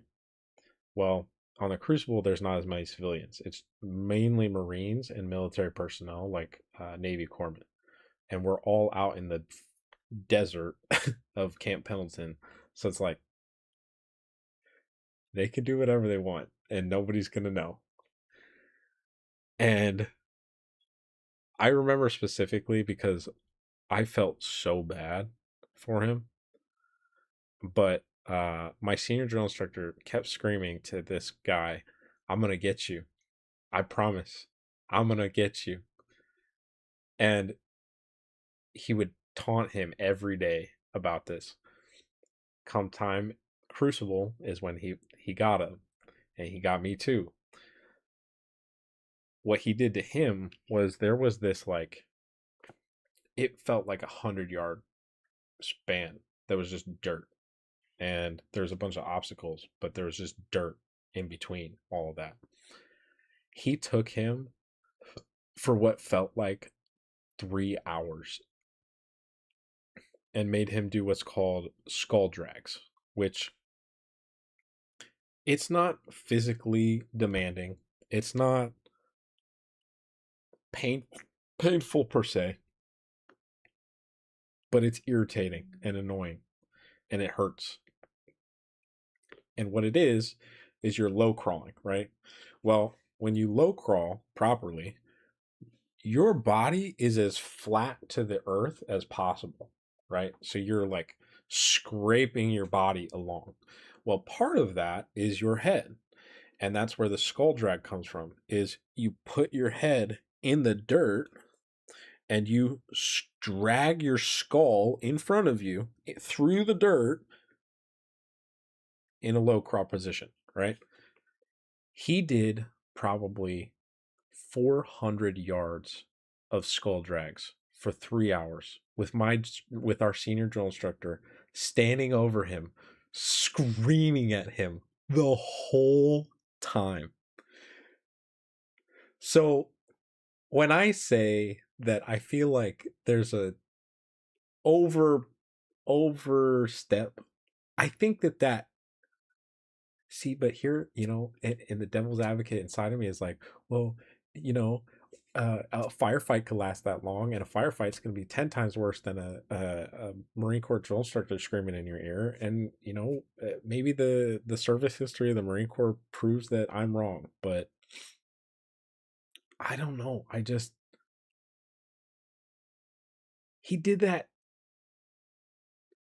He did multiple things like that. But that was just one day of a 3-day, 72-hour event that spanned like 40 or 50 miles, right? And that's not to include anything else that he did before that, which was like the rest of boot camp, because the Crucible comes at the end. So that's what he did to him, right? Well, again, like I said, I didn't get hit for much. I knew what I was talking about because I had studied the Marine Corps and I studied the military a lot. I wanted to be in the military for a very long time and I took it very seriously. I was accused of stealing candy. The difference is I didn't do it. I didn't have any candy. There's nothing at all resembling proof of me doing that. And frankly, there was 2 people that I remember in phase 2 that I had made upset.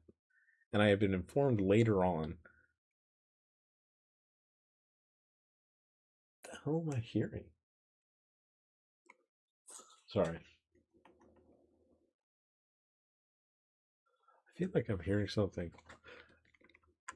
Anyways. God, where was I? Shit. So anyways, I didn't do this. All right. So, but my drill instructor, he felt betrayed, like on a very deep and personal level, by me being accused of stealing candy. The 2 guys one guy I offended later, and it came after this incident. The other guy I offended because I wanted to try and get a billet in phase 2 because they were trying to shake things up and give people opportunities to have billets that weren't there previously. And I went for the billet that this guy went for, and I made a suggestion, just a suggestion, at how, because he had been assigned the billet, right? But I was trying to earn the billet.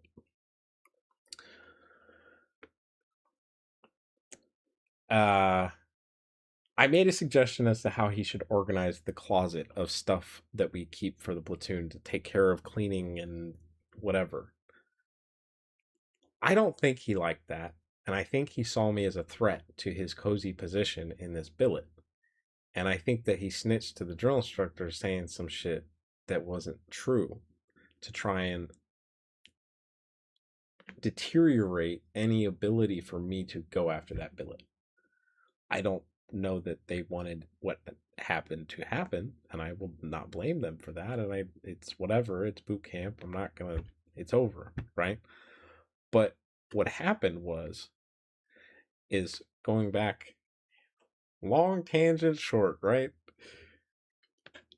My scribe was not smart. My scribe was not cunning. My scribe followed orders, and my senior drill instructor ate my soul for breakfast. All right, this man, he put me on 2 hours of fire watch every night for the rest of boot camp. That evening, he dumped everything I owned all of my possessions, my sea bag and my like crate of stuff that I have. And I sat there in the dark cleaning this up all by myself for like 45 minutes to an hour, just making sure everything is put back perfectly the way it should be, so that way I don't run into problems when we get into the next fuck game situation, right? So I'm not dragging on the platoon. That was a really lonely night because no one helped me. So the thing is, though, he gave the other guy 2 hours fire watch from 12 to 2. He gave me 2 hours of fire watch from 2 to 4 every single night.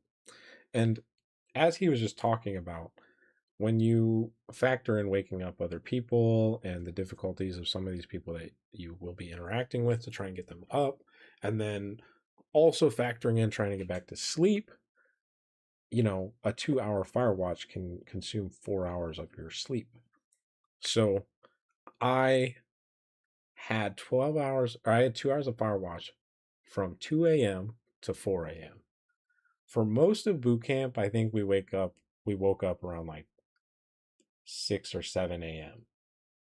I think, right? So I think that was about it. So at most, I would potentially get 2 hours of sleep after my fire watch, potentially. The problem with that, though, okay, is I could never sleep after I had fire watch, because there's the hour after I have done my fire watch, and then that second to last, or that last hour, is filled with every 15 minutes someone banging on what is called the pine right next to the drill instructor's hut, and they're saying, "Good morning, gentlemen. The time on deck is blah, blah, blah, blah, blah," right?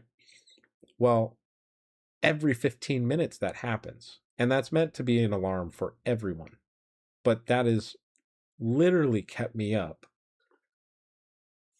the full duration of the final 4 hours of the night. So for probably 8 weeks, 9 weeks, I worked off of 3 to 4 hours of sleep a night doing this shit. And then on the Crucible, I was not exempt from this. I had 2, and here's how the nights were broken up. The first night, you got 3 hours of sleep. The second night, you got 2 hours of sleep. Well, the first night, I slept an hour. And I actually wasn't on first watch. So I was like, oh my God, maybe they forgot me. Nope, I got woken up so quick. Boom. Second night, I was just awake the whole night because 2 hours fire watch is the entire night of, sleeping 2 hours. So in a 72-hour event where we marched 50 miles with packs and rucks and all this stuff and limited food and all this stuff, I had 1 mediocre hour of sleep. And I'd probably say that I slept well because I don't think I could have helped but sleep after being deprived the 4 hours of sleep every night prior. And honestly, I think I might have went insane, and it might be contributing to the insanity that you see on this stream, but oh man, that was a long 13 weeks. And that was a long tangent. Oh my goodness, this is going to be a video. Now, let's get into part 4. Once was a time when time was. By the second week, recruits are beginning to settle into a routine, and the reality starts to sink in that they will spend the next 3 months of their life in a state of near constant exhaustion, isolation, and abuse. Yep. This is made worse by the fact that recruits will spend large stretches of boot camp extremely sick. Crowded squad bays and constant sleep deprivation and stress are ideal conditions for disease.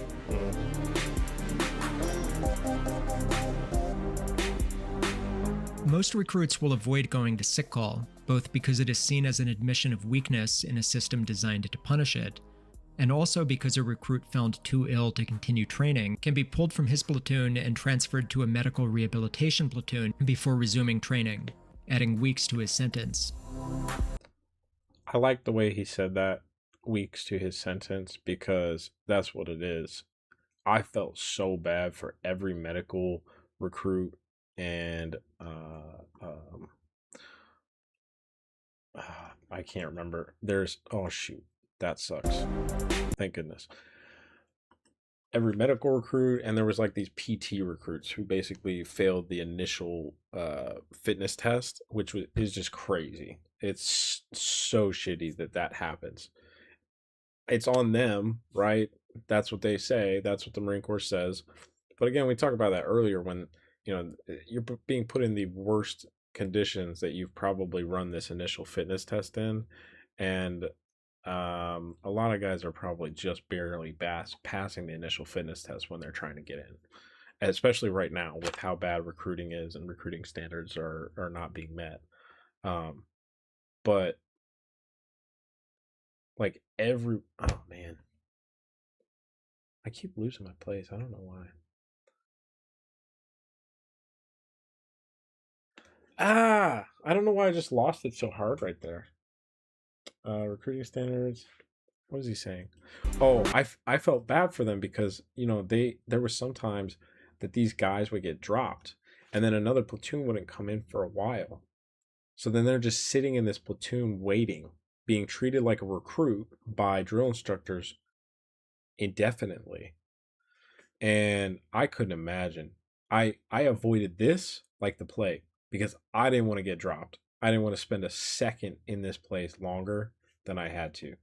I was so miserable. And speaking of illness and stuff that happens in boot camp, one of the things that is like really rampant in boot camp is pink eye, which is really gross because pink eye is feces being in your eyes, basically.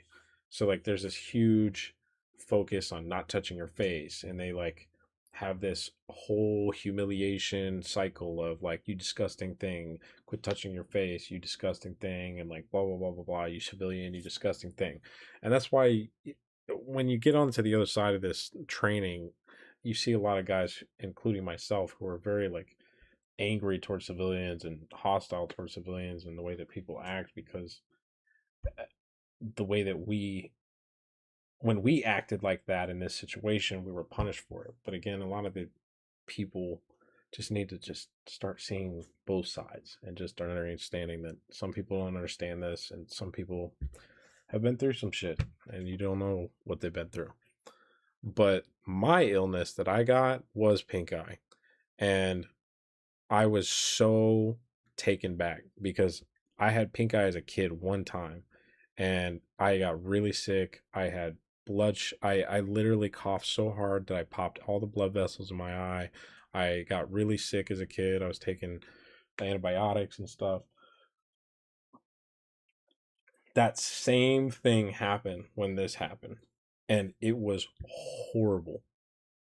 And unfortunately, it happened at probably the worst timing that it could have, because it was during our rifle qualification. And I mean, if it isn't clear, you need to be able to see to shoot things. Well, I had double pink eye, not just one eye, both eyes were infected and oozing shit that I don't even want to think about or dream about anymore. Like, it was gross. And the problem was so bad even that they had a separate shower for guys with pink eye. And man, that was rough. But I got really worried because I thought that I was going to get dropped because I wasn't going to qualify on the rifle range. And at this point, I was a target already. I was the target. And my kill hat / heavy hat, when he saw my face, he screamed. He was like, yes! Yes! You're going to be dropped! Drop him! And I was so depressed at this point that honestly, his taunting had no effect on me. It did not faze me at all. But you know, the thing that did really show all them up, I didn't just qualify on the rifle range. I shot expert. Now, he's going to talk about how, you know, expert is meaningless and blah, blah, blah because of how they do the things. In my experience, the range was not as much of a mess as what he described. And I did believe and trust the scores that we got. I did fuck around when I was in the pit, but I took the job seriously and I never tried to mess with anyone. Sure, people could have messed with me or been fair, or a little generous, but like, I don't know. I think that the fact that I had double pink eye and I shot expert and all these people were rooting for me to fail and wash out on the rifle range because of this double pink eye incident, I felt very vindicated, and I still feel very vindicated, obviously. But yeah, it took a while for me to find out that apparently that all came down to because of what was happening to the platoon. Like he said, when it's one person's fault, it's everybody's fault, because everybody kept getting punished because of what I was doing or what I had done. And they were like, "You gonna tell me the truth yet? You know, you're lying to me. I know you stole it." And it's like, I didn't, and I'm not gonna lie again, and I'm not gonna betray the truth that I've already spoken just to appease this pain that you're putting on me and the pain that this platoon is putting on me, right? So I was getting it from every end. I got it from my drill instructors. I got it from my own recruits, everybody. And I don't know. I don't know how I got through that all, but the double pink eye on the range was wild. And in fact, I had drill instructors taking pictures of me because I coughed and burst every blood vessel in my eyeball, or in my eyeballs, that like it's really strange to see, but like my eyes look like they were red. Like the whites of my eyes look like they were dyed red. And then I just have the black or the brownish, my girlfriend says green, with black pupils in the center. And like, they're like, "Oh my God, this kid looks like a demon." And I had rifle instructors taking pictures of me on their phone because I look like a demon. And I had those guys taking pictures of me. I had my drill instructors taking pictures of me. And then on top of that, they were, screaming at me, humiliating me, trying to like say, oh, thank God he's gonna wash out. We don't want him no more. And then got that extra qualification. Still didn't matter. Yeah. Anyways, the illness is pretty bad. Everybody got pneumonia. Everybody had walking pneumonia at the beginning. Like every single person. Everyone. And there's a funny story about that, in that there was a guy who felt that, oh, it's early in the morning, surely there's nobody watching me, it's dark as shit outside, I'm gonna hawk a loogie on the ground because I'm sick and I want to get this loogie out of me. So he does that, and then a drill instructor shark attacks him, and he's like, you disgusting thing. He's like, you must have learned that at home, but you're not going to do that here. So you're going to clean that up. And he's like, how? And he's like, you're going to put it in your pocket. And everybody just stopped for a second. And see, this is where boot camp, from a certain perspective, could just ultimately be seen as the ultimate comedy show of people being stressed to their limits and pushed to their limits to accomplish something, and like just the absolute like tomfuckery that transpires in pursuit of achieving that goal. And that's what boot camp is. And if you see some of it out of context or even in context, it's just like, what is going on? This is nonsense. And you just laugh because it's crazy. And it's in that moment where these drill instructors do stuff like that a lot, where they try to test your bearing. And sometimes they even break their own bearings because they can't maintain it, because they're acting a fool. And this drill instructor really said, put that loogie in your pocket. So he did. I watched a man grab a loogie off the ground and put it in his pocket and saved it for later. I also just like, there's just so much stuff like that I've seen drill instructors do. And a lot of guys want to laugh, but if you laugh, you're going to be next. I promise you're going to be next. Oh man. You know what though? There was one thing that I did in first phase that I was trying to be, like a positive influence, like a good thing in the platoon, right? I was trying to be a comedian. And because I was so hyper aware of what was going on, and like I've been watching stuff about the military all the time and blah blah blah blah, I knew what boot camp was going to be like. I knew it was not a big deal. That was not the big deal for me. Like going through Marine Corps boot camp was not a big deal for me. It was interacting with the people in that circumstance that was the big deal. But I did make people laugh in first phase. We would be standing on line and I would make people laugh, and then they'd get shark attacked. And I got shark attacked too sometimes for doing it. But I think, thinking back, I don't know why I thought of that, but thinking back, that may have been a reason why they lied and were snitching on me and trying to say like I stole Skittles, and then why this guy sat on my face and like gave me double pink eye. I don't know if I actually said that. I got double pink eye because I later found out that one of my peers sat on my face, just spread eagle, put his butthole on my face and gave me double pink eye. Yeah. And that's how that works. That works that way, which is crazy. So that's a thing. And he did that to sabotage me because he wanted to get me out of the platoon. And people did stuff like that all the time. I've seen numerous occasions where it happens. And I think it's crazy because I got out soon after boot camp because I struggled with mental health issues and I was not able to handle what was going on in my life and in the Marines and just everything. So when I don't know why I keep losing this stuff.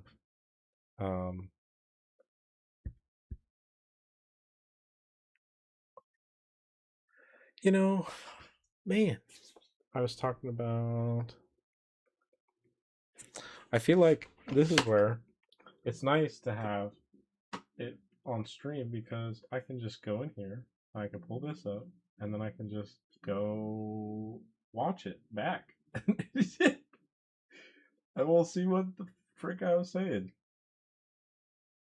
What nonsense I'm talking about. Alright. And I think that he snitched to the drill instructor saying, slept an hour. Plays longer. It did not child. We don't want him no more. And then got that extra. Everybody had 20 minutes. Wait, so let's go back like to me because he wanted to get me out of the platoon. And people did stuff like that all the time. I've seen numerous occasions where it happened. I can't remember. I think it's crazy because, you know, Oh, that's what I was getting at. See, just a little bit. What I was going to say is, sorry, my hair is annoying me. I think it's crazy that was my experience being in the military for maybe a year. And what made me more upset, honestly, I think, was the fact that when I left boot camp, it didn't change. It honestly felt like it got worse. And the way that senior Marines treated junior Marines, it just seemed like it was just worse and worse. Like there was no care, respect, or consideration put into providing or laying a pipeline for the future for these junior Marines to be successful. So it was just like a giant suck fest of who cares. But I was only in for it about a year. I can't imagine the amount of shit that I had seen or the stories that I'd heard if I had been in for 4 years or 8 years or 20 years like I wanted to be. I hope and I idealize daily that the military is a good thing and that the people in the military are good people and that they're doing the right thing. But a lot of the stuff I saw in boot camp and the experiences that I had made me feel very contrary and it made me very upset. And frankly, honestly, I'm a little scared of people who are in uniform at this point. Like they kind of scare me. I don't like approaching them because I don't want a bad interaction, you know? And I know what they can do. I'm not an idiot. I don't want to get into a confrontation with anyone who has military training, no matter how low or how high. I'm not that guy. I can handle myself here and there, but I'm not trying to get in a fight with nobody. I'm not trying to get down and dirty. I'm done with that. That's for these young bloods, these young kids. Most recruits will avoid going to sick call, both because it is seen as an admission of weakness in a system designed to punish it, and also because a recruit found too ill to continue training can be pulled from his platoon and transferred to a medical rehabilitation platoon before resuming training, adding weeks to his sentence. They forced me. Quitting is an option, but it is made deliberately difficult, and a recruit who is eventually permitted to quit is not sent straight home.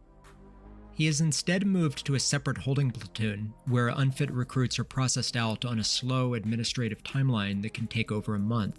Yeah. Both medical rehabilitation platoons and separation platoons are notorious as stagnant, depressing places held to the same discipline but without any purpose. Yeah. Recruits in these platoons are held there indefinitely while being treated just as poorly as when in training, minus any of the structure or forward momentum that makes it bearable. Hi, sir. The calculation for most recruits ends up being pretty simple. I had a buddy from my platoon. Not many buddies, but I had one guy that I liked. We were on the Crucible, like the last test, right? And we're marching to the place where you get handed your Eagle Globe and Anchor, and your drill instructor shake your hand and say, you know, congratulations, you've earned the title of Marine, you know. And I had a guy that I knew that he had shin splints, just like I'm pretty sure every other guy in that platoon, in that company, and every other Marine who's ever done the Crucible has had.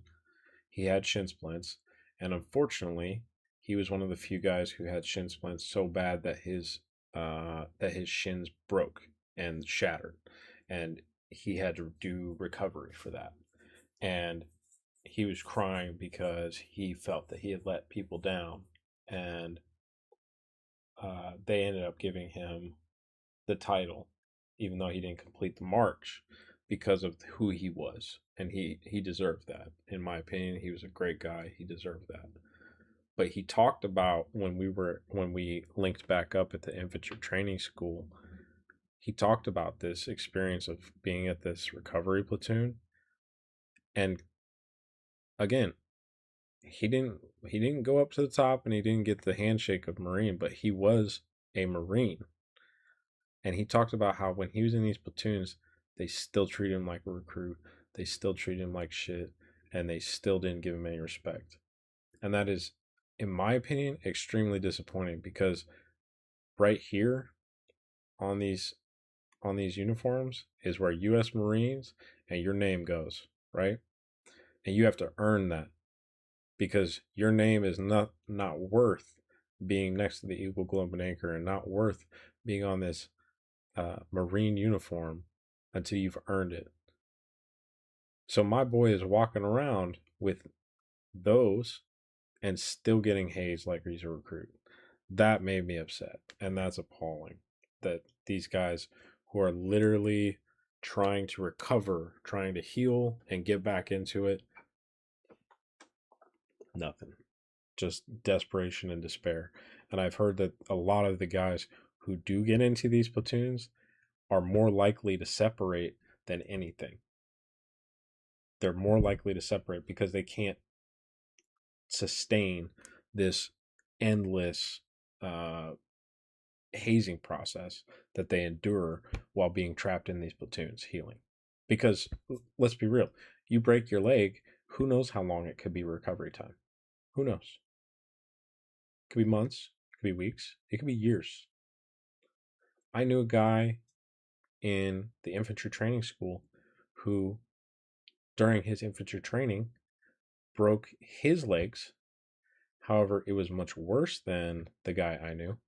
And it was so bad, in fact, that they altered his contract to allow him to be an administrative Marine for the infantry training battalion where that receiving platoon was.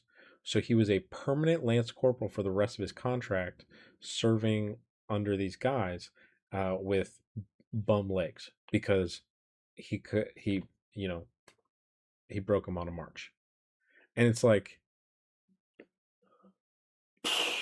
what the fuck? The amount of like let me slot in a new piece and throw away the old one is just crazy. I feel bad for this guy. I can't imagine the mental frustration he's going through. Endure what is offered or risk extending it.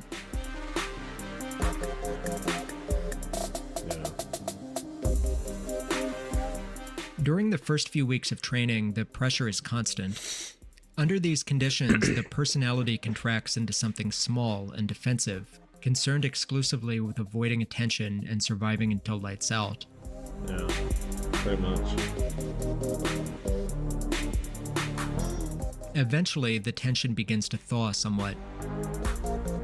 The drill instructors do not become kinder, but the overall intensity is dialed down, and the intervals between major collective punishments become longer.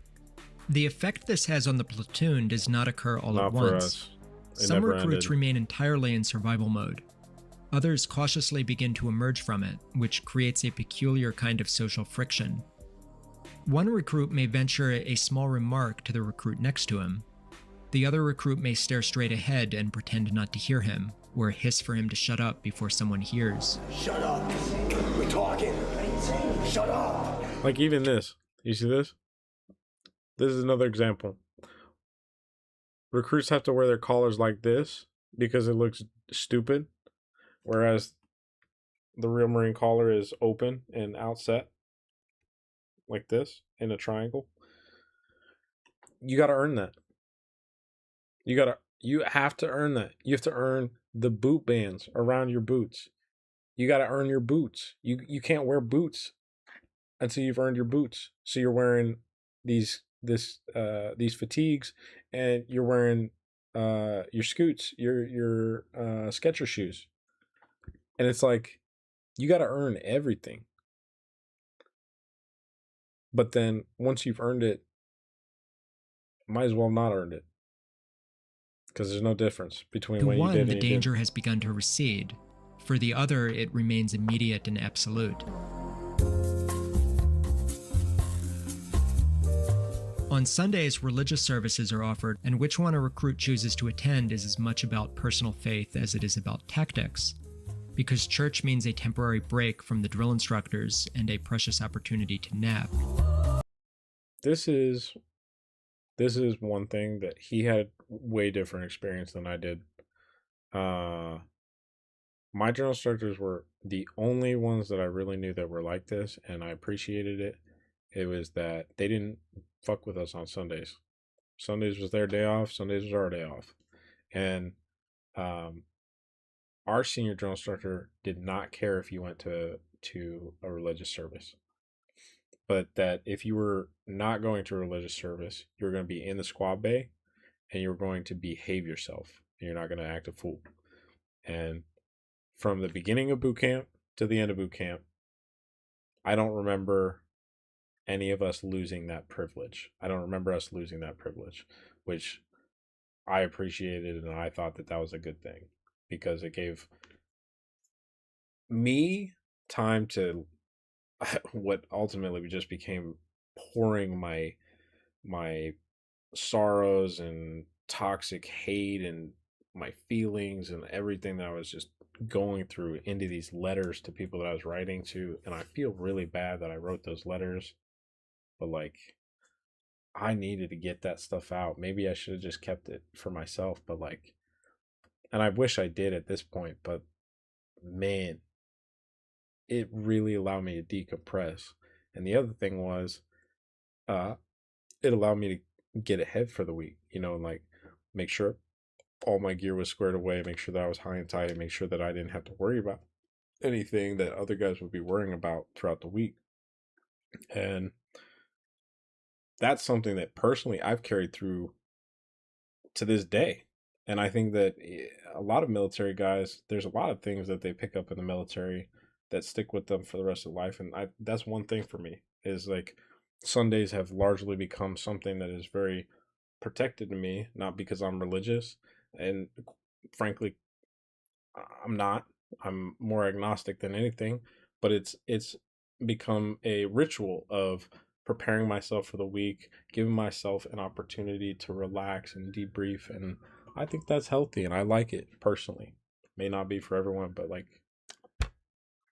that was my piece and my only real appreciation in this boot camp setting, because I wasn't a fan of religion. I've never been a fan of people preaching at me. So I appreciated that. But his experience was different. So it was nice to actually see the other side, because I never really went to the services. I went to 3 services and they were all mandatory. One was at the beginning when you had to go to like the services to understand like what it was, so you could participate in it and know what you would expect on the weekends. And then the other 2 were like mandatory services throughout boot camp, where it wasn't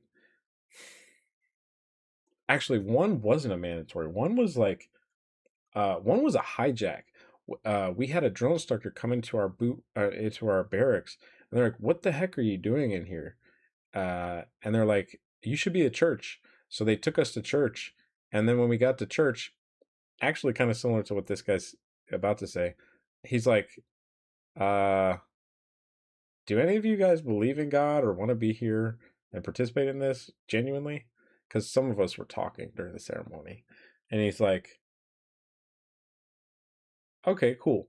We'd love to have you. Is there anybody who wouldn't like to do this?" And there was there were several guys who didn't want to do that, including myself. And by that point, I was such a shitbag. I didn't give a fuck about anyone or anything. So I was like, I threw my hand up. I didn't give a fuck who I was going to insult. He's like, "Okay, that's fine. We're just going to move you into a different room so you guys can like hang out and do whatever in there. But we're just going to separate because we want to stay focused on what we're doing in here," which I respected how he handled that. Great handling, great example of how, senior Marine can handle the rambunctious nature of junior Marines. But the last one, I think, was like, it was a service, but it was also like a celebration of something. It was like a milestone in boot camp or something. I don't know, but we had to go. That's all I remember. Anyways, church service. This is his experience of the church service. The Protestant service involves loud modern worship music and energetic preaching. The Catholic service is quieter, but riskier. The rumor was that the priest takes his job seriously, and recruits caught nodding off were liable to be returned to the custody of their drill instructors. That was scary. Our drill instructor said if we ever hear that... At the time, I was not religious, and on my first Sunday, I chose to go to the Buddhist service because it had the reputation for being easiest to sleep through. Our killhead was responsible for marching the platoon to each service, but once the Protestants and Catholics split off, he realized he didn't know where to find the others. Or least experienced. Frustrated that his own brief window of free time was being eaten into, he yelled something about some religion being better than no religion, and dropped the rest of us off with the Mormons. The Mormon chaplain was apologetic and told us that we were welcome to sit in the back and do whatever we wanted, as long as we didn't fall asleep. Yep. By this point, I was sick, miserable, and largely hated by the rest of my platoon. A recruit who is targeted early can fall into a death spiral. The constant punishments create exhaustion. Exhaustion leads to more mistakes, and mistakes mean more punishment. I sat in the back of the service, hacking my lungs out and drafting a pessimistic letter back home. One of the recruits who got stuck in the Mormon service with me was named Olivas. At some point, he slid next to me and slipped me a Hall's cough drop. In the economy of boot camp, these are worth their weight in gold. We talked quietly for a while, and at some point I must have asked him why he was being nice to me. He told me that he saw recruits way worse than me who were flying under the radar. I learned he was racked next to a recruit named Green, who he had a particular disdain for. Eventually, he said, they'll figure out who the real shitbags are.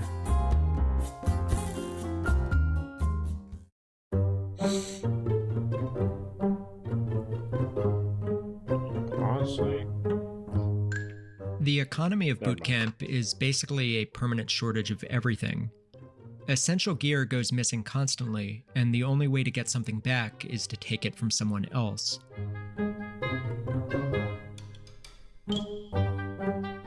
Theft is constant, both between individual recruits, but also between platoons. Yeah. Drill instructors will frequently raid other squad bays in a continuous game of musical chairs so as not to be the ones caught missing something during an inspection.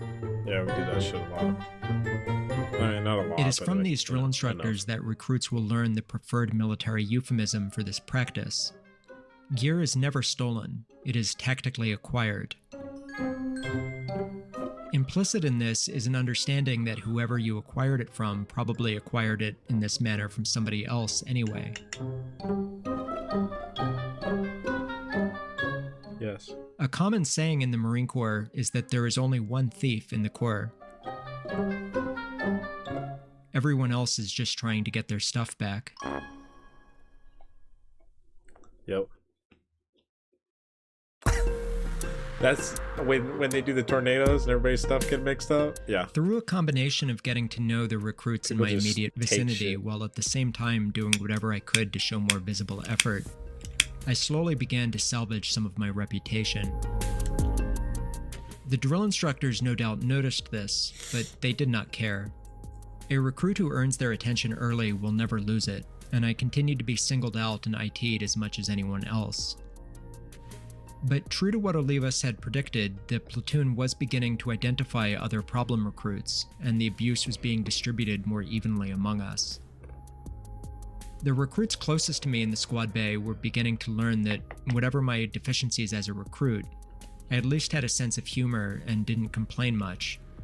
This carries a fair amount of social value in an environment where everyone is miserable, and so my standing began to improve somewhat among the recruits closest to me.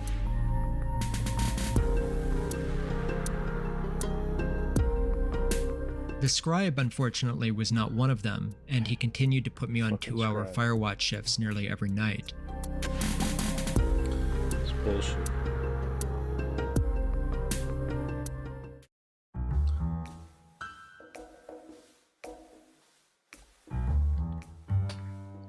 Eventually, recruits who have lost the word I will begin thinking and speaking as we, and as the weeks pass, a collective platoon identity will develop. Pride and shame stop being an individual currency and start attaching to the platoon's reputation as well. Yeah. A platoon is one of 6 that make up a training company, who train on the same schedule and sleep in adjacent squad bays close by. Contact between platoons is almost non-existent. For most of training, the other 5 exist entirely as background extras, identical bald heads glimpsed a few meters away but never spoken to. Yep. The company commander grades all platoons against each other on metrics such as drill proficiency and physical fitness. The highest scoring platoon will graduate as the honor platoon, which carries no material benefit for the recruits, but nonetheless reflects well on their drill instructors. Yeah. A recruit who does not particularly care whether his platoon wins must keep this fact to himself. Anyone seen as actively or passively sabotaging the platoon's chances of success is known as a terrorist. I wanted to win so bad at everything. Drill instructors will focus most of their wrath on a terrorist, engineering situations where he is likely to be injured, dropped to a medical platoon, and become someone else's problem. All the rage and aggression you have in your body needs to come out on that recruit right there. And? You don't know him, do you? No, sir. So there's no reason to fucking like him, is there? Go get him! Kill him! So, Pugil sticks was something that my mom talked about doing in the army, and how she really liked it because it was an opportunity to take the head off of a girl she didn't like. And because I was being punished by my drill instructors, I missed pugil sticks every single time except once, which I did not waste my one opportunity to engage in this pugil stick stuff. And I didn't waste it, and I'm impressed in even my drill instructor who hated my guts. And basically what happened is for my pugil stick event, there was this long boardwalk, right, that laid flat.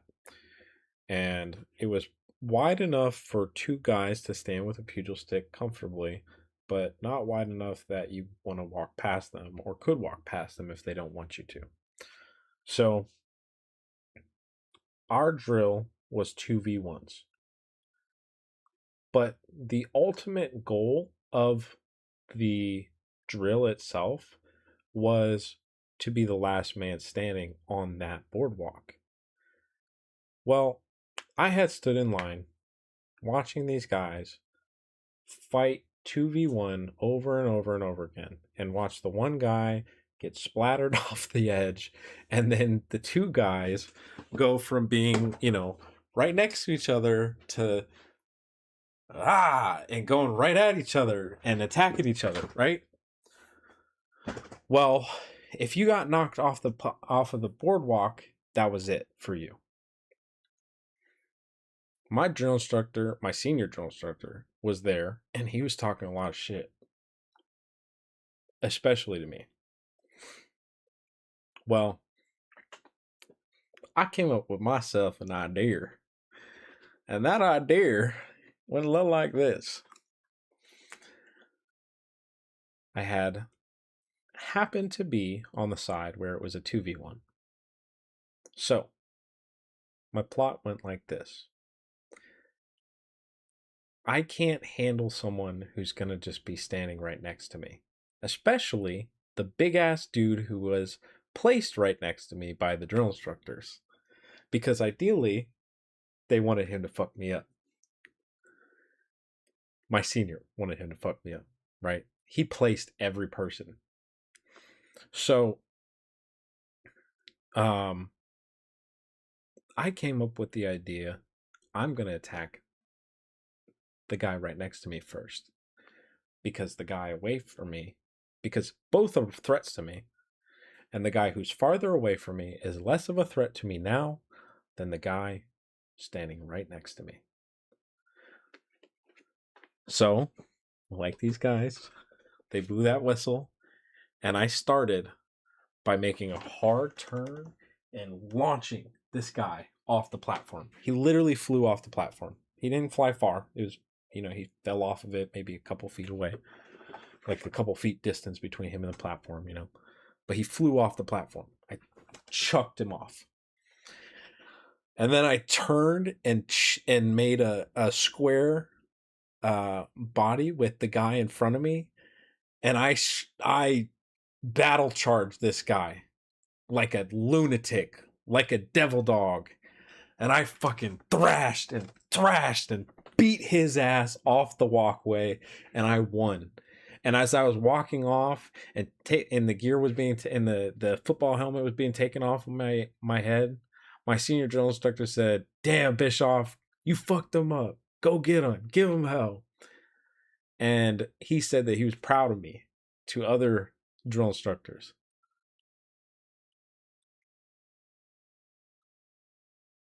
I never once did that shit for him. I did that for me. And that will always be me. Because fuck all of them. I did that. Not anyone. I never saw a single person do it up until the point that I did it. And it's funny. People love to mimic me when I do stuff like that. I love pugil sticks. Boot camp was fun sometimes. Why did you stop? Why did you stop? Did you hear? No, you didn't. You were being a little fag. You didn't want to hurt her because you're sweet and nice and you don't want to freaking kill. Unsurprisingly, this collective identity also breeds hostility for anyone the platoon doesn't recognize as one of its own. When recruits in a medical rehabilitation platoon finally recover from injuries, they are folded back into a standard platoon to resume training. One day, as our platoon sat cross-legged on the floor receiving a class from our senior drill instructor, a new recruit was transferred in from MRP. We were told that he had been on the depot for over a year due to a fractured hip. See, at a moment when the drill instructor was looking away, one recruit caught the eye of the newcomer and flipped him the middle finger. We snickered. He nodded and hung his head with a dead-eyed indifference. See, like the death, the mental and the spiritual death that happens in these platoons is just unreal. The one thing I did want to say about this is the second guy that I was talking about earlier that I had upset, which I did not mean to at all.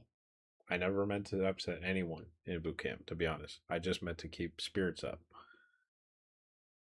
The second guy was one of these guys, these MRP guys. So this guy, I don't know his story. I don't know what happened. I don't know why he went to MRP. All I know is that sometime in late second phase, he came into our platoon. And it was funny because I got treated like crap. I was enemy number 1 in our platoon. But even then, this guy was still an outcast. And I think that he would have had a better chance than I to get good standing in the platoon if it weren't for what he did next. And it was this. He began to disobey every order that he was given. When we were outside, we were being IT'd incentive training, like they've been showing. And they'd be like, run that way. And we'd run 25 yards that way. And they'd be, run that way. And we'd run 25 yards that way. And then they'd do it again and again and again. When we first went out, we did like maybe 1 or 2, right? And he sits down and just sits there and does nothing. It was crazy to see this guy just absolutely deny the situation, deny what was going on. He was completely outside of this system that the Marine Corps had created, and whether it was through mental exhaustion or whatever, he had, or just depraved indifference on his own part. This guy had broken out of the mental prison that they are making in boot camp, right? And he was not having it. He wanted to go home. He was done. And I don't know what was the final straw, but I can only assume that it was this. He had been introduced to the platoon. He was new. He was not cleaning like everyone else was. And he had not yet sat down like he had. I went up to him and said, hey man, I don't know why I'm looking out for this platoon when they all hate me. But I said, hey man, would you mind cleaning? Or just pretend like you're cleaning, like grab a rag and just like wipe the windowsill or something. So that way nobody else gets in trouble. And he didn't like that. And he said, you don't tell me what to do, something like that, like leave me the fuck alone. So I was like, okay, whatever. So I backed off. Well, as he's going to highlight in this video, and as everyone else seemed to know, you want to be very careful when affecting the emotional stability of recruits when it comes to rifle range week. Apparently, this gentleman went on to threaten that he was going to shoot me and kill me because he hated me. And I don't know if it was that or what, but yeah, that got him, he was gone real quick. And low key, after he left, it just all went right back to me. So, I really didn't notice or tell a difference. And if he had shot me to death in that time, I would have probably been more than happy to accept it, because I was so unhappy. I was really not okay. I was so tired. Oh man. All right, sorry. The 1,000th interruption. Let's go. MRP platoon. Now we're moving on to the next. That's a platoon leader, guaranteed. By the end of the first month, many of the indignities of boot camp have begun to feel normal. Yeah. Get all out right now. The drill instructors cease to be seen as terrifying monsters and start to become an unavoidable fact of life, and eventually a role model to be emulated. I talked about it earlier, but like again, it really is. The drill instructors become a role model. They totally have a because Marine silly culture thing passes that they slang have to down walk through like generations, drill instructors speak with a bizarre mix of hyper-specific military jargon and acronyms and strangely preserved slang from many decades ago, all of which is picked up and emulated by the recruits. Stapler. Yes, sir. Mission accomplished, aye, sir. What? Mission accomplished, aye, sir.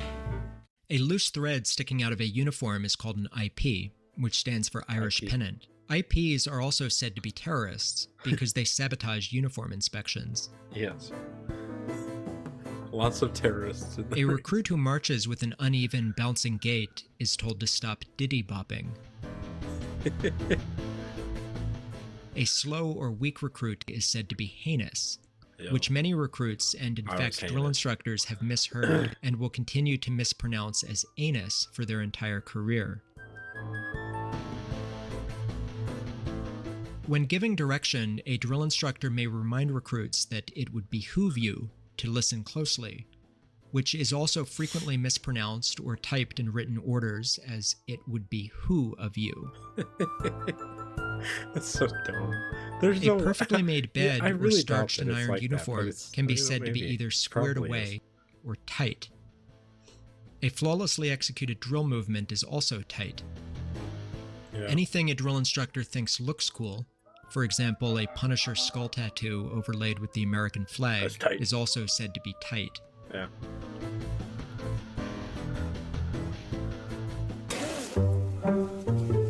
Nothing more you want to hear than drill instructor saying that you're tight. 7 weeks in, with the platoon now in Phase 2 of training, West Coast recruits will board a bus and be driven about an hour to Camp Pendleton for rifle marksmanship training. Nap. Hour nap. It was the best time of my life. Some of the bus drivers even While played at Pendleton, the squad will music. stay in a new squad bay with new rack mates. At this time, I developed a plan to position myself as the scribe's rackmate for the duration of our time in Pendleton. My goal was to use close proximity to soften his attitude toward me. By making myself as helpful to him as possible, I hoped to convince him that he had been too harsh in judging me and give me a much-needed break from Firewatch. This guy's really good at maintaining his bearings and working through As soon as we arrived in the new squad bay, I locked on to Burke with laser focus, tracking his every movement, and managed to secure the space next to him. I think it's the authority for me. I don't know what it is, but it just... He was not happy about this. I could not think. Over the following days, I put out maximum and conspicuous effort. As we made our beds and got dressed each morning, I carried out my part with explosive intensity, and then took any opportunity I could to help Burke with his, always careful to appear helpful and efficient rather than patronizing. This turned out to be quite easy because, for all his talents as a scribe, Burke turned out to be a fairly lousy recruit who had fallen under the radar only by virtue of being racked in a less visible corner of our old squad bay. My scheming was successful, and over a day or two, Burke began to warm up to me. There's a lot of those. One night, after lights out, average. he admitted that he had misjudged me up until this point. I smiled and told him it was no big deal, while privately seething that someone who had so callously deprived me of sleep for the last 50 days could be so nonchalant about it. I still hated him, but I held my tongue and did not stand another Firewatch for the rest of Phase 2. That's really impressive, to be honest.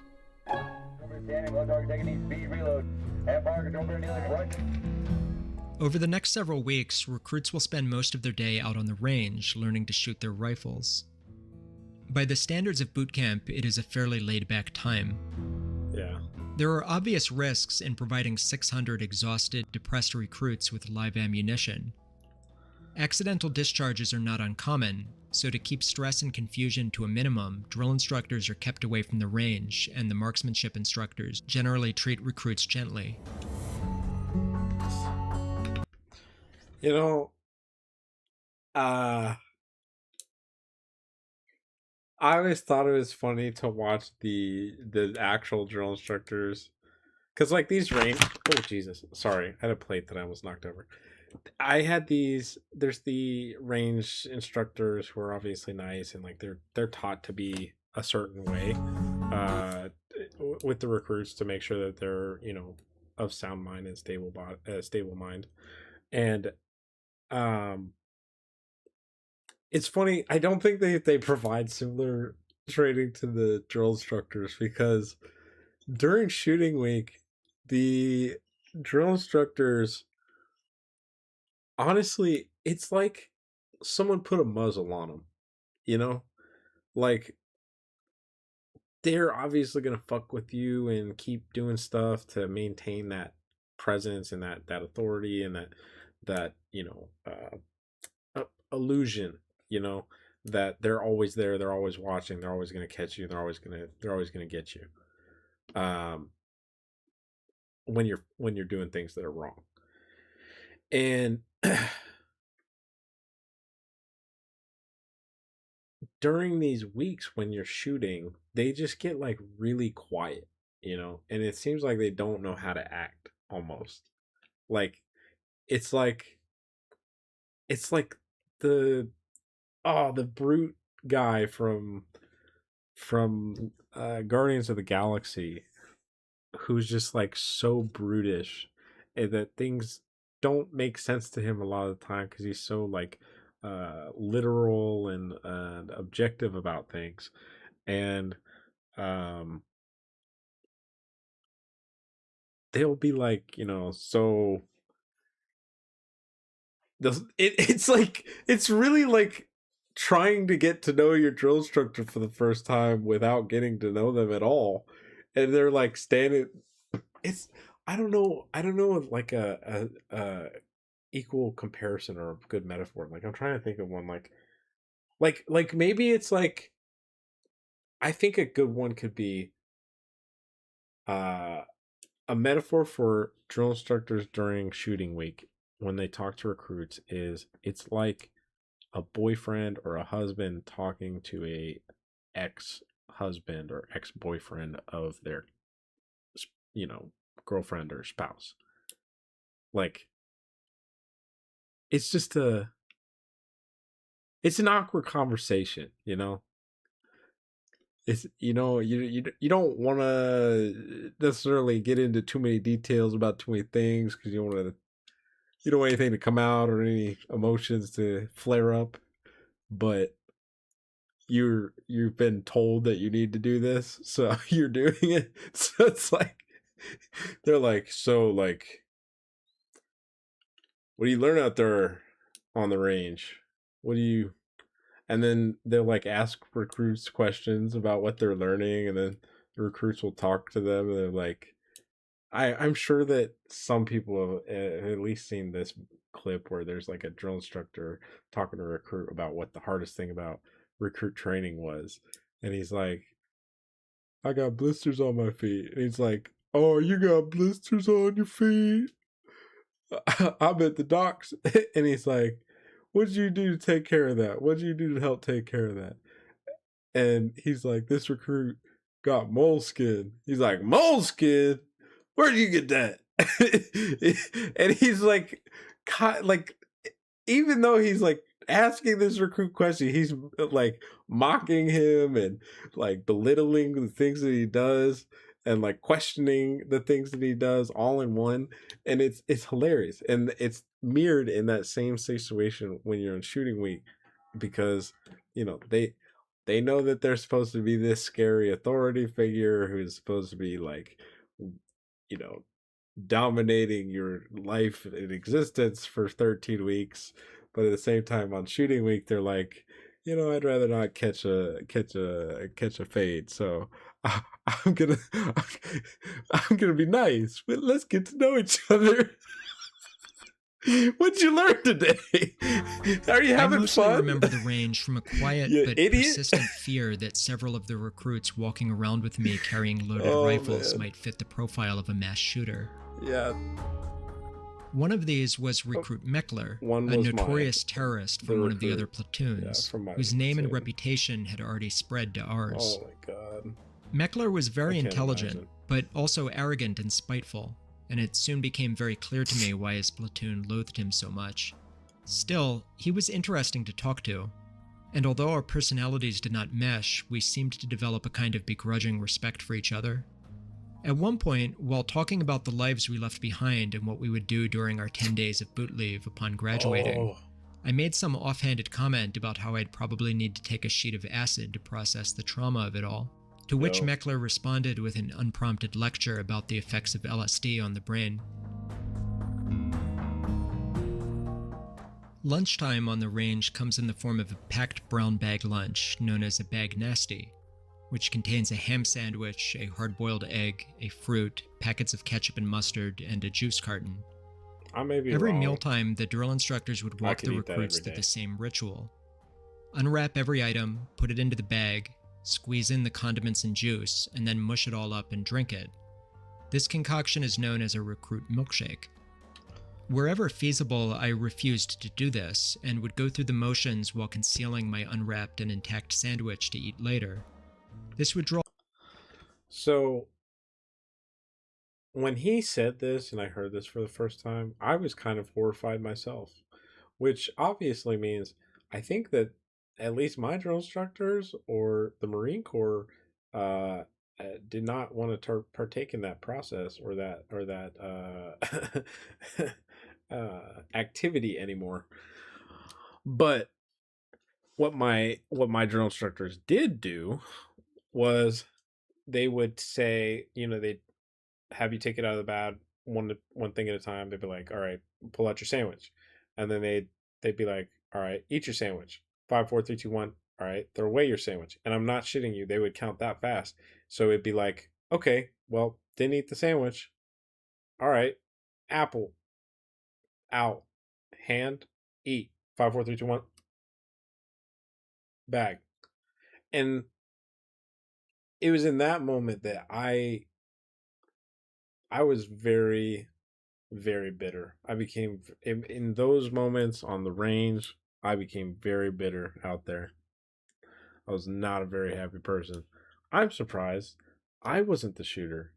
And I'm surprised I didn't even think about it. Because I didn't. I didn't think about harming any single one of these people. I just wanted to get it over with. Man, did it suck. But yeah, apparently everybody's worried about it. Everybody thought about it but me. I don't know. All the ire of some recruits around me who viewed avoidance of an indignity as a kind of betrayal. Sorry, I'm gonna go ire back. While concealing my unwrapped and intact sandwich to eat later. Oh yeah. This would draw the ire of some recruits around me who viewed avoidance of an indignity as a kind of betrayal. Yeah.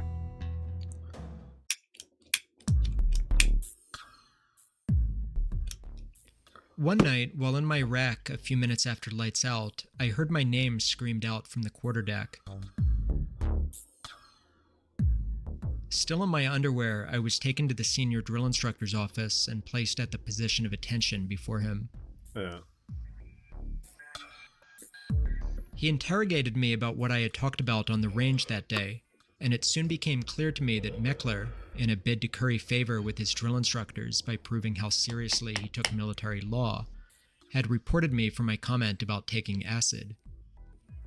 Admitting to drug use in the military means automatic separation. I was terrified, but was able to keep my bearing and stuck to a single talking point. This recruit believes that all recruits present understood it as a joke, sir. But if Recruit Meckler did not understand it as a joke, this recruit acknowledges that he did the correct thing in reporting me. My senior drill instructor stared me down for a while, and then dismissed me with a stern reminder to be more careful what I said around people from now on. So, my senior did that to me, except he didn't call me into his office. It was basically in the squad bay in front of everyone, and that's when he dumped all my stuff and did all that stuff. It's crazy. But I think I met with him in his squad in his office, like, or the duty hut, probably 2 or 3 more times. And there's a couple of times where he was like, at first he was like trying to still get me to like admit to what I did, and I didn't do it, so I didn't admit to it. And then he moved on to trying to like, be a human to me. And like what we're hearing with this guy, or what we're about to hear with this guy, like he tried to give advice and wisdom on how to not be a fuck up like I had been. But ultimately, the last time that I ever met with him, I didn't even do anything wrong this time. This time, I wasn't accused of anything. I wasn't doing anything. I was literally doing something for him. I wasn't in the wrong. So this time, I was an artist recruit because the drill instructors gave the recruits the responsibility to make campaign cover holders for each of the drill instructors, so 3 of them, which has a front and a back. And the guys who volunteered to do it just kind of abandoned the project. So the senior got really upset, and he's like, this is going to get done. Now, is there anyone who wants to do it? And even though I was not in good graces, I had started having good he had started having those conversations in the duty hut with me where he's like speaking to me like a man to man. Well, man to man.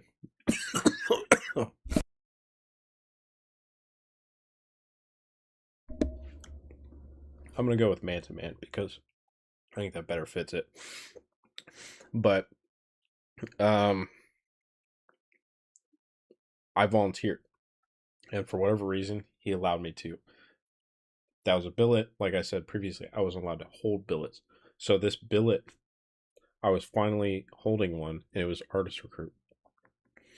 And when I took over, there was no plan for all 3 of them. Like, there was no complete plan for what was going to happen with all 3 of the things that we had to make. There was a few ideas that were going to be implemented on certain sides of the holders. Now, this is where I don't know if it was my fault or if it was a reflection on them, because it was like, you know, I was the guy that everybody hated, so I don't know if they wanted to not be friends with me or like whatever, or if boot camp was just getting that much harder for them because we were nearing the crucible, so they didn't want the responsibility. But they did their part, like they executed their 2 or 3 ideas. So there was like one thing solidly on each, or there was one thing solidly on 2 of the covers. The third one had been completely forgotten. That was for the knowledge hat. The one that had been, the 2 had been completed were for my senior drill instructor and my kill hat / heavy hat. The kill hat / heavy hat, we did like this. I wish I had pictures. I asked my senior if I could go take pictures, but he said, like, you know, over my dead body or whatever. Because it was some of my best artwork that I feel like I've ever done. It wasn't anything special, but I was proud of it. And for my heavy hat, it was like on one side there was like a hammer and sickle type thing that was like styled in this like demon weapon style, and it looked like hell. And then on the other side there's a campaign cover with a skull, and it has that like famous like covering the eyes basically look of the campaign cover. And my heavy hat / kill hat said it was tight. He liked what I had done and the stuff that I had touched up to finish his piece. I didn't do the hammer and sickle or whatever he he did on the backside. I finished detailing and coloring it, and I actually enlisted a couple of people that I knew to help me with some of the things, but he helped me do that and finish that up with the coloring, and that was done. The second one for my knowledge hat, or for my senior, was the one that was like the main work of art that everybody was focused on because everybody was terrified of my senior. Well, the guy who was like really alleged to be talented at art in the platoon, and he was pretty good. He somehow bonded with the senior about Power Rangers, and that's how he got the job as artist recruit. But see, all the guys who got artist recruit jobs were just schlubbing around being shitbags, wasting time, because they didn't have to do all the stuff we had to do. They got to like sit around and get an easy pass. So then when it came time for it to be done, it wasn't done. So that's when I take over, right? And I've got one done. I've got a plan for the rest. And the only thing that he did was this like really elaborate and intricate like portrait, which had like the American flag waving in the back, which I did because he didn't know how to do that, and I know how to do a waving flag because I've been drawing stuff like that since forever. And then what he did was he had painted or drawn or colored or whatever the Power Ranger on the back and made it like a drill instructor, and put the sword that NCOs carry, the NCO sword. And it looks sick. I'm not gonna lie, it looks really sick. It was really colorful and had a lot of bright color to it. I really liked it, and I thought I did a decent job on the flag to help complement what he was going for. So I thought that was great, and that was like the front side. And then this got me IT'd actually, because they had not worked on any of this stuff. I like the days before the Crucible, we were still working on this stuff, whereas other people were done or almost done and we're going to finish it after the Crucible. Well, I'm working my ass off getting this stuff done. Like, I'm sweating bullets, and I got more hyper fixated on making my knowledge hats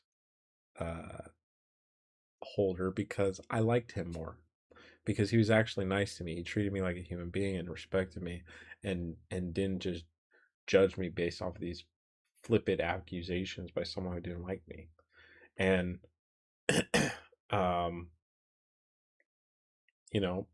I finished my kill hat / heavy hats because it was just easier to get that done. Or it was just how I did it. But they had control of the other two largely, while I was working on my knowledge hats, because nobody had cared to plan for the knowledge hat thing, whereas they were already actively working and planning on the senior and the kill hat / heavy hat. So I planned, created, and designed the entire thing for my knowledge hat. And honestly, he thought, and everyone thought, that his campaign cover was the tightest. And I was so fucking geeked to see their faces, because they couldn't contain themselves. They couldn't contain themselves with how awesome it was. But my senior drill instructor saw it, and he saw how hard I was working on his, and that, or my knowledge hats, and that the fact that his wasn't done yet because the other guys abandoned their projects and were like, we don't know what else to do. We give up. We're just going to go back to training because it's getting too hard. So basically it became just me handling all three of these now, and I'm trying to finish them all. So I finished my knowledge hats. I finished the kill hat, and I finished my seniors even though I despise this man, even though this man despised me, and he said some very choice words to me that I'm not going to repeat because I don't care to, but I stayed up and sacrificed my sleep for the last 2 nights of boot camp. I didn't sleep at all because I was finishing his campaign cover holder. And on the back of his campaign cover holder, it was honestly a illustration of what he had made my life feel like and what I wanted to portray to him. I felt that his reign as a drill instructor had felt like. And he liked it, actually. And I thought he would because it was sick. I did a lot of research and I actually asked around. I asked other drill instructors. I asked other senior drill instructors, people who knew him, how long he had been a drill instructor, how many platoons he had done. And I had done the work to figure out that he had been a senior drill instructor for 5 platoons, and we were the last of those platoons. And I put the flag that you've seen a lot with the platoon leader carrying, that's called the guidon. I put the guidon of each flag for each platoon in like a crown, but they were all stabbed into the ground, and the ground was like this black ash mountain-esque terrain, and these flags were planted in the ground, and in the center and the largest was our flag and the last flag. And all the other flags I made with this dull coloring, and they were beat to shit, and all of them were beat to shit. But the last flag was ours, and I made it especially colorful and vibrant.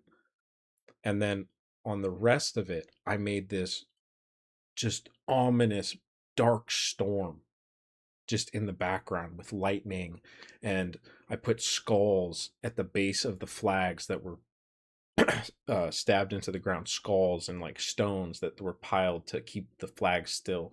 And I thought it was awesome. I really thought it was, and I think he thought it was. And no matter how much he said he hated me, I think that ultimately what he said to me about why he hates me is the fact that he couldn't help but like me, and that what he said to me was, I don't like you because you made me question myself.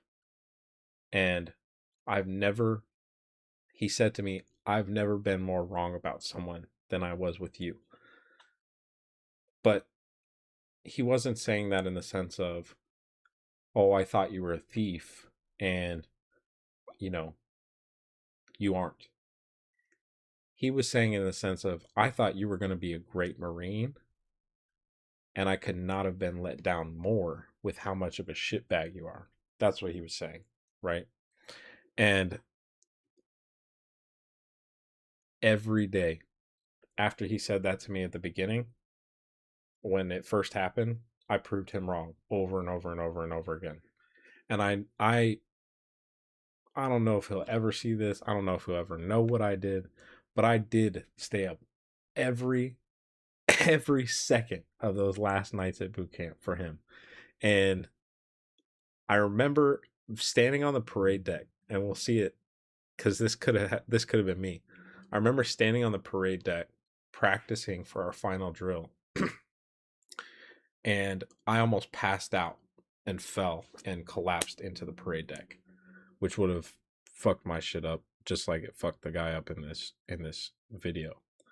But I worked hard for him, and I put a lot of heart and soul into those campaign cover holders, and I hope they enjoy them and have cherished them since, or if not, whatever. But the one that I do want to talk about now, just for one more, before I get back into it, I won't talk much more. It's almost over. I think I've been going for 2 hours on this 55-minute video.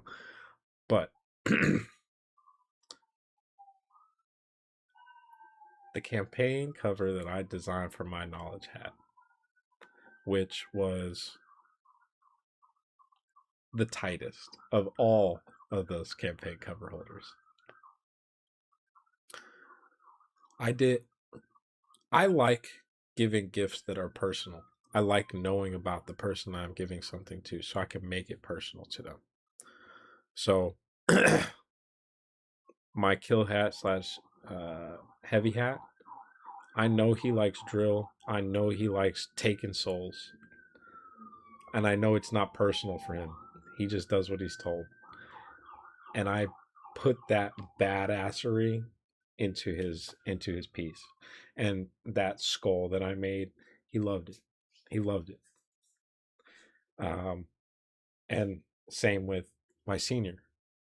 I paid homage to the fact that he's done 5 tours at this at the MCRD. I pay homage to the fact that he's taken 5 platoons and turned those platoons of recruits into Marines. And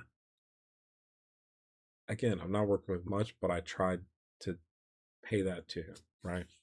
So then my knowledge hat, the person that said things that helped me get through boot camp, that encouraged me, and even harassed me about stuff that was so dumb that we couldn't help but laugh. Like this, at the beginning of boot camp, this man got on me for eating food like this instead of holding the spoon like this and like eating like this. I was like this because this is faster. You can shovel fast. I don't know. Maybe I'm wrong, but I think you could shovel faster and you get more control when you do it like this. I don't know. But he's like, why are you holding like that? I'm like, holding what? Like what? He's like, why are you holding your spoon like that or your fork like that? I'm like, I don't know. He's like, hold it right. I'm like, he's like, look. I'm like, okay. And I changed it to be like how the others were eating their food. And he left me alone after that. But then he came back later on another day, and I like butter. I like butter. I love butter. All right. You've heard it here first. I love butter. And on this fateful day in boot camp, they would give out rolls and they'd give you a roll of butter. It was like a package deal. Well, I would like slice open the roll. I'd take the butter, put it in, and like use the paper to like slather it on. And I take the paper and, you know, put it off to the side because it's trash. But he's like, oh, we must have time to eat butter, huh? We must love butter, huh? Say it. I'm like, say what, drill sergeant? He said, drill sergeant, or gosh darn it. Say what, drill instructor? Whatever. I can't remember his name. I can't remember. Anyways, I'm like, say what? He's like, this recruit loves butter. I say, and the 3 guys who are sitting at my table, and we're all like sitting in this very specific position that we've been instructed to sit in, and very proper like posture, and like eating with our proper fork positioning, and everybody stopped at the table, and they we talked about this earlier. They try to maintain their bearing to keep themselves from laughing because this stuff can be funny. I said, this recruit loves better. He said, scream! At the top of my lungs in a chow hall full of hundreds of Marines dozens of Marines, hundreds of recruits, and probably dozens of civilian contractors. I screamed at the top of my lungs, this recruit loves butter! And the whole fucking chow hall went silent. And it was crazy. He literally put his I'm sorry. I'm about to laugh. I thought this is so funny. I still think it's so funny. He puts his campaign cover down. Like he goes like this. And he would always do that right before he go, and he'd laugh. And he had this super goofy smile that you can just see it. You can just see it. You know, you don't see much, but you're like, and you see his teeth come out, and you're like, oh my god, this dude just broke character. Okay, so anyways, that was my knowledge hat, right? He's the one that I liked. And I designed an entire campaign cover holder for him. Specifically for him, based off of who he was throughout boot camp and who he is as a Marine. And I learned that he was an air wing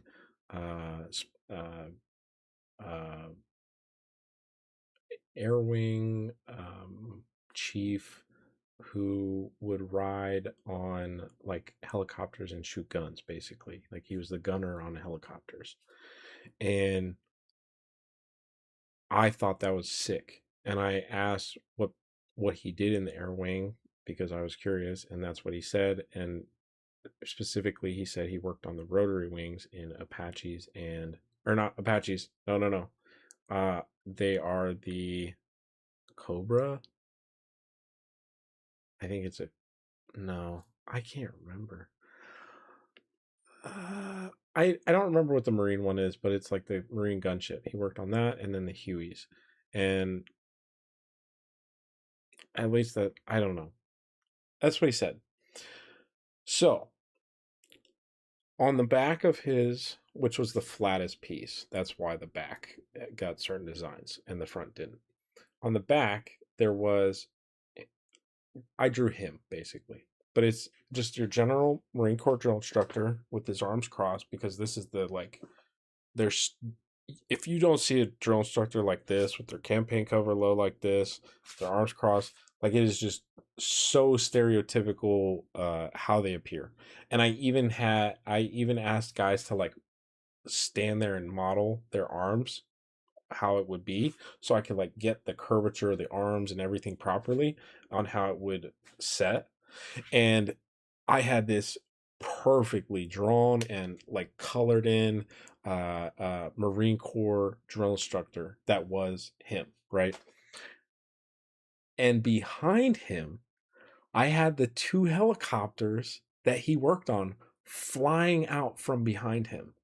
And it looked so sick. And like the background, and like I did this like wreathing, this like the Greek wreathing crowns, like to put it in like a portrait frame on the top and bottom, and it looked so cool.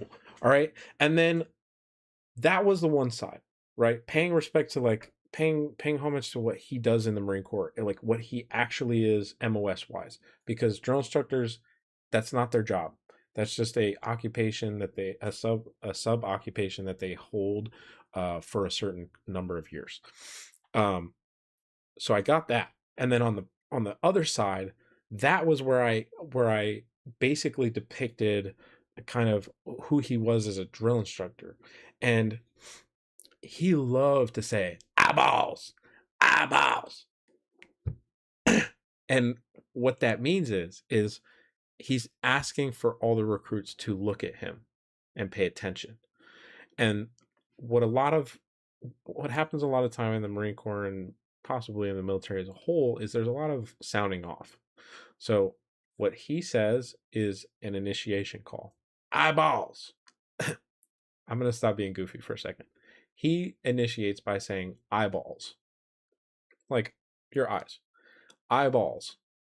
And then the proper response by a recruit, let's say that you're the drill instructor and you just said eyeballs. The proper response is click. You look and you say click. It verbal and visual confirmation of the fact that you're obeying your command and your order. So eyeballs, click. So what I wanted to do was I wanted to use the thing that he said the most. It was like almost a tick. Like he said it so much. And he loves saying it. there was times where the whole company would be standing in formation, and we'd just be waiting for something to happen. So they'd give one of the lower drill instructors responsibility for a little bit, and they'd fuck around with us like everything is in boot camp. They just fuck around with us. And so he would be like, eyeballs, and everybody say click, and then he'd just fuck with you and be like, forget it, leave me, I don't want like, I got nothing to say. Or he'd like interrupt people and like distract. And sometimes honestly he got pulled aside and talked to about it. But I'm not gonna say he did anything wrong. But what I did was I incorporated that as a centerpiece in the art. It was a focal point in the piece. That's what I was trying to say. So I wanted to make, in these like really graffiti bubble letter style, eyeballs, and then click. And the eyeballs part, I wanted it to look like it was colored like an eyeball. So I did that, and I made it white, and I gave it like a circle in the middle to give it like an iris, to make it look like it was an actual eye, but also the word eyeballs. And then click was like this metallic, hard configuration that I made. And that piece I actually got another one of my friends to help with, because he did graffiti, he did stuff like that back when he was at home, so he was used to doing those style of letters. I was like, bro, could you help me out by just doing these letters for me? That'd be a huge help. He did it. Boom. I colored it all in. I'm not a person for color, which is something I don't know that I've said, but like I incorporated color, and I was so impressed with myself with all of it. And so I did the eyeballs. I made it look like eyeballs. I added veins and stuff. Click. And then on top of the word eyeballs, which was circular, I put a pinup, which is like this. It's a good luck thing in the Air Force, and there's similar things across all the services, but like on planes, there's oftentimes painted a pinup, which is like this beautiful girl or something like that on a bomb or whatever. And they were really famous to be all over these World War II era bombers, where guys would paint all kinds of crazy stuff on the sides of their planes, because they just have the time. And why not? You're gonna die statistically at some point. What are they gonna do? Not send you up? They need you.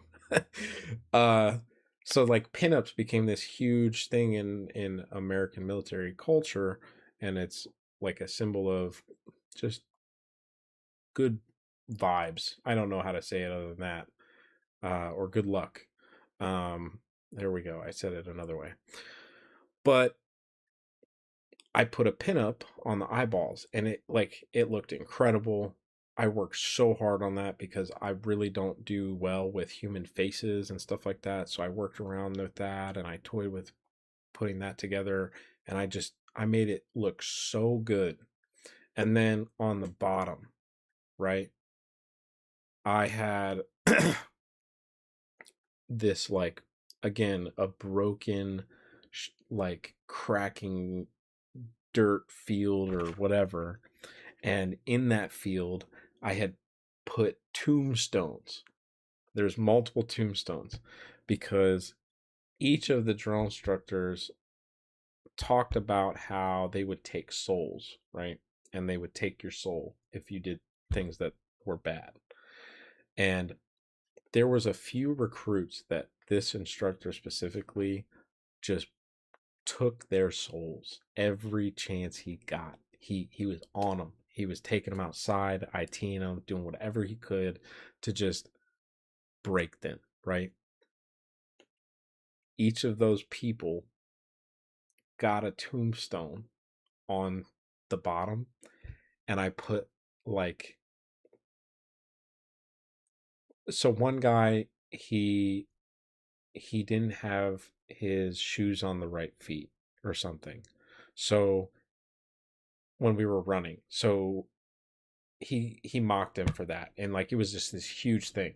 Well, for that guy, I put his running shoes on next to the tomb or whatever, and then, or next to the tombstone. And then another guy, it was his glasses. So he had a problem with his glasses. He fucked with him with that, and I put his like broken glasses on the tomb, or on the tombstone. And honestly, I've always loved drawing. I've always loved art, but that is,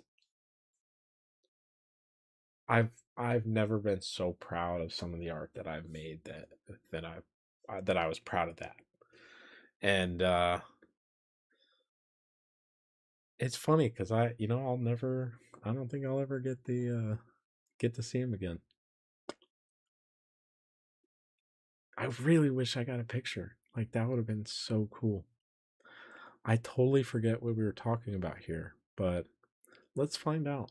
Before I left, he called me back one last time. Oh, right. Okay. Was able to keep my bearing, so this and is stuck to this is where, okay, so we left off where he was like, he gets called into the duty office, being asked about talking how, point. This recruit believes that all recruits present understood it as a joke, sir. Or was going to But take if Recruit Meckler did not understand it as a joke, this recruit acknowledges that he did the correct thing in reporting me. My senior drill instructor stared me down for a while, and then dismissed me with a stern reminder to be more careful what I said around people from now on. Before I left, he called me back one last time, and gave me a final piece of advice. You will meet many, many Recruit Mecklers in the Marine Corps. I didn't get that, but I did get During the first rifle part. training, the company is split in half. Careful who you talk to. In the morning, one group will shoot, while the other is marched 500 yards down range to work in the pits, where they will spend the next 5 to 6 hours raising and lowering targets, marking hits, and repairing damage in between volleys. Work in the pits is chaotic and miserable. It is hot, bullets whiz a few feet over your head continuously, and the sliding frames used to raise and lower the targets are cumbersome and get stuck often. The targets are old and in a state of near total deterioration. Telling a miss from a hit on a shredded area of target is guesswork, and generally a recruit's score will be a complete fiction. Whether Okay, all that's true. 100%. The targets are beat to shit. It's hard to tell. But you can tell if you're looking. But honestly, I just don't think it was as chaotic as he's making it out to be. Like, I really remember liking it in the pits. It was the least amount of supervision that they had over us. I was doing my job, and I was able to chat with the guy next to me in between the drill instructors walking by. Like, it was really chill, and didn't mind it at all. And frankly, again, maybe I'm just like mentally not right, but I was not even thinking about the fact that bullets were flying over our heads. Like, yeah, I had earplugs in, yeah, I was wearing, vests and stuff, but like, I was not worried. Maybe I should have been. Maybe I should be more worried more often. he passes or fails will come down to how charitable the recruit responsible for his target was feeling on that day. Yeah. The traits that this crew believes he learned in the pit is honesty and integrity, sir. Yeah.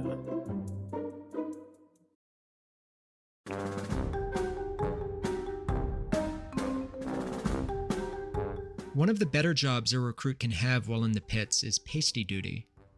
Whenever a target is hit, recruits patch the bullet holes using small stickers known as pasties.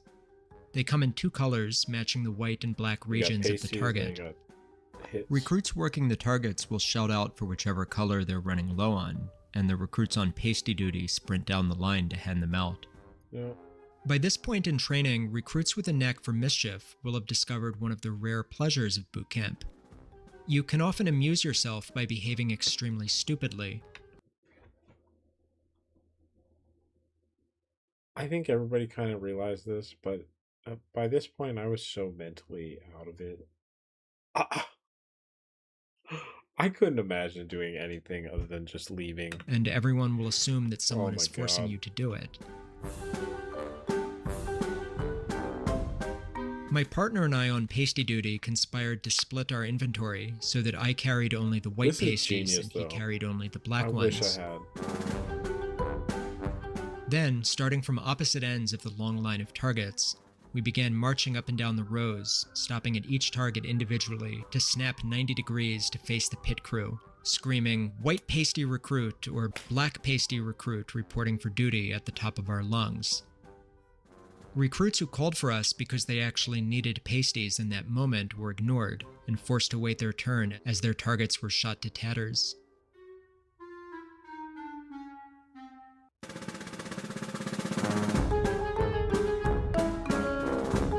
Every time we passed each other in the middle of the line, we acknowledged one another with a ceremony of our own invention. Snapping to attention, I would scream, "Good afternoon, black pasty recruit." "Good afternoon, white pasty recruit," he would reply. Eventually, a range coach pulled us aside and marched us over to the nearest drill instructor. "Show him what you were just doing," he said. We sheepishly pantomimed it for them. The drill instructor watched, dumbfounded. "Who the fuck told you to do that?" One after the other, we replied, "This recruit was instructed but does not remember, sir." Not wanting to overrule the punishment of another drill instructor, he shrugged and told us to carry on.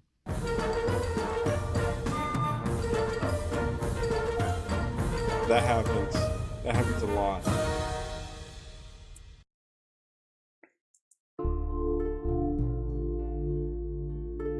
On the night before we left Camp Pendleton, we lay in our racks at the position of attention, waiting for our knowledge hat to give the order to tuck in for the night as he paced up and down the rows delivering a motivational speech in the dark. So, this I'm pretty sure this happens with everyone, honestly, based off of these two experiences alone. No, this happened to me too, but I remember it being funny because my knowledge hat, again, the guy I liked, he I think it was like the night before the Crucible that we did this or whatever, but basically he went off to the light switch and we were all in the position of attention in bed, and he goes, "Night vision all," night vision. And we all said click, and as we said click, he flicked off the lights, and all of us kind of chuckled. And actually, all of us chuckled. Like, I'm not saying like all of us thought it was funny. I'm saying all of us actually kind of chuckled, including him. And he said, "Get to bed." And like, I don't know why, but even though like the Crucible was a hell that I could not have dreamed up in my wildest imaginations, I really felt like it was starting to be the light at the end of the tunnel, you know, like I could see the other side at that point. It was like, holy cow, I think we made it, boys. Like we might have made it through. Anyways, so 2014, they're winding down on their cycle. It's nighttime. They're in Camp Pendleton at the position of attention, and their knowledge hat is tucking them in to go to bed by land. Up and down the rows delivering a motivational speech in the dark. He told us that upon our return to San Diego, we'd be Phase 3 recruits well on our way to being Marines, and that in the next morning we would clean the squad base spotless before leaving. A Marine, he said, always leaves things in better condition than when he found it. From my bed, I called out into the dark, "Accept Iraq, sir." At this time, the country was still in the middle of a bloody civil war following the withdrawal of US forces. Everything went completely still. I remember laying there realizing I had fucked up badly and just cost the entire platoon a night of sleep. After what felt like an eternity, the drill instructor scoffed. "Yeah," he reminisced. "We fucked them up real good."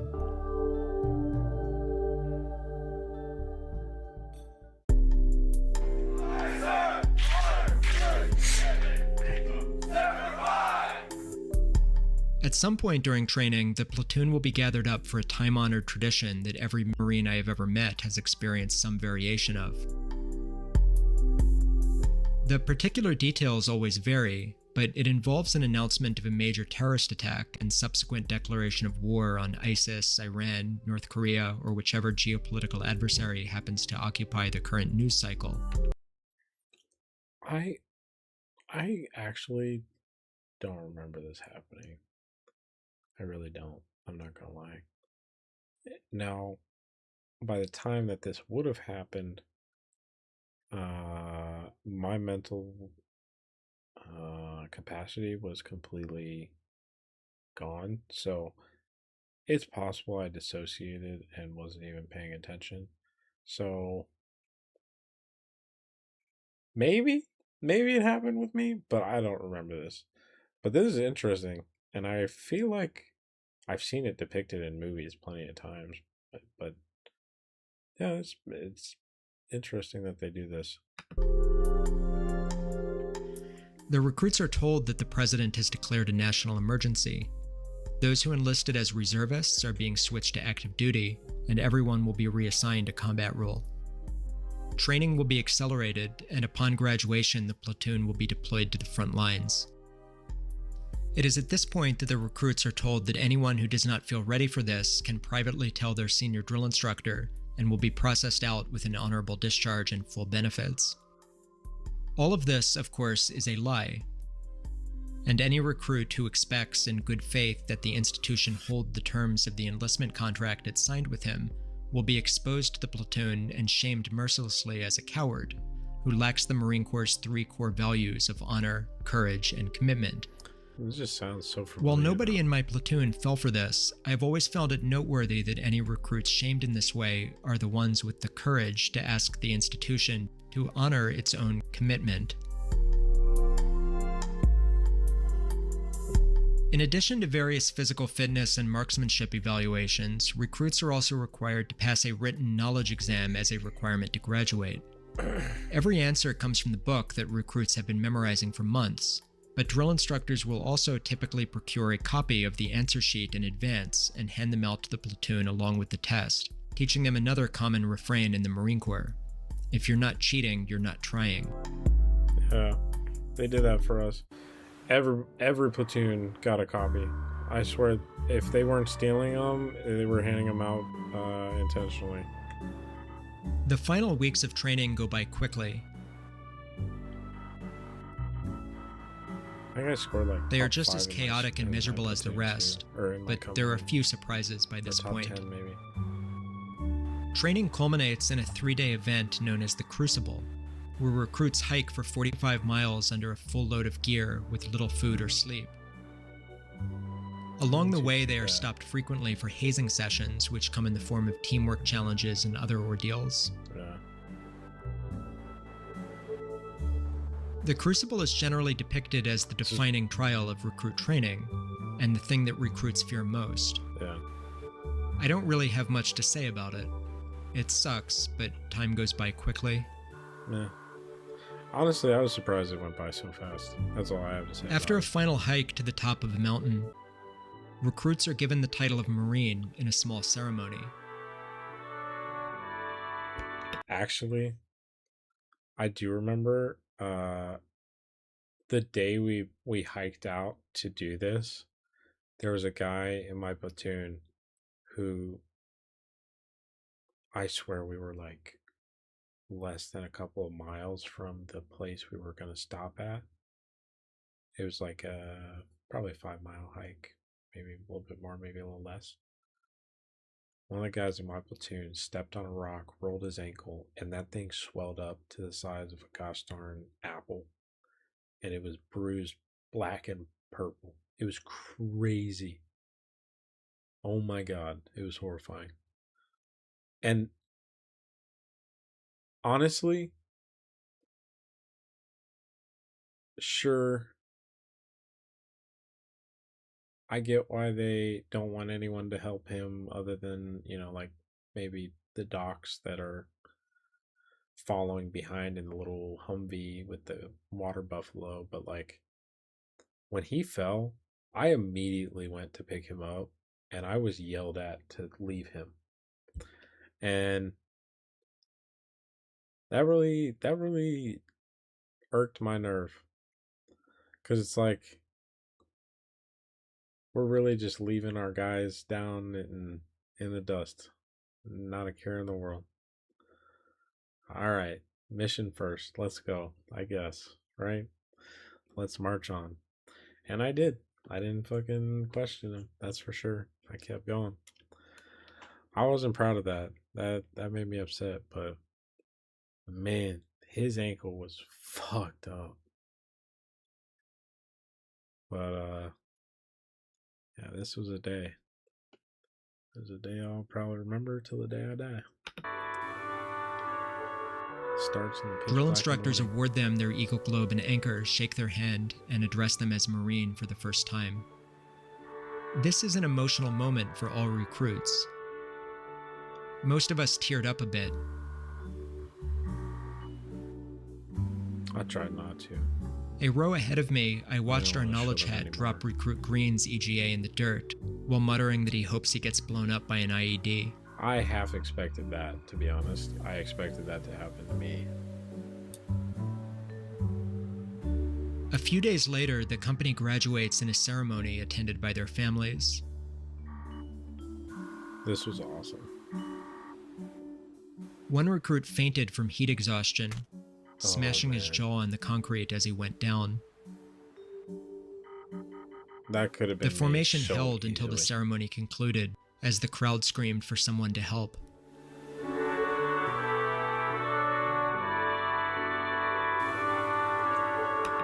I think the crazy thing is like this ceremony in and of itself and everything about everything in the Marine Corps, just like we talked about at the beginning, wanting to uphold that reputation. This does not show that to me. And based off of being there, it doesn't represent it at all. Every single one of those guys is as hungry as they've ever been, most likely. They're probably 15 to 20 pounds or more. They've lost sorry, what I meant to say is they've lost either 15 to 20 pounds or more in weight since the time that they stepped foot on the depot. Like, a lot of these guys are just hanging on by a thread, especially after the Crucible. So, like, the fact that this guy goes down by heat exhaustion, it's not surprising to me in the slightest. What's surprising to me is that more don't. Because, like, every single one of these guys, I know that they've been going through it for 13 weeks or more. And on top of that, the fact that everyone here just keeps on keeping on, I don't know how to feel about that. That makes me really upset that this Marine went down and everybody just standing there.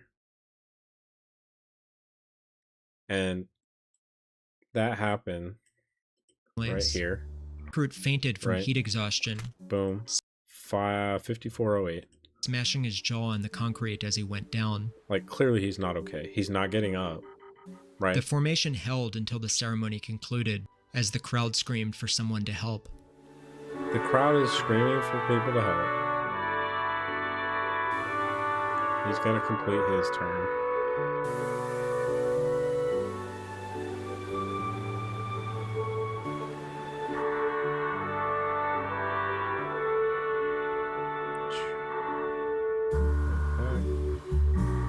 Oh, Corman. 54-43. Almost 40 seconds for anyone to get to this guy when there's guys standing right there. I just feel like, I don't know. See, this is where it's so hard, because when you look at it, this is a military institution. This is the Marine Corps. If you die in combat, you go down in combat. You don't go and stop for that guy to pick them up. You keep going. You keep pushing forward. But then the other part of me is like, this is not combat. These guys are at a graduation ceremony from probably one of the most difficult tests that they've ever taken in their entire life. And this guy just ate shit and no one did anything for 40 seconds.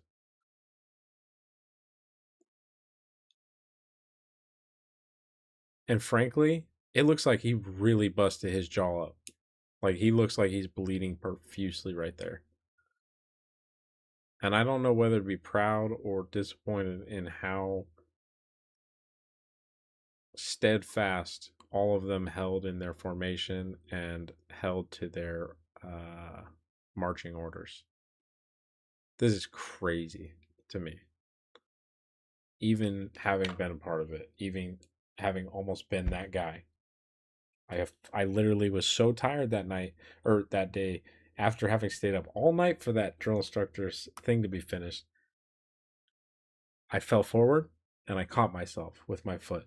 I had done that multiple times throughout boot camp. I don't know how I didn't end up this guy, but I'm thankful that I didn't, and I'm sorry that he had that happen, and that's just rough. And then here comes little Gunny or something, and Doc try and help.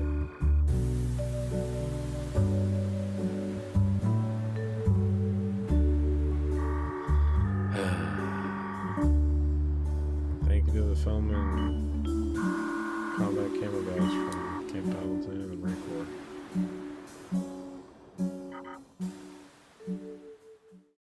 So, I don't know this guy. I don't know much about him.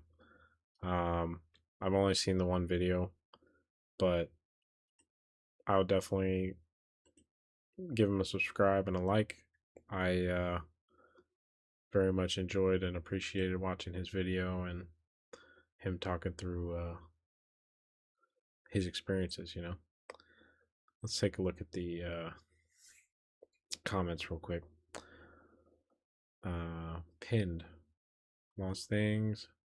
If you enjoyed this video, oh, that's his. The funniest place you're not allowed to laugh at. Yeah. See, that's exactly what I'm saying. It's like, it is so funny all the time and none of the time. It's like being forced to complete clown school without cracking a smile throughout the entire duration. Yeah. Drill instructor getting lost / frustrated, taking you to Buddhist church, giving up, saying some religion is better than no religion, and leaving you with the Mormons is earth-shatteringly hilarious. Right? This is so stupidly dumb. The bagged lunch contains a ham sandwich, a hard-boiled egg, a fruit, etc. Well, that at least sounds somewhat humane and almost pleasant. Mix every item together into a slurry. Oh, never mind. Oh, it's so true. It's so true. I mean, we did stuff like that. We've done, and honestly, oh my God, let me tell you, one of them I don't know why, but the bag nasties sometimes came with cookies and peanut butter packets. And my favorite thing in the world was to take these chocolate chip cookies and put peanut butter on them and then eat the chocolate chip cookie with the peanut butter, because I love peanut butter, I love chocolate with peanut butter, and I love me a chocolate chip cookie. What's not to love, right?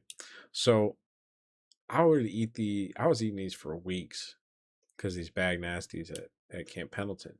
And then I remember we were in a company formation waiting to be picked up by the buses to go back to San Diego. And I'm sitting here preparing my peanut butter chocolate chip cookie and we're sitting, crisscross applesauce in the dirt. And I'm like, and it drops peanut butter down right in the dirt. And I immediately lift it up and I look at it and I'm like, screw it. And I ate the whole thing. And you know what? I was also so hungry.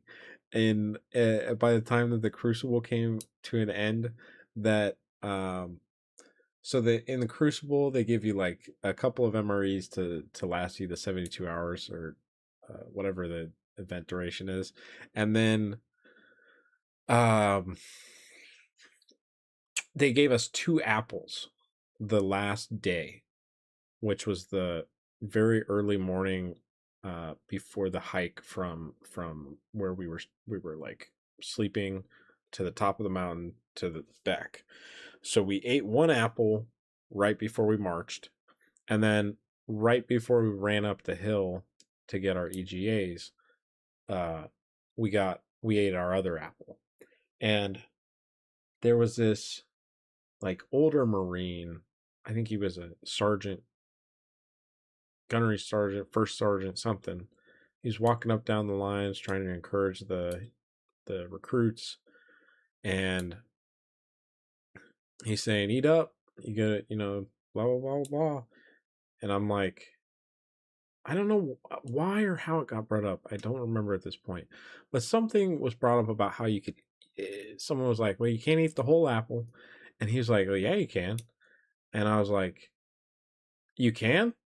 And I don't know why I was like surprised by that. You can really eat anything. It's just whether you can pass it. But he's like, yeah, you can eat the whole thing. And I ate the whole thing, the stem and all. I was so hungry. I ate a whole entire apple, stem, seeds, everything included. Nom nom nom. Made me so freaking full. Psych. Boot camp. Anyways, boot camp becomes so much easier when you realize that everything is on a timeline. You aren't doing something stupid because a mistake was made. You're doing something stupid because it is doing something stupid time. And there's 15 minutes more of it until chow. Yeah, it's really true. Like, because they only have so much stuff that they can do with all 80 or 90 of us in a day without losing complete control of us.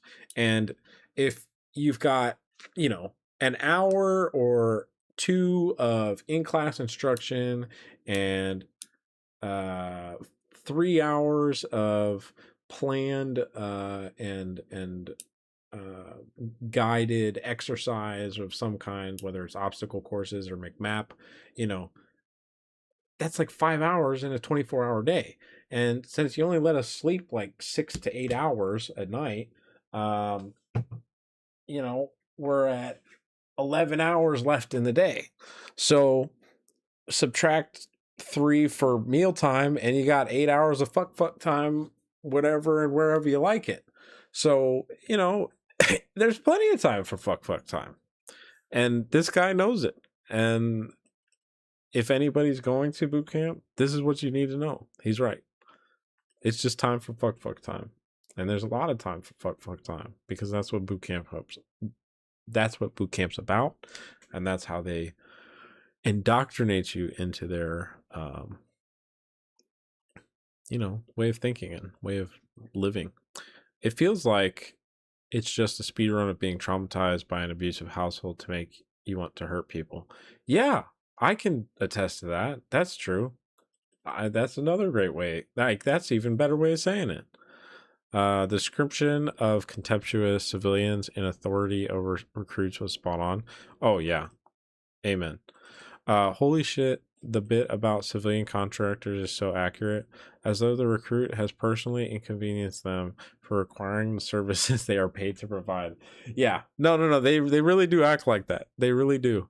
As a bad Marine Corps boot camp, as bad as Marine Corps boot camp is, it's still better than $18,000 3-day. Oh, yeah, it's true. I'd say so.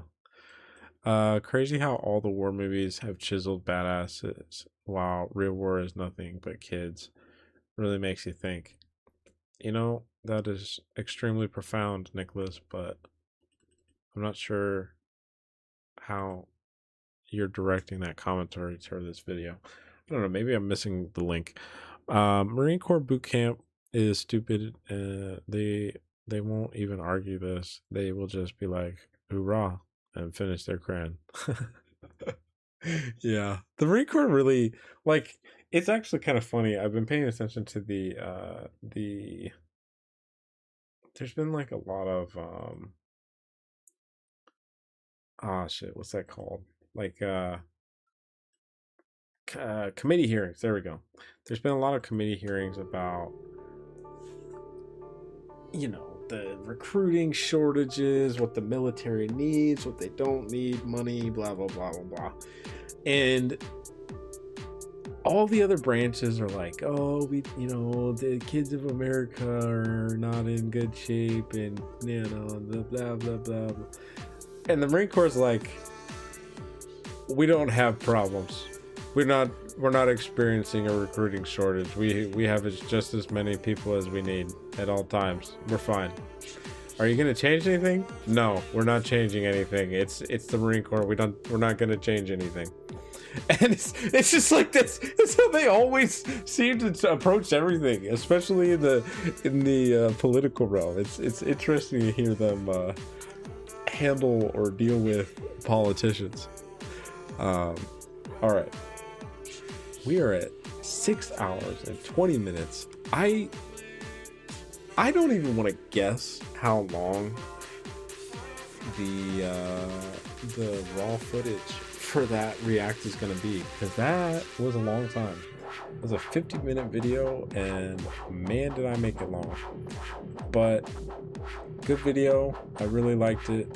I wanted to share it because I think it's a very good reflection of what's going on in Marine Corps boot camp, and quite frankly, probably what's going on in most boot camps in general, and you know, what it exactly means to be swearing oath to the office of the president and going into the military, and not just being sold a bill of goods of, you know, this is what this life is, or this is what these expectations of you are. Like, no, like, if you're going to go into the military, you should be aware of these things and the realities that you're going to face. It's not to say that it's all bad or it's all good, but it is. That's how a lot of things are. But at this point, I just want to help people to avoid having a bad experience like I did myself. So in whatever way I can help, I will. I always will. I like helping people, and I don't know. If you have any questions, or you relate, or I don't know, if there's anything I fucked up or offended you with, let me know. I guess shoot me a message in the comments. Love to talk about it. If I don't, I won't message back, because I just don't have time to be dealing with the whole toxic hate and all the shit like that. But you know, I'm always open for a dialogue, and I like talking to people who want to, you know, break down what's going on in society and kind of reanalyze what's going on, and see if we can build back a better place, a better future, a better community, a better culture. I mean, shoot, this used to be the greatest country in the world. What are we doing? What are we doing? All right. I need to use the restroom, but when I get back, I'm going to do probably an hour or so of Slime Rancher, and then I think I'm going to call it there, because I can't be staying up that late to do squad. So let's get to it. I'm gonna turn this up, give you some music, and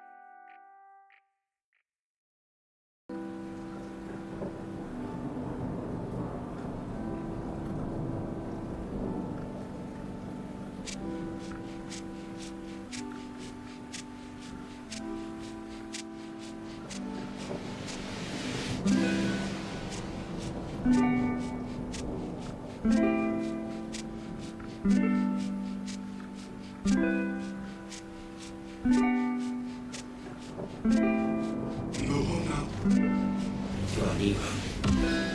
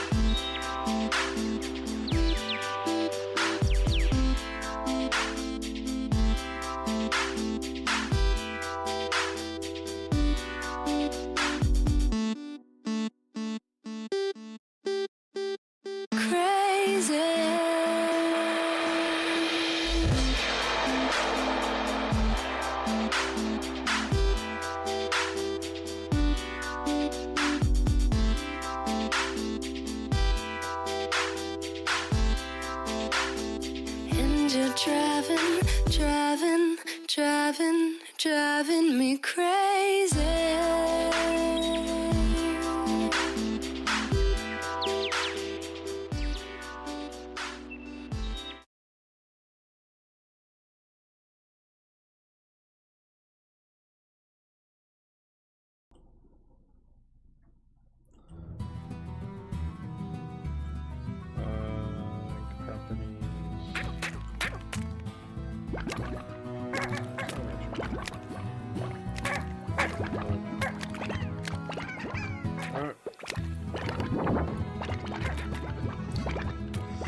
Okay, so last time we were on, I was having trouble with these guys because they would phase in and out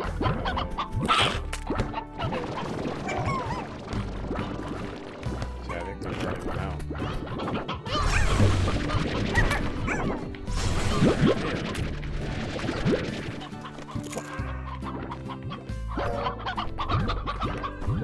See? Yeah. Oh.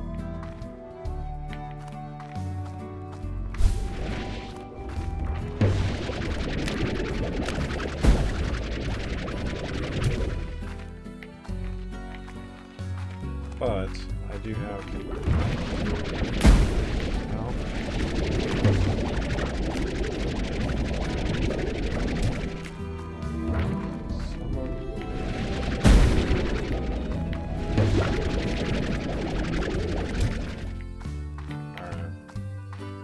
have their lords, so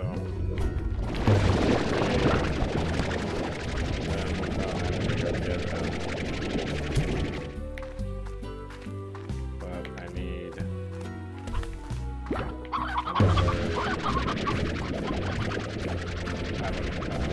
another host, I guess, another host slime to hold them.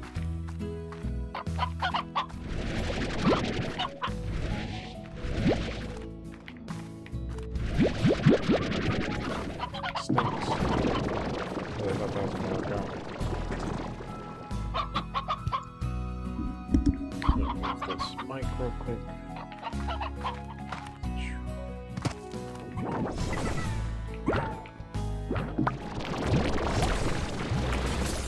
Yeah, it looks like I have a lot of close.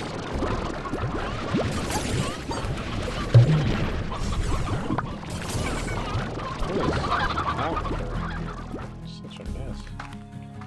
God, that statue is so cool.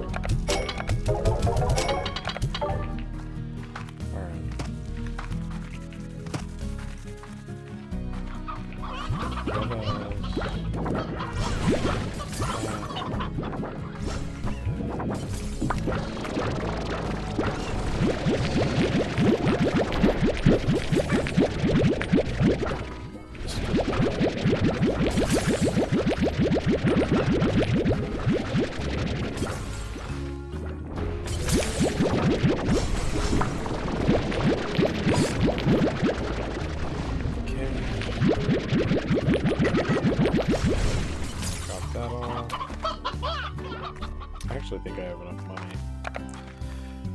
The thing I'm working towards right now, I didn't say, the thing I'm working towards is trying to be land that is attached to a portion of this farm, which is over there. I'm just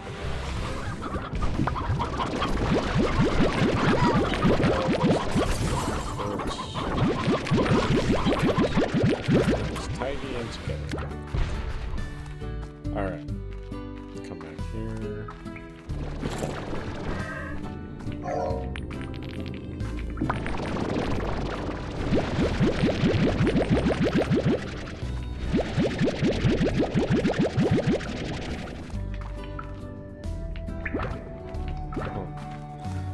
It seems like they're not eating at a quick enough rate, but it's not the slowest rate. Maybe I just need more of them.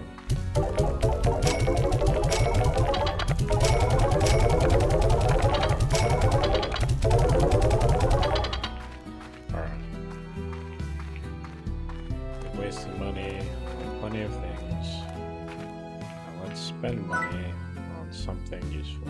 The lab allows you to begin your career as an amateur, unlicensed slime scientist. Slime Science. You've unlocked the lab, a special ranch expansion that will allow you to create gadgets using slime science. Head on over to the barn and get started. Let's see. Collector.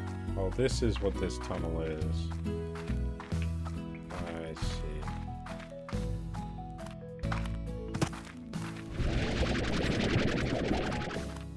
Can't open those boxes. Alright. Time to get crafty. This barn has all the equipment you'll need to begin crafting gadgets using slime science. Gadgets include useful utilities to aid in exploring, defensive turrets, decorations, and more. Okay. Treasure pod is locked. Press E to activate. A refinery. In order to fabricate gadgets, you'll need resources in your refinery. Try shooting a port into the refinery, but remember, any resources deposited into a refinery cannot be removed. Okay. Fabricate gadgets. Elves drill. Warp tech. Core market that allows you to make sales consulting. Jellystone. Hexagon. Royal jelly. I don't even know what those are. I don't even think I've seen those things. Like this.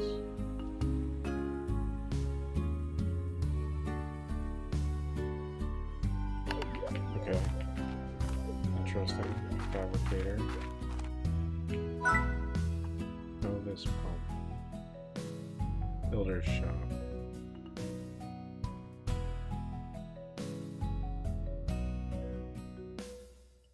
So, 2 tumblers.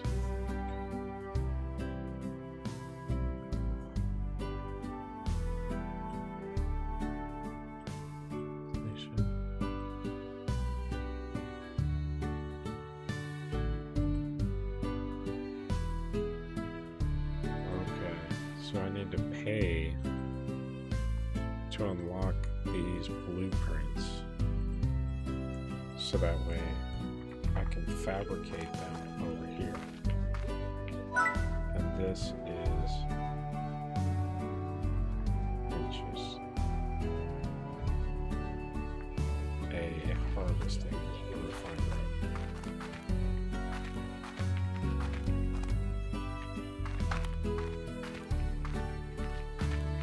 Well, oh, H. I built this lab after meeting a slime scientist and learning about the wonders of port technology. I figured it would be fun to tinker with on rainy days. I only nearly blew myself up 3 times, which is pretty good, even good given my tendency for that sort of thing in my other hobbies. But it soon became a reminder that I have a thirst for adventure, and being cooped up in a barn all day wasn't ever going to satisfy that thirst. Soon, I began to set my sights for horizons beyond this ranch, and once I got to thinking on it, further still. This H guy is, interesting. I don't understand why he is the way he is, but he is.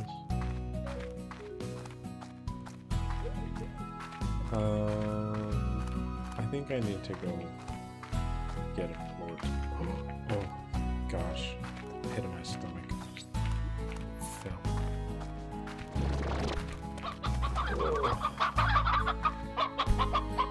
Chickens.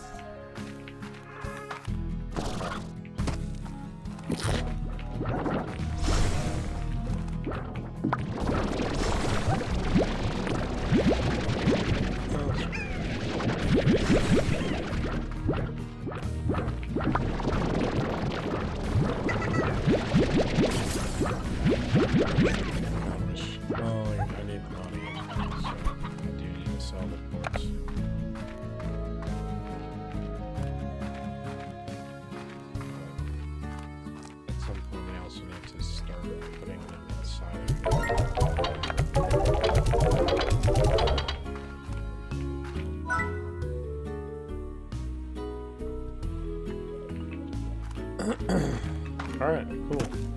We good? Builder shop. Yeah, you know, game, you're a little behind. There's a little saying called, you snooze, you lose. Alright, fabricator. Gadget. Wait, what?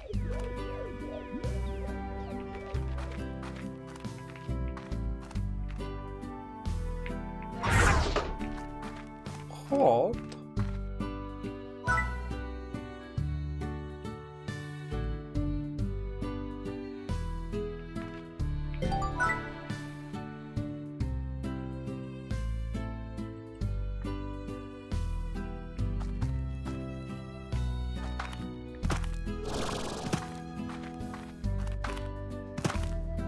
Huh. Yeah, I see there's a lot of places.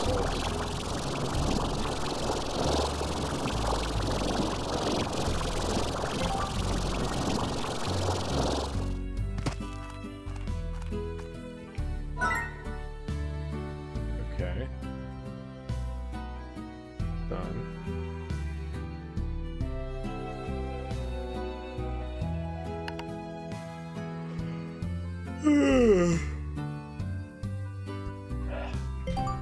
Science class passed. That covers the basics of slime science. To learn more, check out the new slime science section in your Slimepedia. It's loaded with handy info. Okay, cool. Let's see these off. I'm gonna go here because I think she said I had to upgrade it. No, I don't.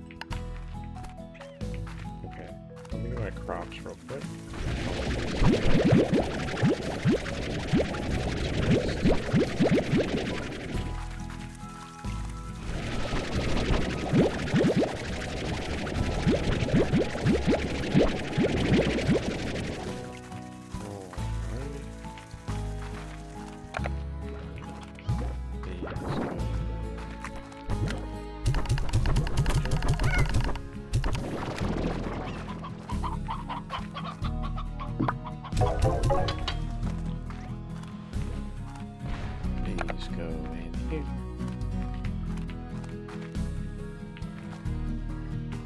I feel like I collected a bunch of carrots and just shot them over that corner for some reason.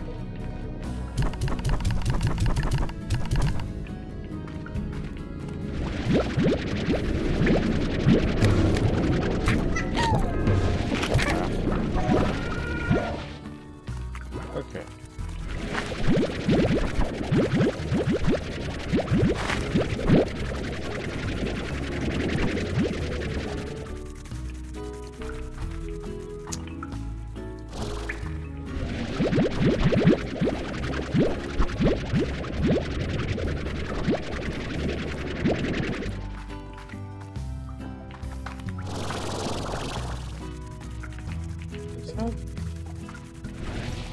No, it's just like a thing in there.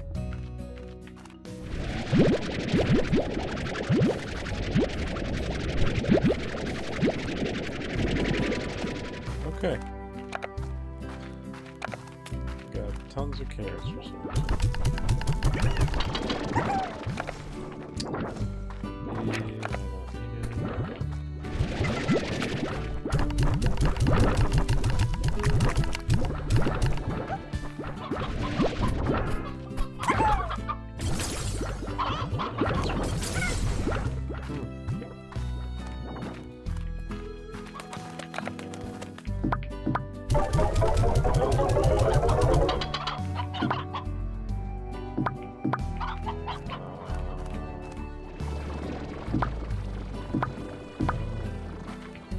Crap.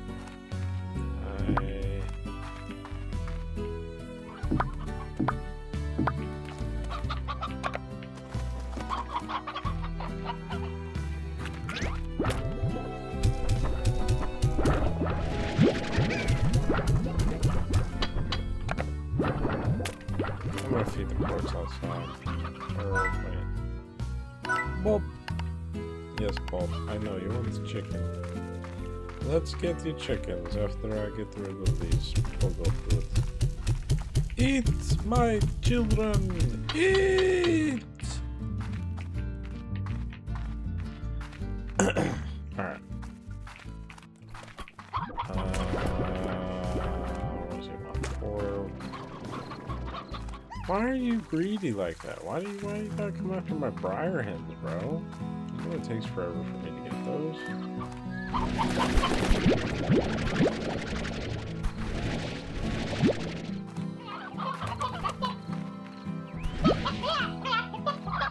Four.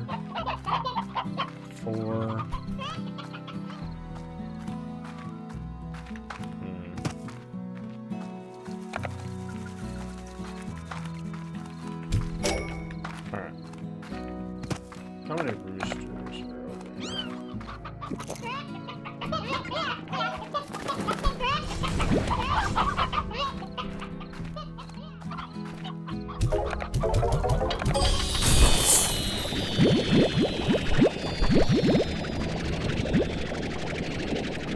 What if it just gives me a bunch of fruit like I wanted it? Ah, oh yeah, I forgot. I always forget about that ability. I'm full on that. Interesting.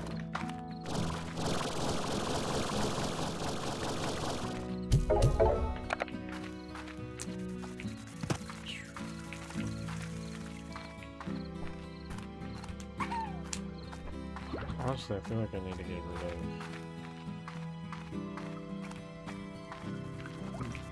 of some of these crops. Like, none of these blueberries are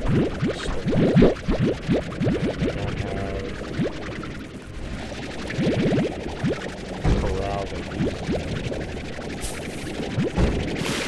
as far as I can tell,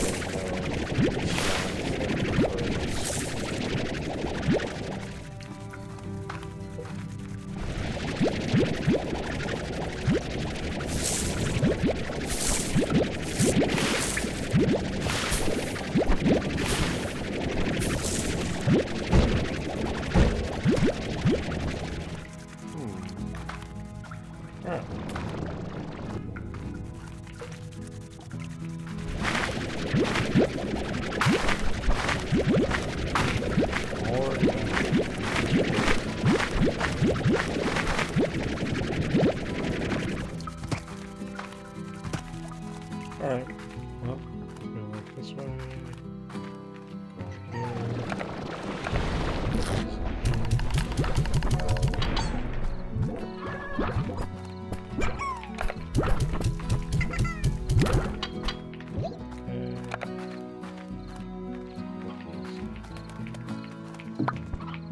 See, and I just got these on for this like too.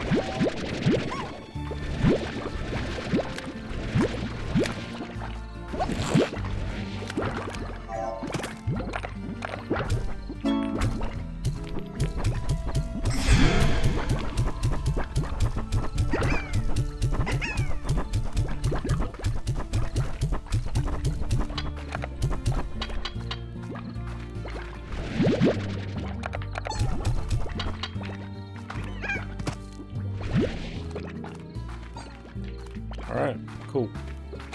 That was all part of the plan. I didn't say it out loud, but I fed the wild ports so that way I can take a bunch of ports back to this base back here. And then I'll have a nice little stock.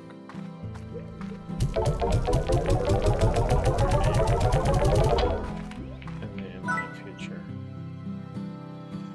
Okay. It is 22:31. I have a letter from Casey, And I think it's time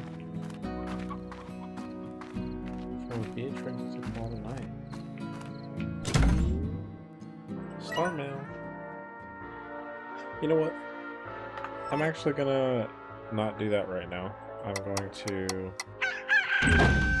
do another day of playing and probably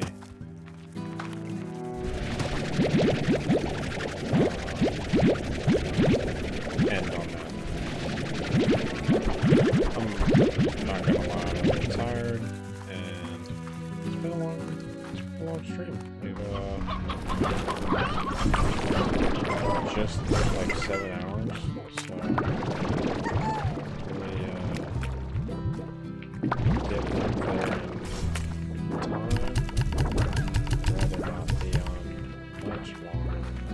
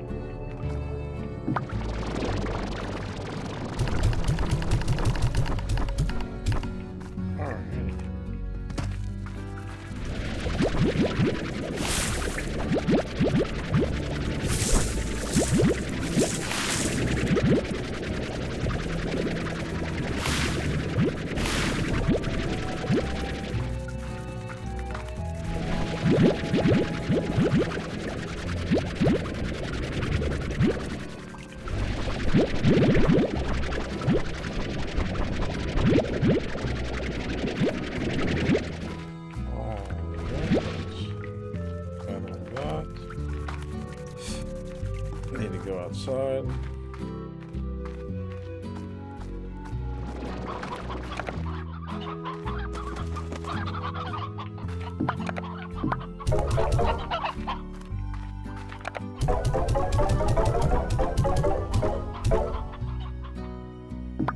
Wow. Okay.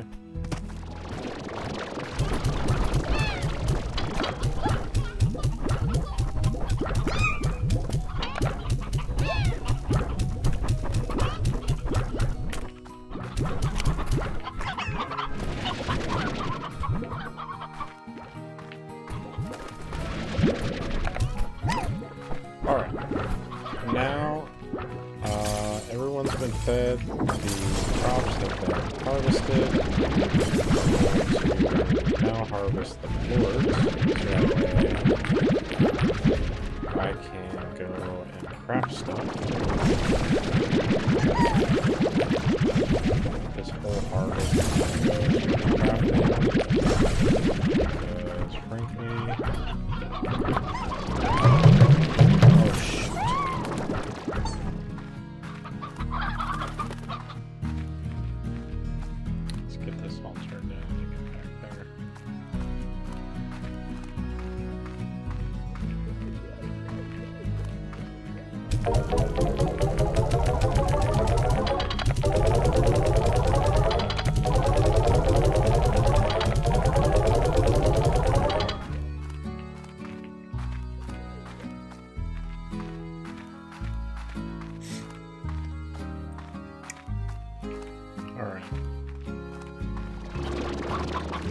let's clean up this fill of quartz.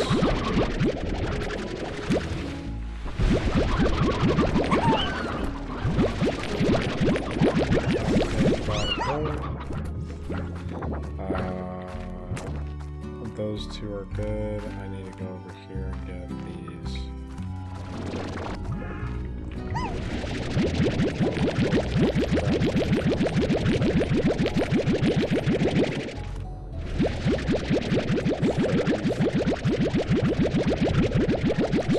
Like they all go.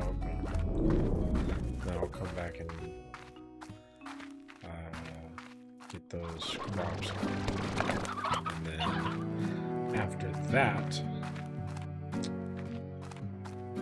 I don't know what I'm gonna do actually.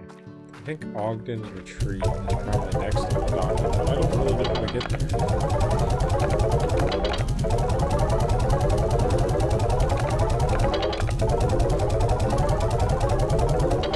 Okay.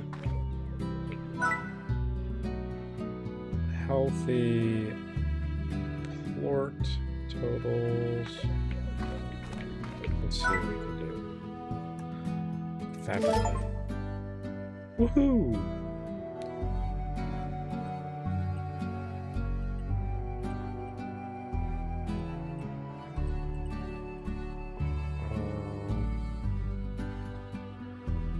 Okay. Onward to science. Let's do this right here.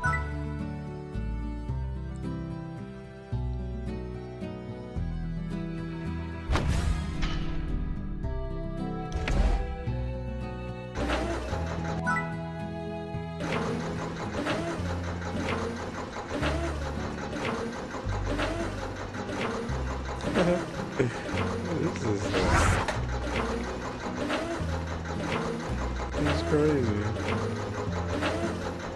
12 minutes. Okay. Well, we gotta distract ourselves for 12 minutes. Let's go do something.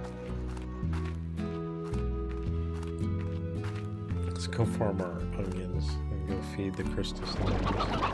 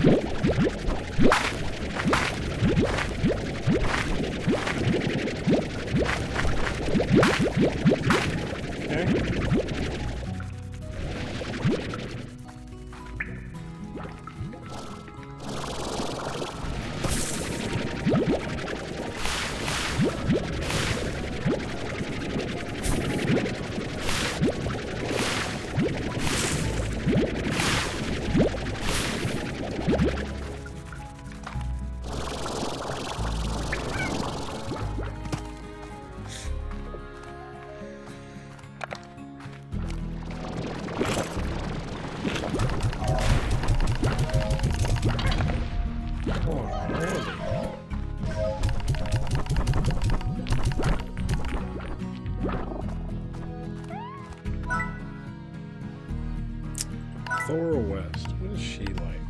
Oh, she likes.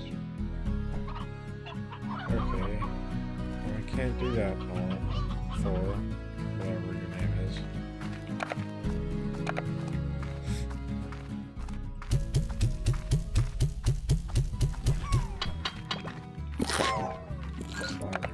Good.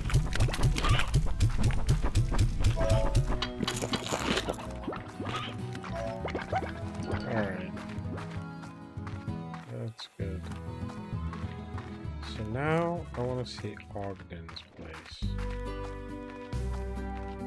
I don't know how to get to Ogden's place.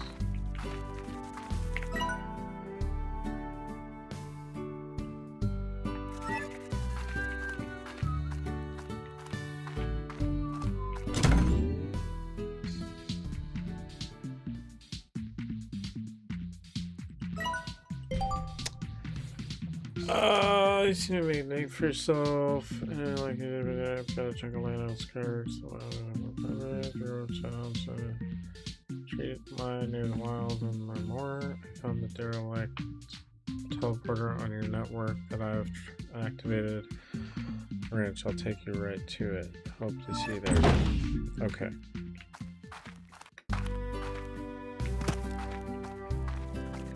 Near the overgrowth. Okay. Oh, this one was there? Oh.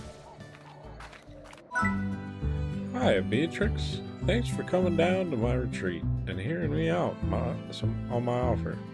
So let's get right down to business.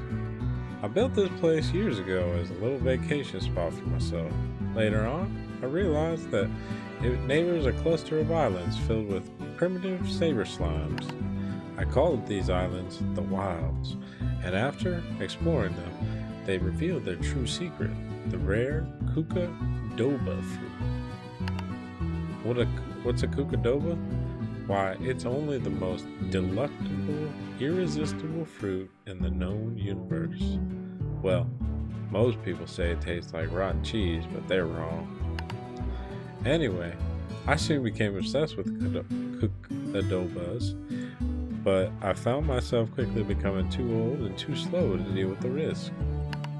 You see, the wilds are home to the hordes of feral slimes. The descendants of the ancient saber slimes that once hunted these lands collecting Kukadobas is dangerous. And that's where you come in. I'll happily reward you for collecting those sweet, sweet Kukadobas for me. Just deposit them into this custom range exchange here, and we're in business. Collect enough of them for me, and I'll start by giving you my secret miracle mix for your gardens. I'll also reward you with a block of my special spicy tofu for every 3 Kukadobas. I've activated the teleporter to the wilds here at the retreat, and it's now yours to explore as you see fit. Just know that the warp network there is a little buggy. You won't always arrive at the same place, and you'll have to find a working teleporter to make your way back. It's buggy, I know. Just be prepared. Slimepedia, Survival Guide to the Wilds. The wilds can be a dangerous place, so check your Slimepedia if you need a handy guide. Okay.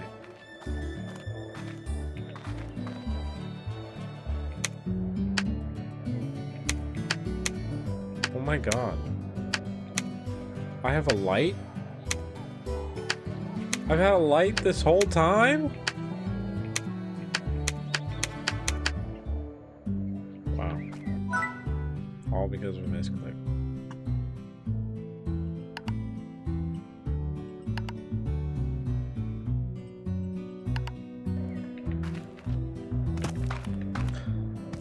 I like it a lot. Wait. Oh no, I can't go anywhere over there. So... okay. Oh. Wow. He really just gave me his front door stuff. Okay.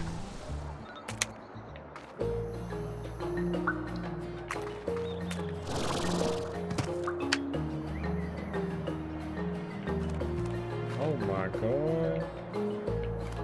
He on X Games mode.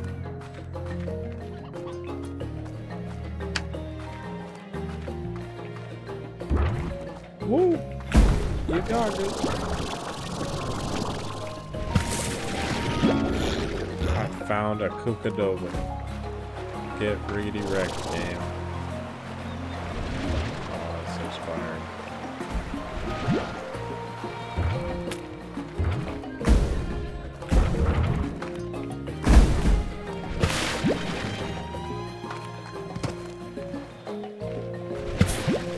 I'm not fucking leaving. I'm gonna get them all.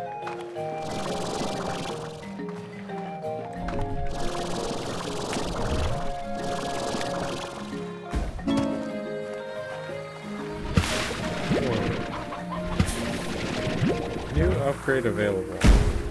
Treasure cracker. Oh man, I didn't get to finish that.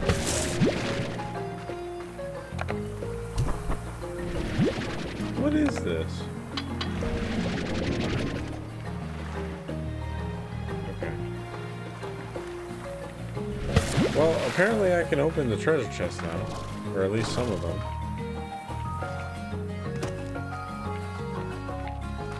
Oh they got a lot of these treasure chests hidden all over the place. I already went that way.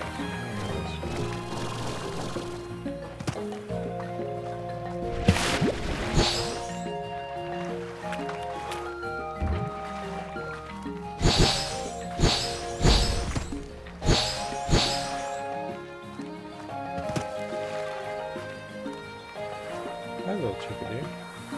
Little kitty. Alright, well. This is a nonsense.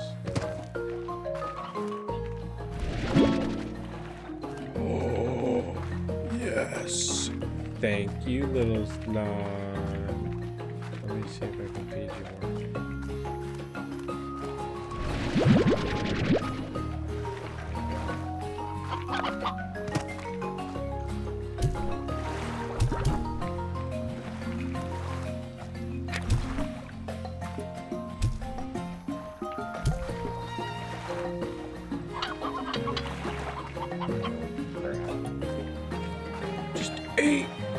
Eat the food.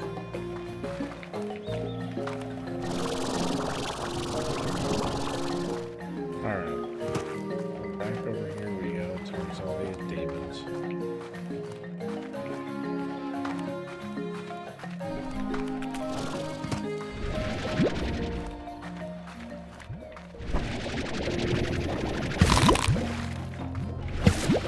Did that motherfucker just eat my goddamn fruit? I'm gonna be pissed.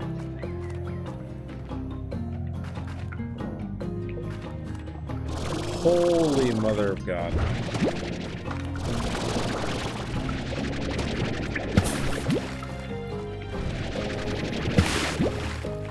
Oh my God.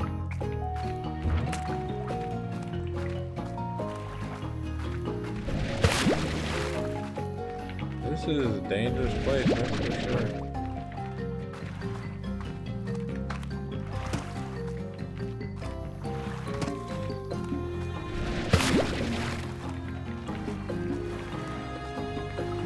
Holy crap.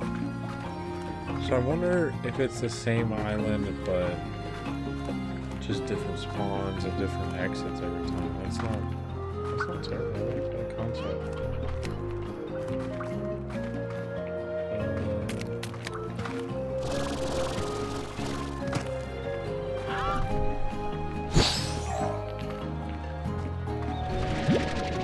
Let's go, dude. Okay, well, I'm pretty sure that's where I spawned.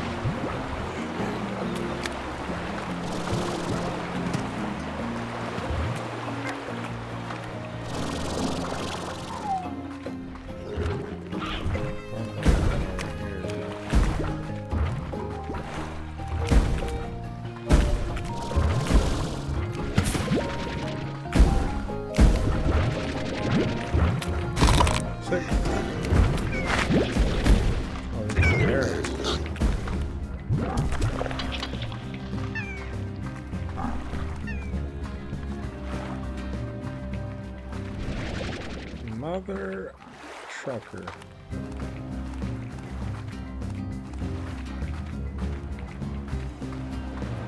Fucking so tired. Oh man.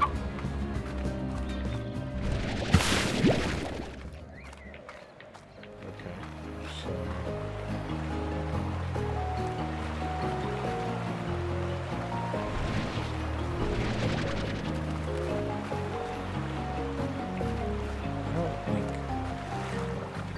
supposed to be going back now.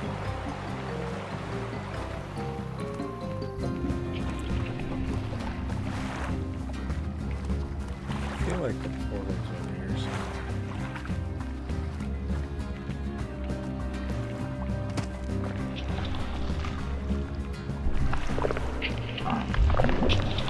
Oh, hello there, boys.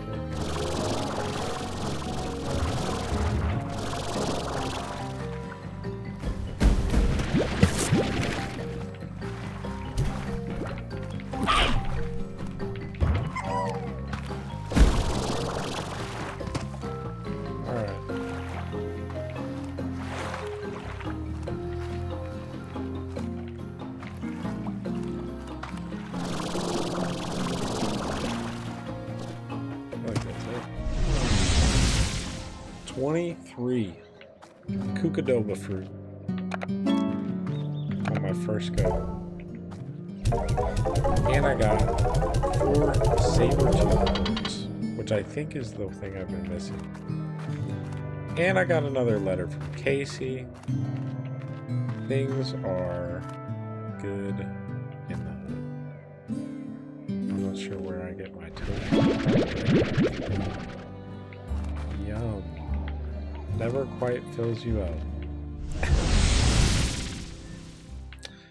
Yeah, that's... yeah. I can see that. Well, that really took all day.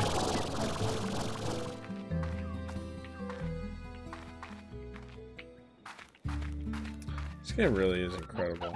Like the graphics, the colors, everything is just great.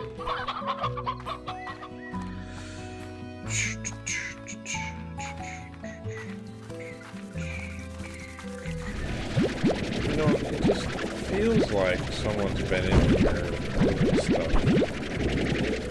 Because why are these heartbeats all over the place?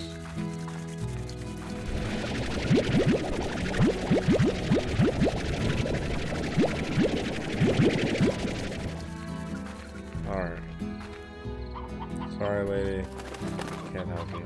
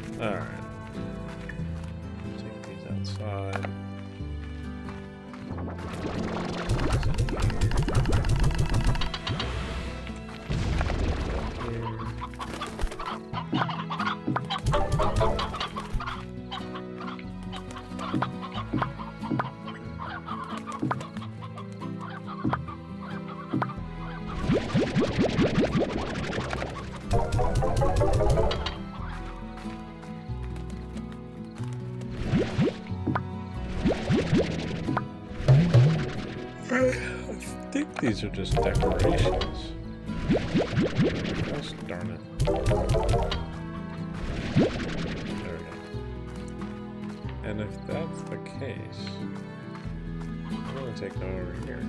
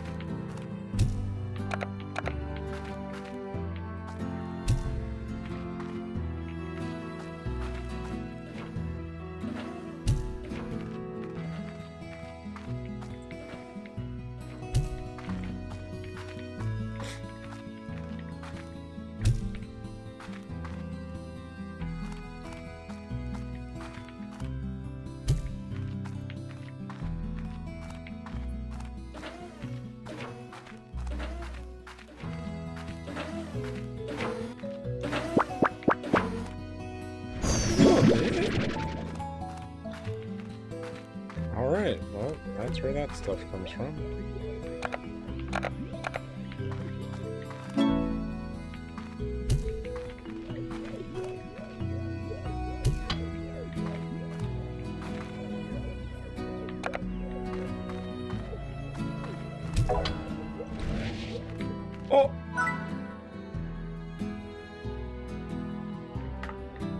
Well.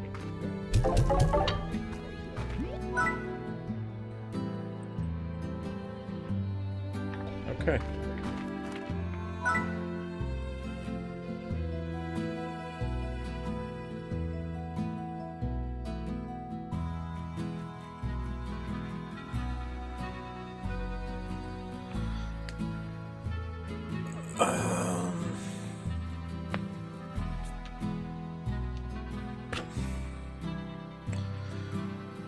Helper bot that can be programmed to buzz around your ranch and perform a variety of tasks.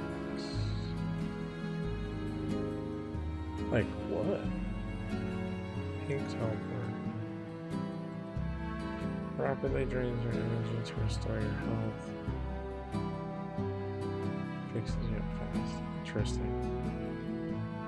Begins a round of slime ball as soon as a single slime passes through the hood. What's your high score?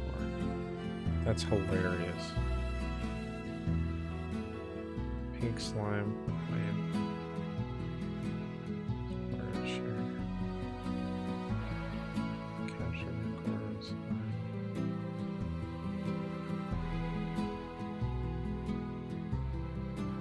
What the heck?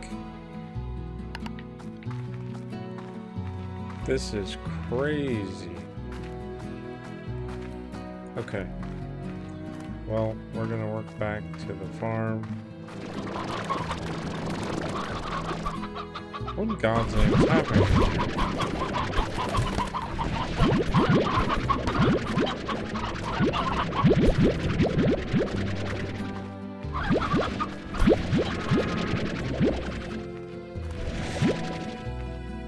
Ah.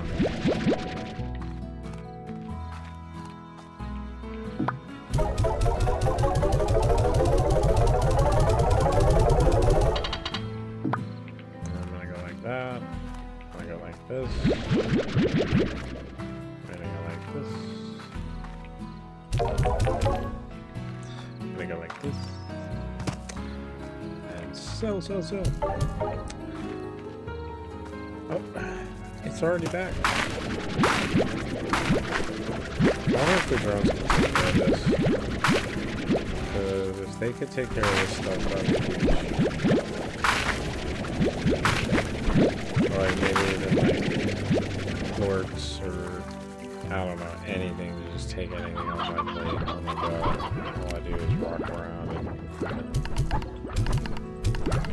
collect porks and feed these goddamn slaves. I can spend all day doing that.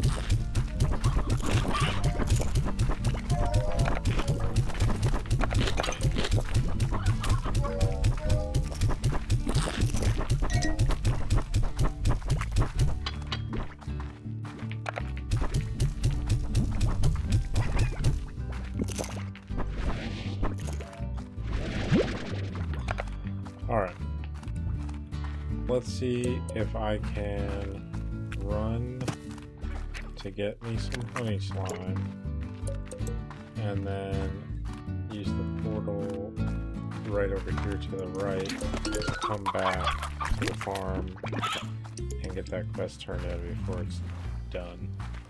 Of course, I don't need to be doing these quests because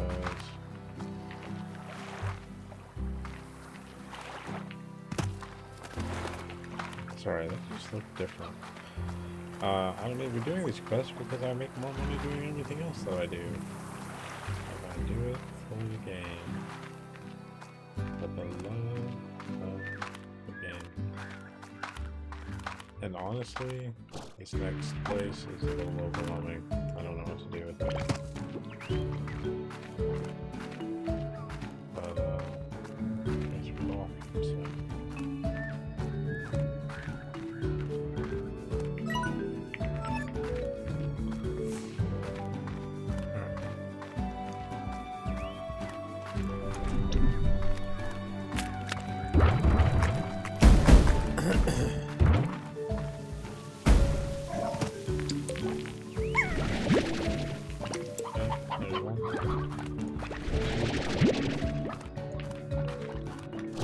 it's cool, so.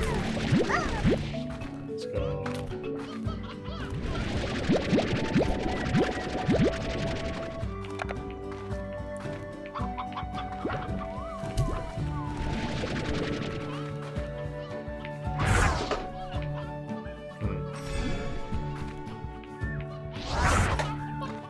All right.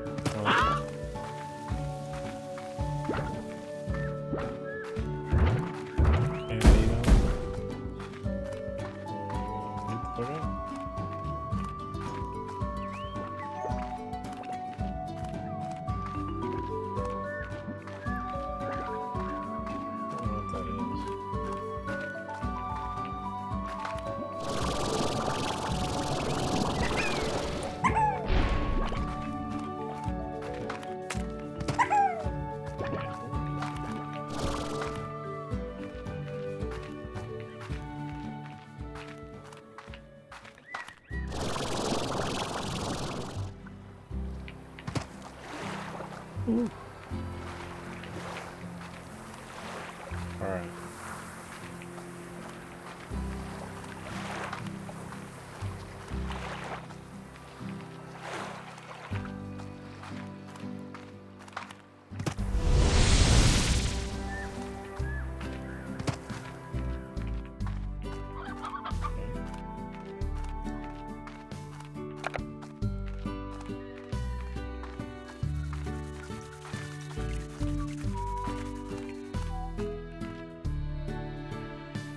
Oh, you're kidding me.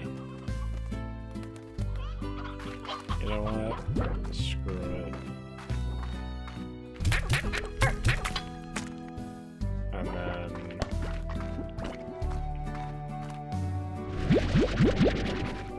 yeah.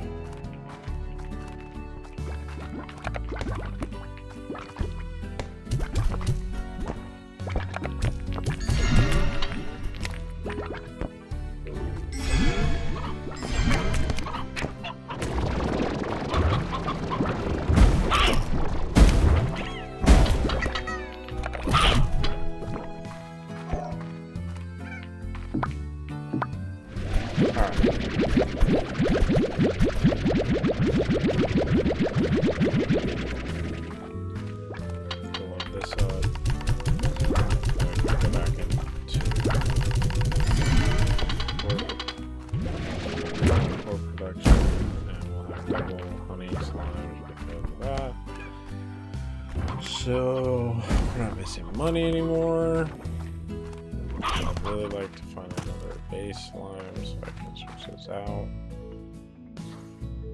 No, it's still not it. Those are that. I think that's... no, it's not what I found because I would have... so...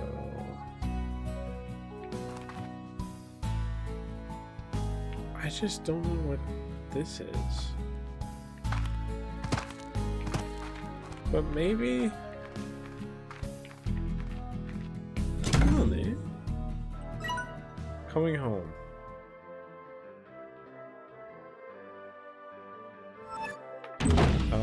I'm not gonna read that yet, dude. I'm just not emotionally available for that, I guess. Let's just say that. Bob. Chicken. Bob.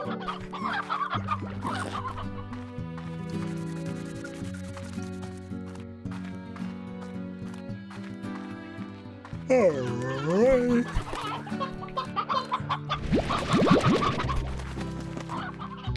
So I went to Ogden's retreat. The place was fun, not bad. I liked it. After that, I did, well, kind of after that, but I would not be.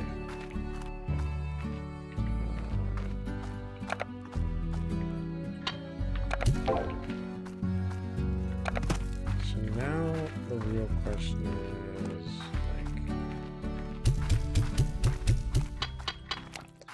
oh my god.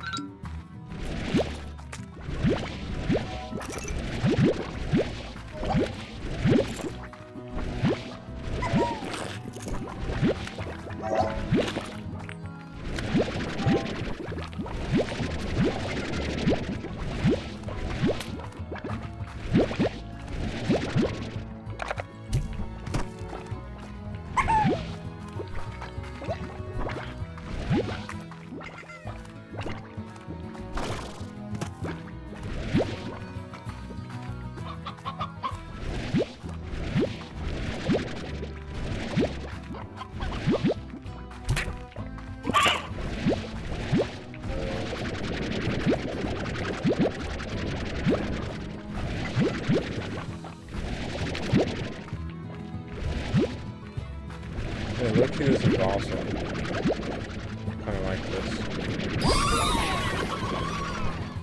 So I think I'll just keep doing this.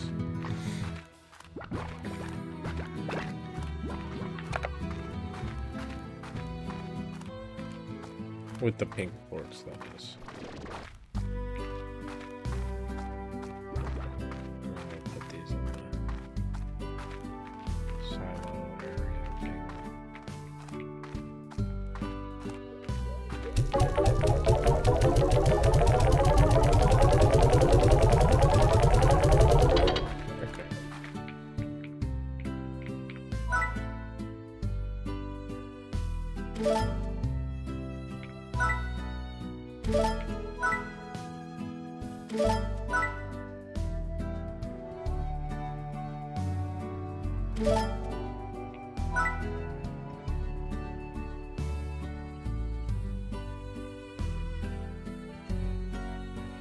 I really should get the drone. I'm gonna go get the money. I'm gonna sell. I really want to see what these drones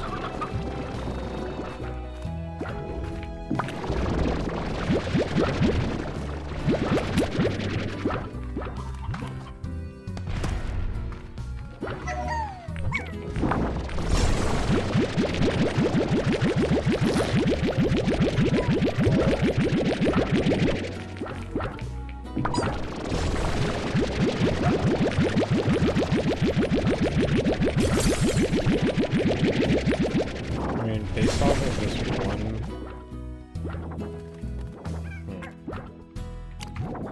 Based off of this one crop, I make more money than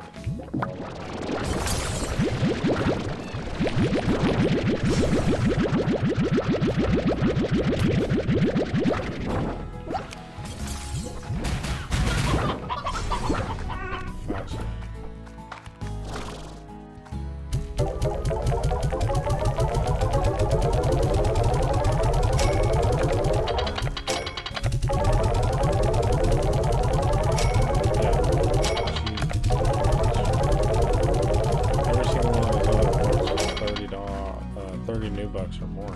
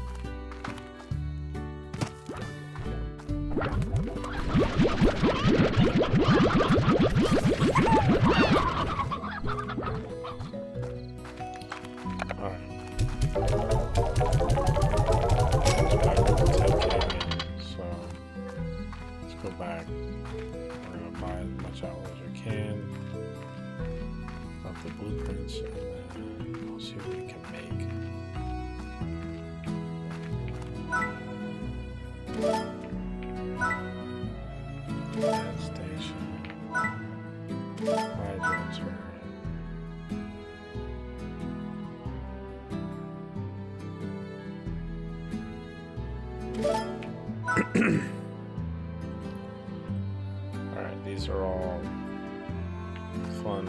Cool.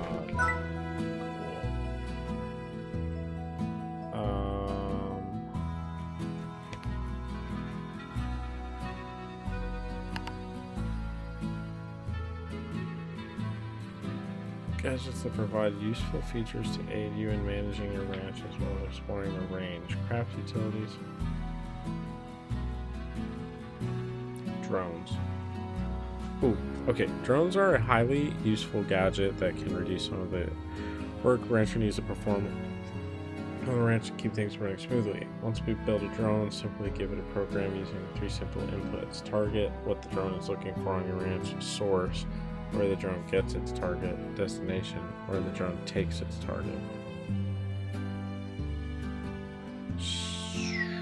So it can theoretically do all the maintenance. If you give a drone an impossible task where a drone simply cannot complete their task, presently it will go idle. A drone can run for about a day before it will return to its station and must be powered up again. Simply give it a refreshing blast of water to recharge it. The drone only works on your ranch and will only work within the ranch expansions in which you place it.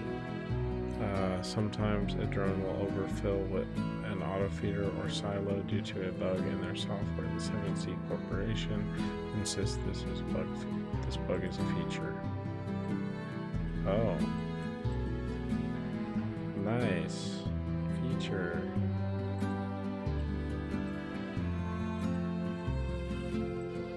Okay. So it seems like these extractors are kind of going the way to go. So I'm going to make one of each of these, and then I'm going to go to this. I'm going to plant one.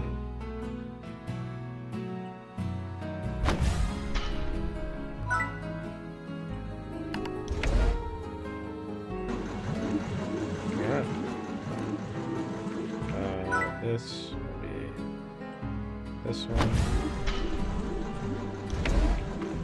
And then this one. Alright.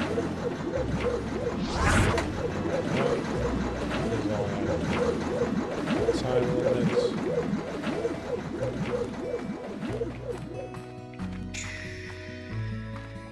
I don't even know what to do next. The ranch is all settled down.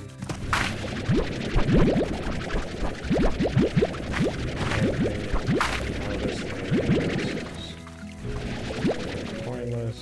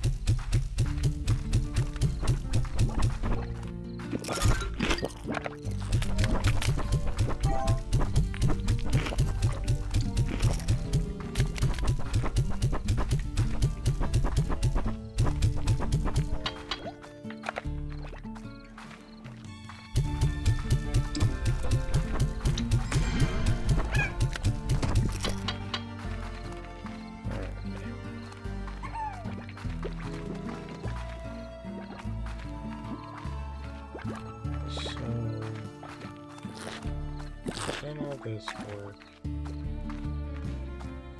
I need to go back and get the auto. Okay, it's next one. I think it's about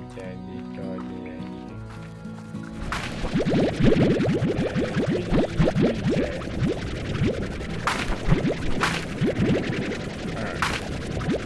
Put these up, grab this stuff. Us out on Casey's note, but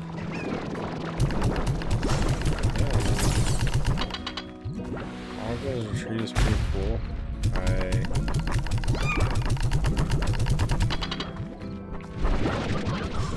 was sad I did not expect that. What do I expect to unlock? Saber tooth.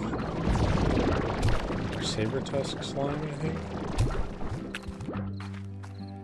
So that's cool.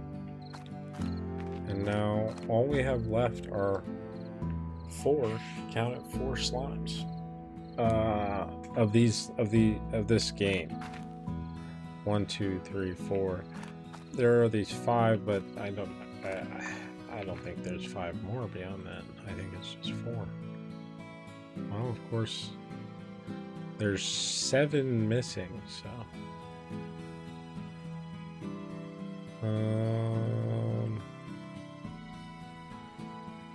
Wow, I can't believe I haven't discovered all this stuff. There must be a lot of area. See, this is weird. Why is this stuff not found? Because this stuff feels like it should have been found.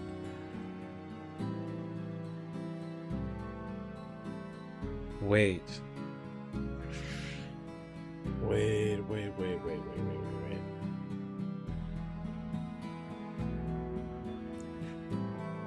I wonder if I can garden these.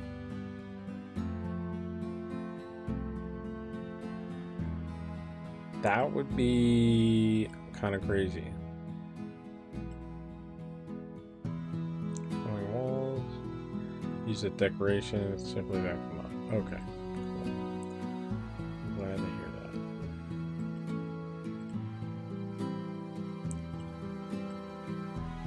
Oh wow! I only have one more place to unlock. So maybe Victor Humphreys. I think it is. I feel like I'm so close. Oh my gosh. So, just a quick recap. We started here. We have bought this area, this area, this area. We've explored this entire area, this entire area, these areas, this area, and this area. Well, not this area, and this area. We have not fully explored this area, and from what I've been told, and now I'm seeing with my own eyes, there's another area entirely that we have yet to unlock, which I'm assuming it's going to go like this. I'm going to get a portal of some kind there, and it's going to take me right here, and then I'm going to clear down. What if it's underground? Be interesting. Anyways, we've made great progress. This is a beautiful farm. I love my little statue. Let's get in here. I probably won't get any more 7Z upgrades because I don't have that money.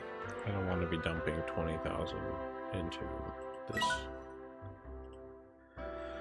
Okay, so like I said, we're gonna end on these letters. This is gonna be 2 letters from Casey.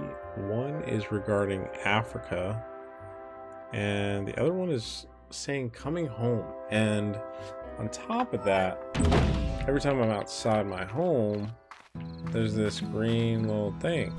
So I'm confused as to what exactly the game is wanting me to do, but it wants me in here, and it wants me to read these letters from Casey. So, regarding Africa, Casey. Thanks, B. I never knew you felt that way. I picture you out there on a safari, avoiding the clutches of lions on the savannah, riding elephants across raging rivers, and then, as you sit under the stars at night, your weathered hand opens up a locket and there's a picture of me inside. And then your loyal chimpanzee companion gives you a somber, knowing look. Is that accurate? Haha. Well, for what it's worth, I missed you too when I was in LA. That bar was just awful, but at least I got some stage time. Casey. P.S. The chimp's name was Colonel Bananas. So, like, he has to, like, they have to be... I want to see her letters. What is she saying to him? Coming home. Casey. Hi, B. The year we both came home, do you think it...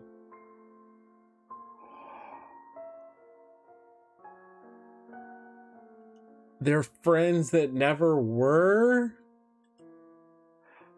Hi, B.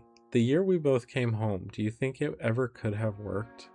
I mean, being with you again every day instead of the long distance thing. That was great. I remember feeling really happy, but something was missing. We both knew that we were giving up something up for it all. I think about it all the time, that if we had been less honest about it all, how you might still be running that little garden shop, and I'd still be trying to write music out of a basement.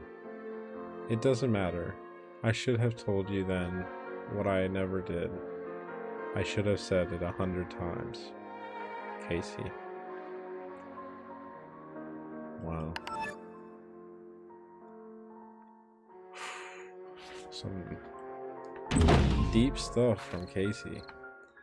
And honestly, I want to know what B was saying. Like, what is she writing back to this guy? And what is she I really want to know, like, why is she out here? Why did she make this decision to sell her little shop?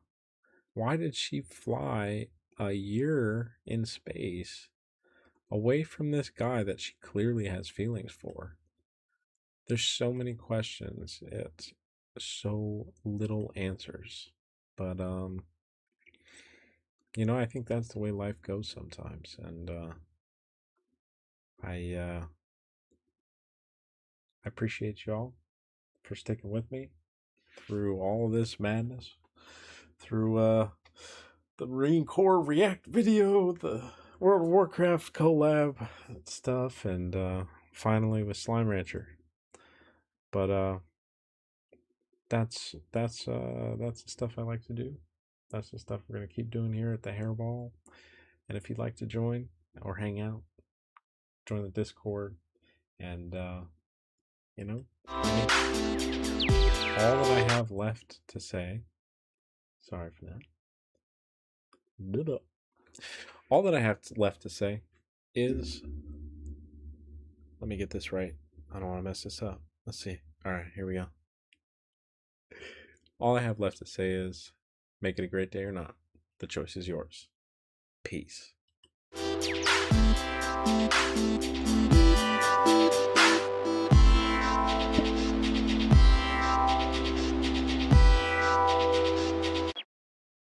Maybe it's not marriage.